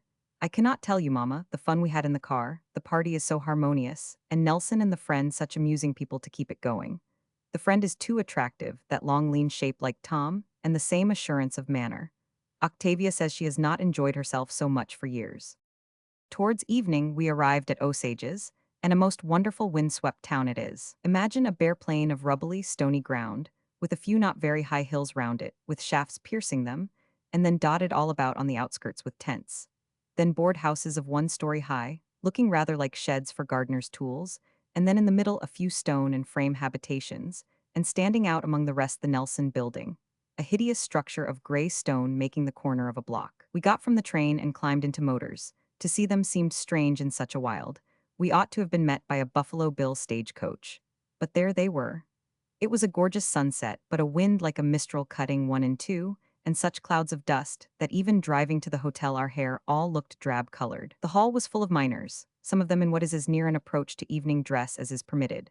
That is, ordinary blue serge or flannel suits, with sometimes linen collars and ties, the others in the dress I have already told you about that Nelson wears. Nearly all were young, not 20%. Over 40 and none beyond 50, and they were awfully nice-looking and strong, and could not possibly have bruised if you hit them hard. We raced through and up to our rooms, and can you believe it, Mama? Each bedroom had a splendid bathroom, and all as modern as possible. There was not a sign of roughing it. The senator said we were not really to dress as in the Eastonly sort of Sunday. He was greeted by everyone with adoring respect that yet had a casual ease in it, and when we were all bathed and combed and tidy, we found he had a dinner party awaiting us 12 women and about 6 men. The women were so nice and simple, but we naturally had not much chance to speak to them. Men were next us, superintendents of mines and owners, and selected ones who have made good. They were such characters, and seemed to bring a breezy, delightful atmosphere with them. The Eastern America seemed as far away as England. Much farther, really, because all these people have exactly the casual, perfectly sans gene manners of at home. Not the I am as good as you, only one better, but the sort that does not have to demonstrate, because the thought has never entered its head. You know Octavia's and Tom's and Harry's manner, Mamma? Well, just the same, I cannot describe it any other way. It is the real thing when you are not trying to impress anyone, just being you and what you are. I can only say even if their words are astonishing slang and their grammar absent, they are the most perfect gentlemen, with the repose and unconsciousness of the original Clara Vere de Vere. They had all the extraordinary thoughtful kindness and chivalry which marks every American towards women, but they were not a bit auntish or grandmamaish. The sex is the same as in England, and as far as that quality I told you about, Mama, you remember, they all seem to have it, and going to Australia alone with them would have been a temptation, though I am sure they have none of them that wicked way of improving every possible occasion like Frenchmen and Englishmen. I mean, you know, some Englishmen, as I am sure, for instance, Harry is doing at the present moment over that horrible Mrs. Smith. We had such fun at dinner. The one on my right was a lovely creature, about 6 foot 6 tall, with deep-set eyes and a scar up from one eyebrow into his thick hair, got, the senator told us afterwards, in one of the usual shooting phrase. We have been so mighty quiet, Nelson, this man said leaning across the table to Mr. Renner, since you went east. A garden for babes. Not a single gun handled in 6 months. Do not rightly know what's took us. The girls at once said they would love to see some shooting, and a twinkle came in one or two eyes, so I am sure they will try to get some up for us before we leave. The restaurant was wonderful. This rough place miles in a desert, and yet decent food. And think of the horrible, tasteless, pretentious mess cooking we have to put with in hotels in England anywhere except London. Whatever mood one might be in coming to America, even if it were fault-finding and hostile, one would be convinced of their extraordinary go-ahead ability and be filled with respect for their energy. As for us who have grown to just love them, we cannot say half what we feel. Tom is perfectly happy. He understands every word of their slang, he says, and they understand him, and Octavia says it is because they are all sportsmen together and have the same point of view. It will not be us who have to make Tom stay away from the tarpons he wants to himself now. Gaston, too, has risen to the occasion and is being extra agreeable. I had a teeny scene with him in the lift as we came down. We were the last two. He reproached me for my caprice airs of devotion, he said. Did not count with me as much as C minor with the figure of a bronze Mercury, that is how he aptly described Nelson. He could bear it no more, and intended to cut me from his heart and throw it at the feet of Mercedes. I said I thought it was an excellent place for it, and would please everyone, and he had my kindest blessing. He was so hurt. Could I but have seen you minded? He said my felicity would be greater, so I promised I would bring tears somehow to my eyes, if that would satisfy him. Then, as he has really a sense of humor, mamma, even if he is in an awkward position between two loves, we both burst into peals of laughter. And he caught and kissed my hand, and said we would ever be friends, and he adored me. So I said, bless you, my children, and saw he sat by Merced's at dinner, and all is smooth and happy, and Gaston is placed. And now I can really amuse myself with Nelson, who is more attractive than ever, to say nothing of a new one who had a roguish eye, and teeth as white as Harry's, who peeped at me from across the table. But I must get on with the evening. Octavia and I wanted to see everything, gambling saloons, dance halls, fights, whatever was going, and as Lola has done it all before, she said she would stay with the girls and have a little mild flutter in the saloon of the hotel at Roulette while our stalwart cavaliers escorted us around. Gaston, too, remained behind with them. The senator maneuvered this because he said it was not wise to be with people who were quarrelsome, and Gaston is that now and then with his Latin blood. We went first to a gambling saloon. Think of a huge room with no carpet and a horseshoe kind of bar up the middle, with every sort of drink on it, and up at the end and round the sides gambling tables of all kinds of weird games that I did not understand and cannot explain except roulette. There were hundreds of men in there of all sorts, miners in their miners' dress, team drivers, superintendents every species. If one said gambling hell in Europe, it would sound as if it meant a most desperate place, with people drunk and impossible to go into, but here not at all. Naturally, Octavia and I looked remarkable, although we were dressed in the plainest clothes, and yet not a soul stared or was the least rude. The only thing that was horrid was their spitting on the floor, but we tried not to see that. Otherwise not a soul was drunk or rude or anything but courteous. And such interesting types. Massed together one could judge of them, and the remarkable thing was there was no smell, like there would have been in any other country where workmen in their ordinary clothes were grouped together, only tobacco smoke. They were some of them playing very high, and it looked so quaint to see a rough miner putting 500 on a single throw. We had a sheriff among our party. There was to have been a raid of the state police on this particular saloon, for some new rule which had been made, but the sheriff quietly said the law might wait a night, as they were showing round some English ladies. Now, do not you call that exquisite courtesy, mamma? And what a sensible sort of administration of law, knowing its suitable time like that, the essence of tact and good taste, I call it. But I cannot say in every way what darlings all these Westerners are. Our escort presented numbers of them to us, and without exception they had beautiful manners, the quiet ease of perfect breeding. It is upsetting all Octavia's theories, and she is coming round to Mrs. Van Brouncker Courtfield's view that it is the life a man leads more than blood even, which tells.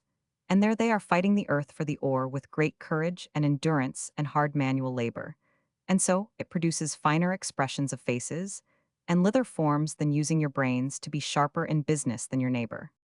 All the time Nelson and the man with the roguish eye stood on either side of me, and the senator moved from Octavia backwards and forwards, and when we got outside they both held my arms, not with the least familiarity, but the gentle protective respect they might have to an aged queen, or you, mamma. And it was just as well because the sidewalks were up on sort of sleepers, and were all uneven, and in some places, board worn through so one could have a bad fall by oneself. And it was very agreeable, but I noticed that Nelson held mine rather tight, and that his arm trembled. I suppose he was still feeling the vibration of the train. I hope you picture Edeluz walking through these quaint streets, surrounded by a crowd of great big men. And neither Octavia nor I have ever walked in a street before at night, so it did seem fun. After this we went to the large dance hall. It was too interesting, and I simply longed to dance.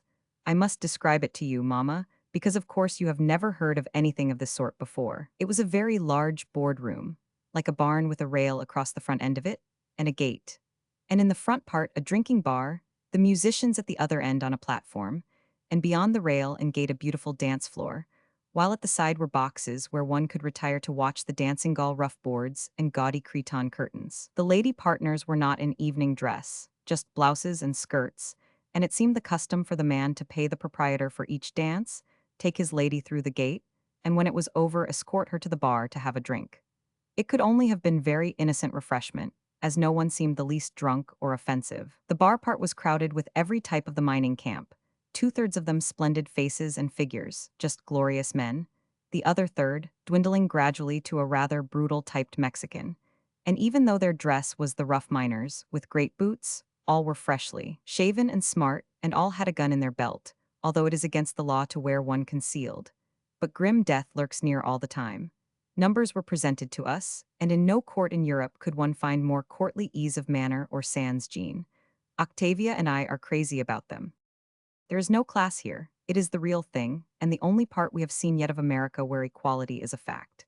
That is, it is the man who counts, not any money or position, only his personal merit, and the senator says if they are yellow dogs they sooner or later get wiped out. It is a sort of survival of the fittest, and do not you think it is a lovely plan, Mamma? And how I wish we had it in England.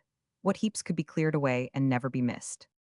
There was a master of ceremonies who called out the dances, and not more than 10 or 12 couples were allowed to dance each time, two steps and valse, and without exception it is the finest dancing I have ever seen, the very poetry of motion. Nothing violent or rude, or like a servant's ball at home, although they held their partners a little more clasped than we do, and the woman's hands both on the man's shoulders, and sometimes round his neck. Tom says he means to introduce this style at Chevenix the next ball they have. Think of the face of the county. But in spite of their funny holding, or perhaps on account of it, there is a peculiar movement of the feet, perfect grace and rhythm and glide, which I have never seen at a real ball.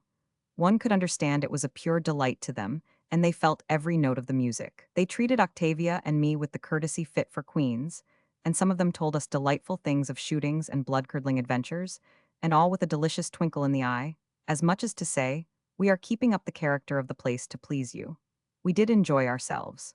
The senator says this quality of perfect respect for women is universal in the mining camps. Any nice woman is absolutely safe among them. I think there ought to be mining camps to teach men manners all over Europe. You will feel I am exaggerating, Mamma, and talking a great deal about this, but it is so marked and astonishing. All have that perfect ease and poise of well-born gentlemen, the hairy manner, in fact completely without self-consciousness. I suppose they get drunk sometimes, and probably there are riotous scenes here, but I can only tell you of what we saw, and that was people happy, and behaving as decorously as at a court ball. Just before we left, 3 or 4 really villainous-looking men came in, and instantly there seemed to be a stir of some sort. And Nelson and the senator stood very close to me, and while apparently doing nothing got us near the door, and we all strolled out, and then they spoke rather low to one another while they never let go of my arms.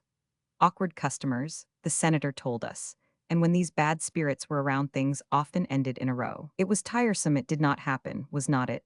Both Octavia and I felt we should have loved to see a really exciting moment. Tomorrow we go down the Great Osage's mine, which belongs to Nelson and the senator, and then to a dinner party in one of the shacks. And the next day we start for the real wild, because this is civilization, and we are going to a quite young camp called Moonbeams, miles across the desert. We shall have to leave the car at the end of the railway and go in rough kinds of motors. It sounds too exciting, and the senator says that they can show us the real thing, and we are not to mind roughing it. We are so looking forward to it, and if you're writing to Haribut, no, do not mention me. By now he must have found out Mrs. Smith has things which are not attractive in a tent. Tell Hurstbridge I will bring him a gun, and Ermintrude a papoose doll. Love from your affectionate daughter, Elizabeth. Still Osage's City. Dearest Mamma, I must write each day, because I have so much to say. If I did not I should get all behind. I do not believe you would like going into a mine a bit. We seem to drive through unspeakable dust to a banked up, immense heap of grayish-green earth, with some board houses on it, and a tall shaft sticking out. And in one of these houses we changed, or rather dressed up in overcoats and caps, and were each given a dip candle. Then we went to the lift. But it was not a nice place with a velvet sofa, but just about 3 boards joined together to stand on, with a piece of iron going up the center to a crossbar overhead, no sides or top. And this hung in what looked midair. Mercedes and I got in first, with Nelson and the Vicomte beyond us, with their arms tight round us, and our hands clinging to the crossbar of iron above. Then we began to descend into the bowels of the earth. It felt too extraordinary, a slightly swaying motion, and not close to the sides as even in the most primitive lift, seeing or rather feeling space beyond. Nelson held me so tight I could hear his heart thumping like a sledgehammer. It felt very agreeable, and I am sure I should have been terribly frightened otherwise. Mercedes did not seem to mind either, and from what I know of Gaston, he was not making the least of the occasion. Finally, about 800 feet down, we stopped, and got out onto firm ground and waited for the others, who came in batches of 4. The air was pumped in, I suppose, from somewhere because just here it was cool, and not difficult to breathe. We had such fun, but Nelson was rather pale and silent. I do not know why. When everyone was there, we started on our explorations and seemed to walk miles in the weirdest narrow passages, in single file, on a single board sometimes, each carrying our light. We climbed ladders and had to cross narrow ledges on the edge of the abysses, and it was altogether most interesting to learn the different sounds the rock with ore in it made when hammered on to the earth rock. They broke off some with a pickaxe to give to each of us. High grade, he called, and even the scraps about as big as my two hands which I have now, they say will produce about $16 worth of gold. So is not this wonderful riches, Mama? What a great and splendid country, and how puny and small seem the shallow little aims of towns and cities, when here is this rich earth, waiting only to be explored. There, in the strange light of the dip candles and everyone chaffing, Nelson and the senator seemed to stand out like two giants, and there was something aloof in their faces and apart from the rest. If one searched the world, Mama, one could not find two nobler men. At last we climbed into two great caverns, out of which they had taken the finest gold, $19,000 to a ton of rock. The miners, I am sure, not the lovely courtly creatures we saw last night, but some low other ones stole so much that now they have to be searched as they leave the mine. We hated to hear that. They could conceal about $20 worth a day on themselves each, and so it got to be called high grading. Is not that a nice word, and what heaps of high graders there are in different walks of life, pilfering brains and ideas and thoughts from other people. They were blasting in the shaft below, and the fumes came up and made us all a little faint, so we decided to come to the Earth's surface without going down about 200 feet lower, which we could have done. In one long gallery, we came upon a single miner working away in a cul-de-sac, with, it seemed, absolutely no air. Think of the courage and endurance it must take to continue this, day after day. I do admire them.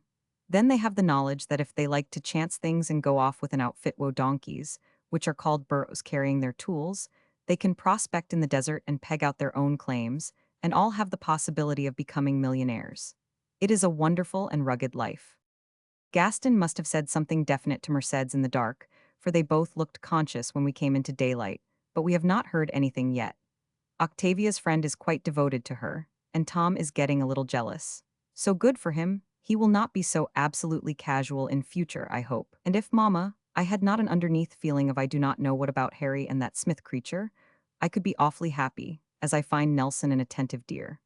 But there it is, just as I am beginning to feel frolicsome, a recollection rushes over me of them together in Africa, and a sick sensation comes up, and I feel I could play the devil if I had the chance, and I believe I would. If it were someone else, but Nelson seems too fine to trifle with. Hi-ho, I now know that Harry is really rather like these miners, only he has not got such good manners, but just the same absolutely fearless unconscious assurance and nerve and pluck. I suppose that is why I love him so much. I mean, I did love him, Mama, because of course I do not now. I am quite indifferent, as you know. On our way back to lunch, we took a drive round the city. There is not a blade of living thing rowing but the sage brush. It is a desolation beyond description and clouds of dust. But everything seems alive, and there is no gloom or depression. The hotel was full of bustle and movement, and groups of men were talking together as if some news had come in, and the senator presently told us that there had been rather a row at the dance hall after we left, and the four villainous-looking men we had seen had done a bit of shootin', but no one was hurt much, and they had left today for no one knows where. He says this class of desperadoes are like a pestilence. Whenever they descend, trouble of sorts brews, and the chief of them is a man called Curly Granger, the lowest yellow dog out of hell. In the afternoon, we paid some calls on the ladies who had dined with us, and you cannot think what dear little homes they have, looking like chicken houses outside, and inside cozy and comfortable, and they were all so kind and hospitable and made us feel welcomed and honored. And these are real manners, mammoth that politeness which comes from the heart. We were allowed to dress as in New York for our dinner party, given by Octavia's friend at his shack, and to see the girls and Lola, and indeed us all, looking like Paris fashion plates in dainty clothes and feathered hats seemed so quaint. But when we got inside, it was not out of place. Such a person of refinement he must be. The outside was made of boards like the rest, but inside it had bookcases and comfortable chairs and cozy sofas, and the nice look of a man's room who is no fool and reads books and thinks thoughts.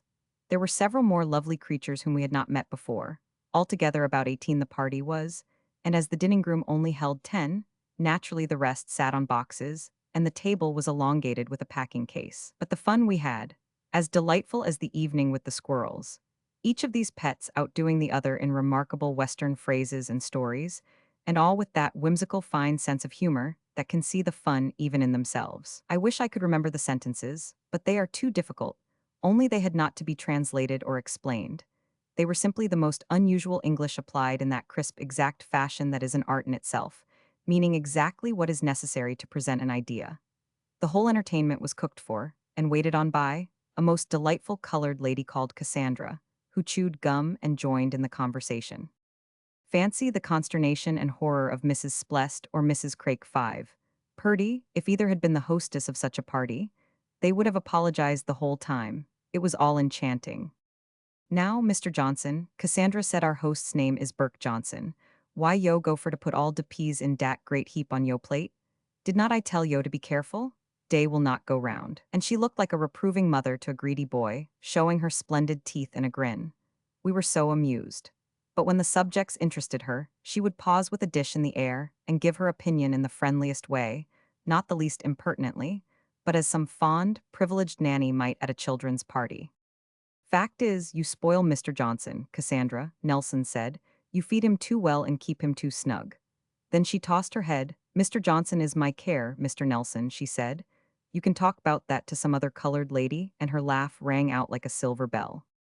I cannot give you any idea, Mamma, of how perfectly delightful all these people are. After dinner, we played a game of poker in the sitting room.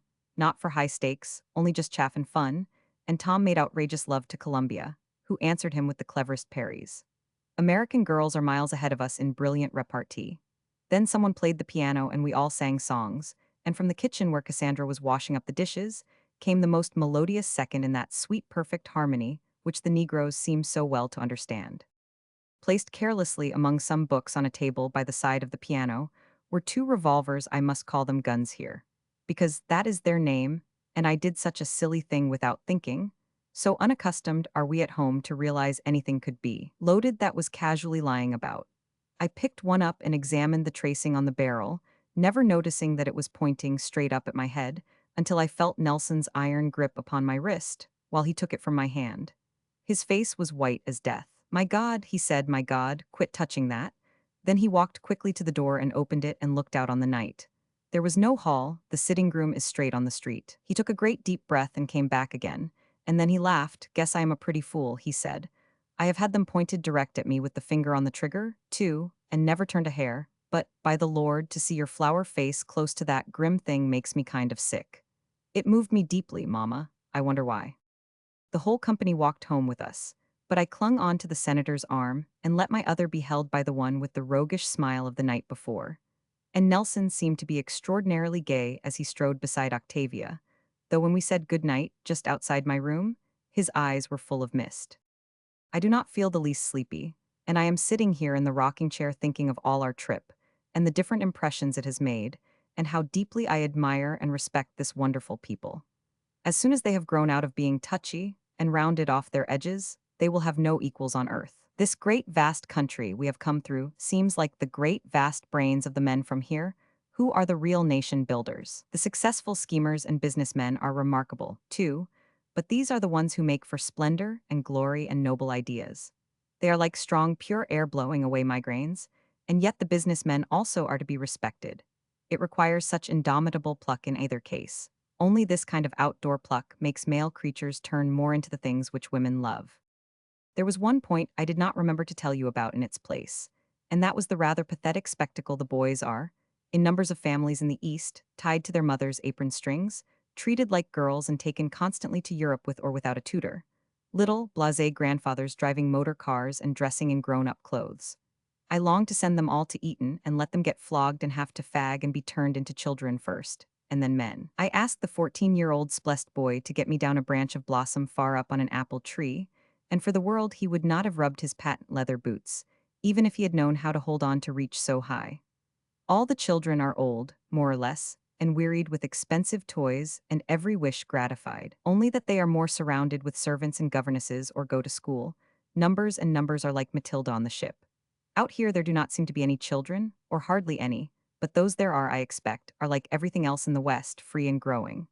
But there is one quality which seems exclusively American, West or East, unbounded hospitality and kindly feeling, and ever and always I shall think of them all as dear friends.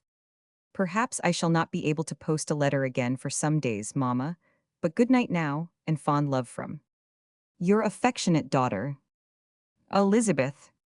Camp of Moonbeams. Nevada Hotel. Camp of Moonbeams. Dearest Mamma, when you hear of all I have to tell you, you will wonder I can write so quietly. But I will make myself, and keep everything in its place, so that you get a clear picture. We started early yesterday morning in the private car. For a junction, or terminus I am not sure which, called Hot Creek, everyone in the best of spirits after a send-off from all our friends. Marcus Aurelius's face to welcome us on board was enough to rejuvenate anyone, simply a full moon of black and white smiles, and I am sure he is the first person Merrick's has confided her love affair to, for he seems to watch over her and Gaston like a deus ex machina. Nelson and I sat out on the observation veranda again, and he told me many things of all this land, and how often the poor adventurers coming out west will climb onto the irons under the trains, and then cling for countless miles, chancing hideous death to be carried along, and how, sometimes, they will get lost and die of starvation. And just then, in the grimmest country of absolutely arid desert valley, between highish barren hills, we saw a beautiful lake of blue water with green trees reflected in it, and when I looked at Nelson, his eyes were sad. Nothing could have seemed more cool or refreshing. It made one long to jump out of the train and go and bathe. For now, though still early in the spring, it is getting very hot. It is nothing but a mirage, Nelson said. There is no water there and no trees. It comes and goes in this part of the desert according to the state of the atmosphere, and it has been the cause of many a poor fellow's end. How treacherous, Mamma! How cruel of nature to treat her children so! And then he put his head back and pulled his hat over his eyes. A mirage, he said, like one dreaming. Guess it's often like life. And then he told me of the curious effect it had had upon his imagination the first time he had seen it, when alone with his burros, prospecting. How it seemed to say to him to make a reality of green and prosperity out of the parched world, and how his thoughts always returned there when he had successes, and he dreamed of a day when he should rest a little by just such a lake. To rest my soul, he said, if I have any, to rest it with someone I should love. And, as once before, the senator broke in upon us with his cheery, charming voice. Guess you two are talking like high-flown poet coons, he said, and there is breakfast to be thought of, and happy things like that. And then as Nelson went in front, he stepped back and put his kind hand under my chin, and raised it and looked straight into my eyes. Little daughter, he said, little friend, perhaps your heart's aching for someone over the sea, but do not make his heart ache too now, promise me. And of course I will not, Mamma, and of course I promised. Is not it a queer world? And all mirage, as Nelson said. Well, now let us get on and laugh and be gay. An 11 o'clock breakfast was our usual fun.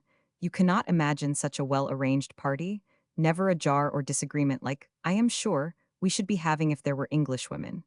In a flock, Americans are infinitely more agreeable to deal with. I expect it is in the blood, having had to spend such quantities of time, all women together, while the men are away. The moment we finished our food, we drew up at our destination, and in this wilderness there was a telegraph station and a few shanties, but it could all be lit by electric light. The most strong, paintless, hardy-looking automobiles were awaiting us, into which we climbed, a very close pack. The maids and valets had all been left behind at Osage. Think of asking Agnes to really rough it, even if there had been room. So we had all to attend to the luggage, and were only allowed a teeny hand bag each, with a nightie and comb and brush in it. Our hair and faces were already gray with dust, and all sense of appearance had been forgotten. I sat between Lola and Nelson, with the little Viner horn and the secretary in front of us, while the senator was next our chauffeur, whom they addressed as Bob, a friend, not an employee. The rest of the party squashed into the other motors, and so we started, ours leading over a track, not a road. The sage brush had been removed, that was all, and there were deep ruts to guide us. We flew along with a brilliant blue sky overhead, high hills which presently grew mountainous on either side, and what seemed an endless sea of greenish-drab scrub before. Once or twice we passed tired, weary-looking men plodding on foot, and I did wish we could have picked them up and helped them along, but there was not an inch of room. The ruts were so extremely deep that I certainly should have been pitched out, but that Nelson held me tight. Mr. Vinerhorn frowned so when he held Lola, too, that he was obliged to leave her alone, and I am sure she must have had a most uncomfortable journey. I suppose this little Randolph has picked up that selfish, jealous trait in England with his clothes, only thinking of his emotions, not his wife's comfort, quite unlike kind Americans. After about an hour, we began to go up the steepest hills on the winding track, and got among pine trees and great boulders, up and up until the air grew quite chill. And then as we turned a sharp corner, the most unique scene met our view. I told you before I cannot describe scenery, Mama, but I must try this because it was so wonderful and reminded me of the pictures in Paradise Lost illustrated by Dore, when the devil looks down on that weird world. A gray-sand, flat place far below us, about 50 miles across, surrounded by mountains turning blue in their shadows in the afternoon light, it might have been a supremely vast Circus Maximus or Giant's race course. And there was the giant towering above the rest, with a snow cap on his head, peeping from between the lower mountains. It seemed it could not be possible we could descend to there, but we did, the track getting more primitive as we went on. And once on the edge of a precipice, we met a wagon and team of 8 mules driven by a Mexican with a cracking whip. And getting past might have tried your nerves, but no one notices such things in a country of this sort. Every atom of food for moonbeams has to be drawn over this 90 miles of desert by wagons or mule carts, and every drop of water comes in 6 miles from the camp. What splendid pluck and daring to wrest gold from the earth under such circumstances. What general would fight an enemy so far from his food supply? We seemed to be no time being raced and shaken over the flat sand basin, meeting and passing more teams on the way, and twice a petrol and drink station of one board shed, and a man with a jolly Irish face and a gun openly in his belt, to attend to it. We had no breakdowns, and just at sunset got into the one and only street of moonbeams. But there were no stone houses or anything but sheds of one story, generally, and more often rows of tents. The moonbeams is not 3 months old. So quickly do these places grow when a rush for newly discovered rich gold is made. We had passed quantities of claims on the way, piles of stones like little cairns marking their 4 corners, and I wonder if in 500 years the socialists of that day will scream and try to demonstrate that the descendants of those brave adventurers have no right to their bit of land, but should give it up to them, who only talk and fume and do no work upon it. Everyone was in from the mines, which are all close, shafts sticking up from every hill and heaps of broken rock and earth rising like mole hills. The straggling street was full of men, and I should not think in the world there can be a collection of more splendid-looking humanity, all young and strong and wholesome. The senator says life is so impossibly difficult here that only those in the best of health can stand it, and to face such chances requires the buoyancy and hope of youth. Whatever the cause, they were all lovely creatures, just like our guardsmen, numbers tall and slender and thin through, and many of them might have been the Eton 11 or Oxford 8, and all with the insouciance and careless grace I have already told you of. You know what I mean by thin through, Mama. That lovely look of narrow hips and slender waist and fine shoulders, not padded and not too square, and looked at sideways, not a bit thick. The chest, not the tummy, the most sticking out part, and the general expression of race horses. You would have to melt off layers of hips and other bits of most of the Eastern American, and then alter the set of their bones to get them to resemble any of these. And yet I suppose they are all Americans, too, drifted here from other states, but they look so absolutely different. I expect they are not the conglomeration of all nations who have emigrated, like in New York, but the original pure stock. Or can it be the life after all? In any case, it is too attractive, and I wish you could see them, Mama. They welcomed the senator and his party as friends, and as we went at walking pace, they conducted us to the hotel. And it was a hotel, think of one long, long board barn of 2 stories high, not finished quite, being built, with kind of little rabbit hole rooms off each side of a long passage on both floors, in some the boards not meeting, so that you can see into the next person's apartment, or into the open air as the case may be, and in all, if a knot is out of the wood, a peephole, the flimsiest door not fitting, with the number of each room printed on a bit of paper and fastened on with a tack. Furniture consisting of a rickety iron bed, a box that has been a packing case for a table, another for a washstand, a rough single chair, sometimes a rocking chair, and all crowned by a looking-glass that makes half your nose in one part of your face, and one eye up in your forehead, too deliciously comic. It was all very clean, except the bedclothes, but we will not speak of them. Their recollection shivers me. Octavia and Tom had one room at the very end, and the rest of our party had to scatter where we could, as numbers were taken, and it was difficult to get even enough to go round. Mine was a very grand one, because it had newspapers pasted on the board's partition, but it was very deceptive, because one could not at once discern the knots and cracks, and anyone might surprise one by poking a finger through in unexpected places. Gaston had the next on my right, and Mercedes and Columbia the one beyond him, and I did wonder, under the circumstances, which of us he would peep at. I felt it would be me, because Merced's and Columbia being June fills and he being a Frenchman, they would be sacred. Nelson and the senator together had a rather larger one on my left, and that side my newspapers were torn, but I felt no apprehension. The chivalry of American men is temptation-proof. Downstairs there was a bar and gambling saloon in one, with a sort of hall place, a few feet square, but no dining room or any place for food. It was merely a shelter from outside air. One had to trot along the street to another shed called a restaurant for meals. How we laughed and the fun we had over it all. Nothing has delighted us so much. Only Randolph Weinerhorn does not like it, but he is afraid to say it before the senator, though I heard him grumbling from across the passage to Lola because he has not got his valet to shave him. Tom, of course, is just as happy as we are. How I love an adventure, Mama. Did you ever? And if you could see Tom in his flannel shirt and his shabbiest old gray suit and a felt slouch hat, you could not tell him from one of these lovely miners. Octavia says she is getting in love with him again on account of it. Her one unfortunately had to stay in Osage's, but the one with the beautiful teeth has come in his place. We could not wash or brush up much because we had only each either a cracked pudding dish or an old cake tin to wash in, but we did our best and started off for our dinner. 3 of the most prominent young mine owners had invited us to a feast, and when we got to the tent in which it was held, we found that was the chief restaurant, and lots of miners were already there at different tables. Ours was a long one in the middle and much grander than the rest, because it had a bit of marbled white oilcloth on it for a cloth. The dears all the people were, and the kind generous spirit to ask us to a feast when food was so scarce and expensive. And fancy, Mama, in the middle was a bouquet of yellow daisies, and they were worth their weight in gold yellow daisies brought over 90 miles of desert, and how many hundred miles of train. None of the people at the other tables took the slightest notice of our party. Beyond a friendly greeting to those they knew, they did not even glance our way. Think of the beautiful manners, and the difference, too, if these had been rough men of any other country in an eating house. I tell you these Westerners are a thing apart for courtesy and respect to women, a lesson to all the world. And the food was not at all awful, and we had the best of champagne.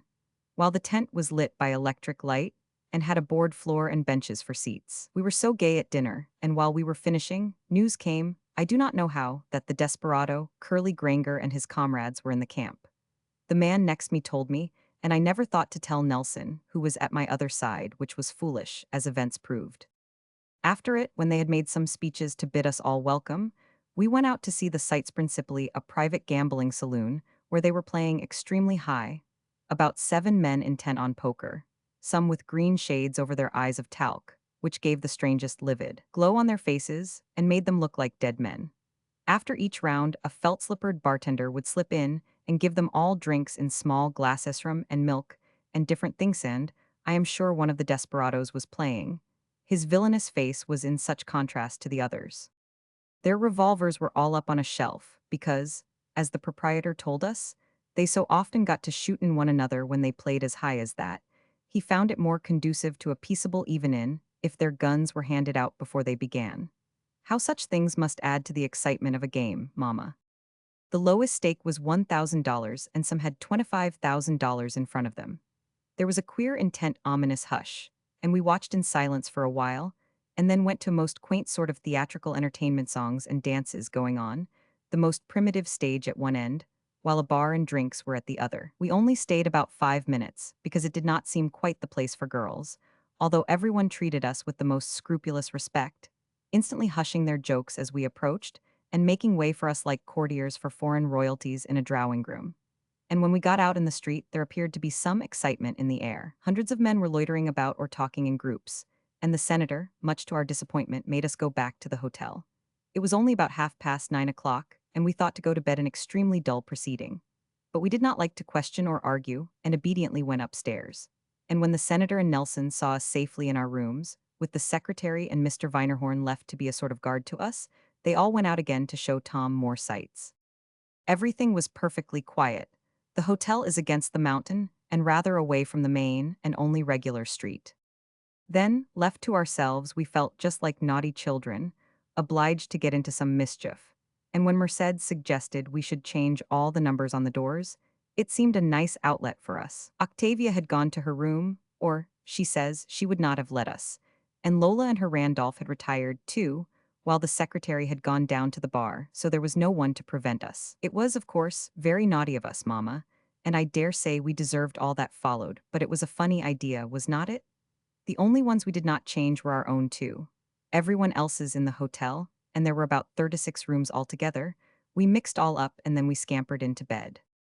There were only little oil lamps here, the electric lights not having been fixed yet, and when I piled all the bedclothes on the floor and rolled myself up in the quilt, I was off to sleep in a minute. It did not seem very long afterwards when drunken footsteps came up the passage and woke me up, and then a fumbling at the senator's door and frightful swearing because the key would not fit. The creature, whoever it was perfectly furious, and one could hear him muttering 29. Yes, it's 29, and then fearful oaths, and at last, with a shove, he wrenched down the crazy door and got into the room, and I suppose was too sleepy or drunk to notice it was not his own, and retired to the senator's bed because I could hear him snoring next me through the cracked partition. A little while after, in the still of night air, there was a distant murmur of voices, and then some shots rang out. It was a grim, sinister sound, and in about 10 minutes running feet were heard, and 2 or 3 men came up the passage. They banged at Lola's door. Hers had been 24 and was now 201. They cursed and swore and demanded to come in, and at last a voice said, "I am Curly Granger," and then some terrible oaths. "Open this minute, Jim. We have done for 2 of 'em, but they have got Bill, and you must come and bail him out." No answer, of course, as Lola was crouching terrified in bed. Randolph just as frightened, I suppose, while even through the Vicomte's room I could hear Columbia and Merced's giggle. And I, too, for a minute felt inclined to laugh. It seemed too dramatic to be real. But the voices got menacing, and then the excitement began. With the most dreadful language, they just kicked down the door, intending to pull Jim out of bed, I suppose. And when they saw it was one of the strangers' rooms, I suppose the idea came to them they might do a little robbery as well. Suddenly there was a rush of feet and more men came up the stairs. I got out of bed, wondering what would be best to do, when I heard Lola shriek and a shot in the passage. So I felt I must go to her help and open the door, and such a scene, Mama. There were 7 of the most awful-looking men you ever saw, the ones who, I told you, had come into the dance hall at Osage's. Among them Lola and Randolph in night clothes were already lined up against the wall, with their hands above their heads. While one brute stood at the end of the passage pointing his gun at them, one of the others was rifling their room, others had kicked down the girl's door, and one was at the end by Octavia's.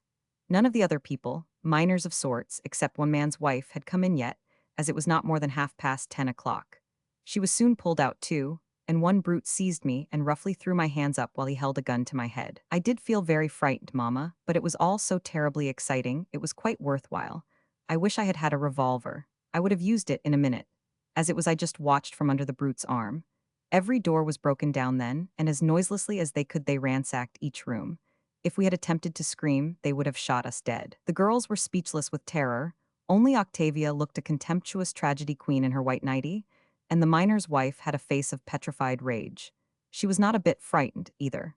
Then up the stairs ran the secretary and the proprietor's wife, a kind, amusing old woman. She had evidently seen this sort of hold-up before it is called a hold-up, Mama, for she called out, "Do not be afraid, ladies, dears. They will not hurt you if you do not yell." And then she bolted down the stairs again like a rabbit to get help, while my brute turned his attention from me for a minute to fire after her. She had got past the turn of the stairs, but he caught the secretary in the ankle, and he fell with a groan on the floor. It was an unpleasant situation. Was not it, Mama? 6 women in nightgowns with their hands above their heads, Randolph an object of misery with his pink silk pajamas torn, and the secretary lying in a pool of blood, unconscious, by the stairs, while 2 wretches covered the whole party with their revolvers. It seemed an eternity before the men had finished ransacking the rooms, swearing terribly at finding so little there. And then they came out and made for the door at the end, which had an outside staircase leading on to the mountain. At last a noise of voices like distant thunder was heard getting nearer and nearer, and before they could kick that door down and escape, Nelson and Tom dashed up the stairs, their revolvers in their hands. And the last coherent thing I remember was seeing Nelson take instant aim and shoot the man who was holding the gun to my head as he had his finger on the trigger to shoot me. And if Nelson had given him a second more to aim, he would have blown my brains out, but being so quick, Nelson's bullet must have reached him as he fired at me, for his shot went off through the roof. As the brute fell, there seemed to be a general scrimmage, but the rest got off through the end door, which they at last broke down, just as the senator and the vicomte and the other miners came up the stairs. Was not it thrilling, Mama? I would not have missed it for worlds, now it is over. I suppose the bullet which killed my assailant grazed a scrap of my shoulder, Or perhaps it was his gun going off did it. Anyway, I felt it wet. The next instant I was in Nelson's arms, being carried into my room. His face was again like death, and he bent over me. "My God, have I hurt you?" he said in an agonized voice. "My darling, my lady, my love, but I do not feel as if I ought to tell you the rest of his words, mamma." They burst from him in the anguish of his heart, and he is the dearest, noblest gentleman, and I feel honored and exalted by his love. I reassured him as well as I could. I told him I was not really hurt at all, only a little grazed, and I helped him to soak up the blood with my handkerchief. And then for a few minutes I felt faint and cannot remember any more. I do not suppose I could have been stupid for more than 5 minutes, but when I came to, Octavia was there with a quilt pinned over her nightgown, and she and the senator were bathing my shoulder, and even that little cut hurt rather and I fear will leave a deep scar. The poor secretary had his ankle broken, but otherwise was unhurt, and nobody minded at all about the man Nelson had killed. They only wished he had exterminated more of them. And Tom and the Vicomte are having the time of their lives, for as soon as dawn broke they joined the sheriff with a posse, aided by the state police in pursuit of the escaped desperadoes, and as the Moonbeams Chronicle prints it today, a general roundup of bad men is in progress. Fancy us having the luck to come in for all this, mamma, and to see the real thing. The senator had only been joking, he said, when he had promised us that, as all this sort of excitement is a thing of the past in camps, which are generally perfectly orderly now, and he thought by making us go to bed, he was causing us to avoid seeing even a little quarreling in the streets.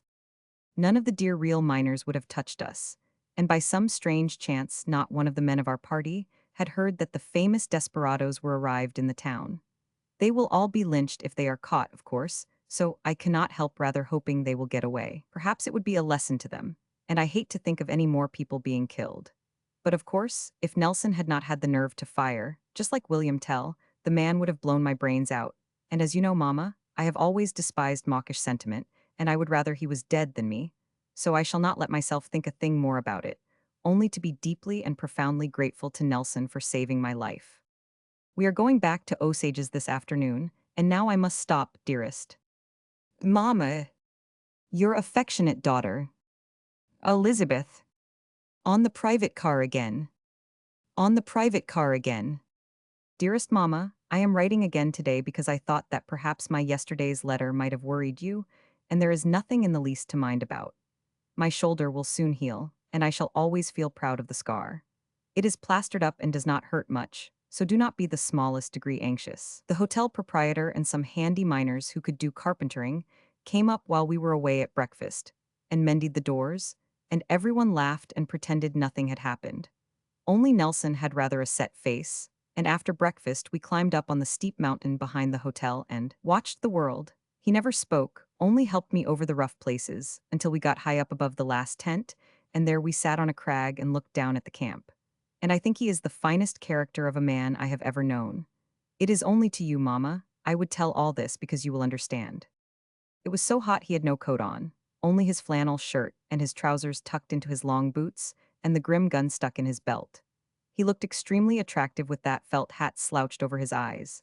He seemed to be gazing into distance as if alone, and then, after a while, he turned and looked at me, and his eyes were full of pain like a tortured animal, and I felt a wrench at my heart. Then he clasped his hands tight together, as though he were afraid he should take mine, and he said the dearest things a man could say to a woman, how the stress of the situation last night had forced from him an avowal of his love for me. "I never meant to tell you, my sweet lady," he said. "I am no weakling, I hope, to go sniveling over what is not for me. And when I comprehended you were married on the Lusitania, I just faced up the situation and vowed I would be a strong man." Then he paused a moment as if his throat were dry. No one can control his emotion of love for a woman, he went on. The sentiment he feels, I mean, but the strong man controls the demonstration.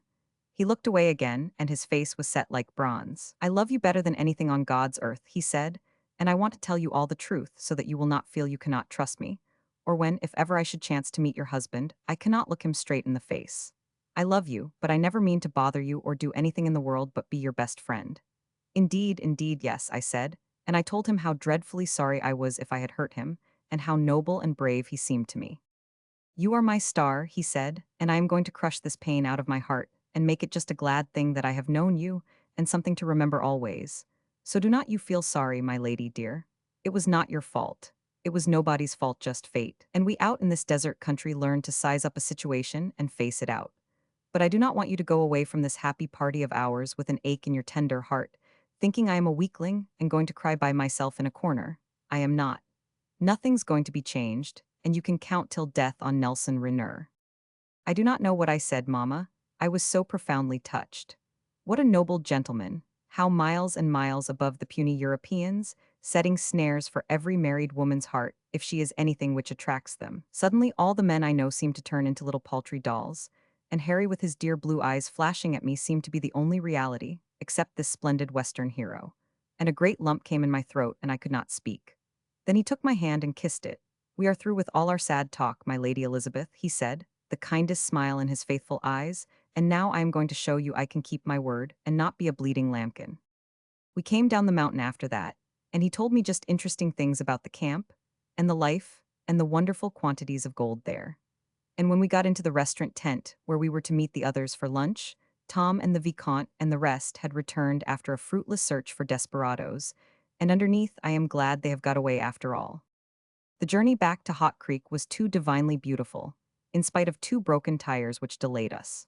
The view this way is indescribably grand and vast, the sunset a pale magenta turning into crimson, and the sky a blue turning to green, the desert gray, and the mountains beyond deepest violet turning to sapphire and peacock blue. Does not it sound as if I were romancing, Mamma?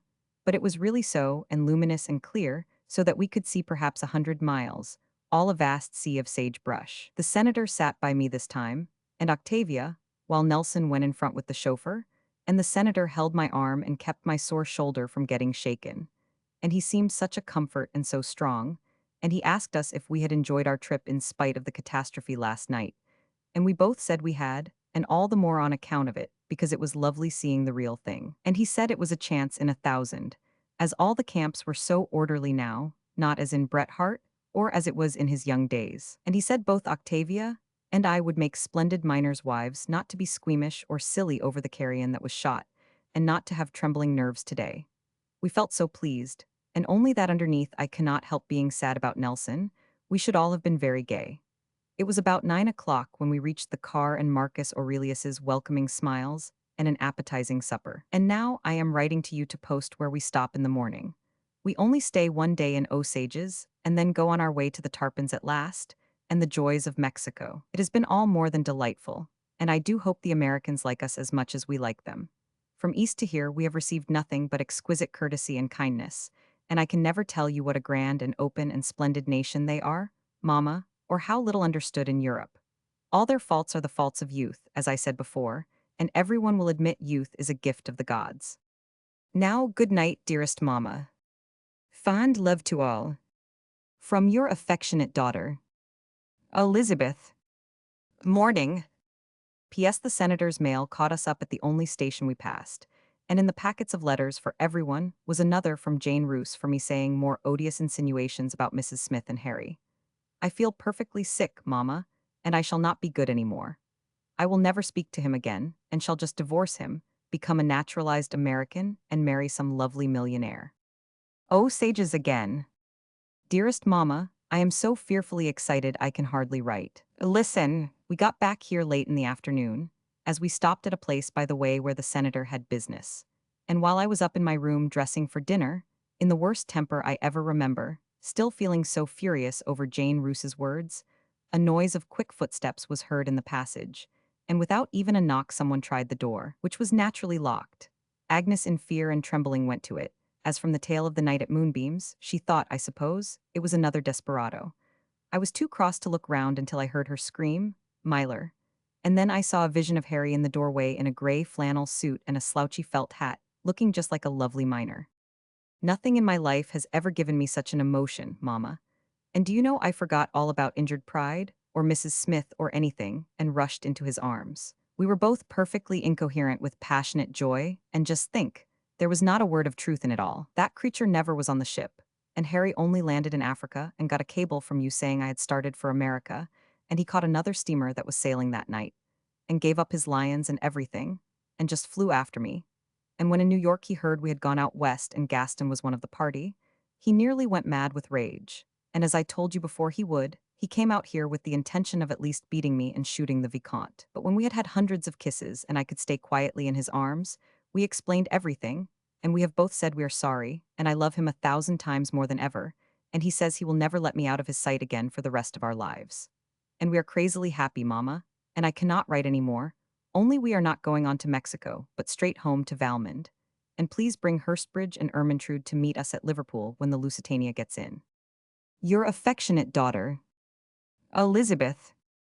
PSI, quite understand Aunt Maria, liking a second honeymoon event after 50 years.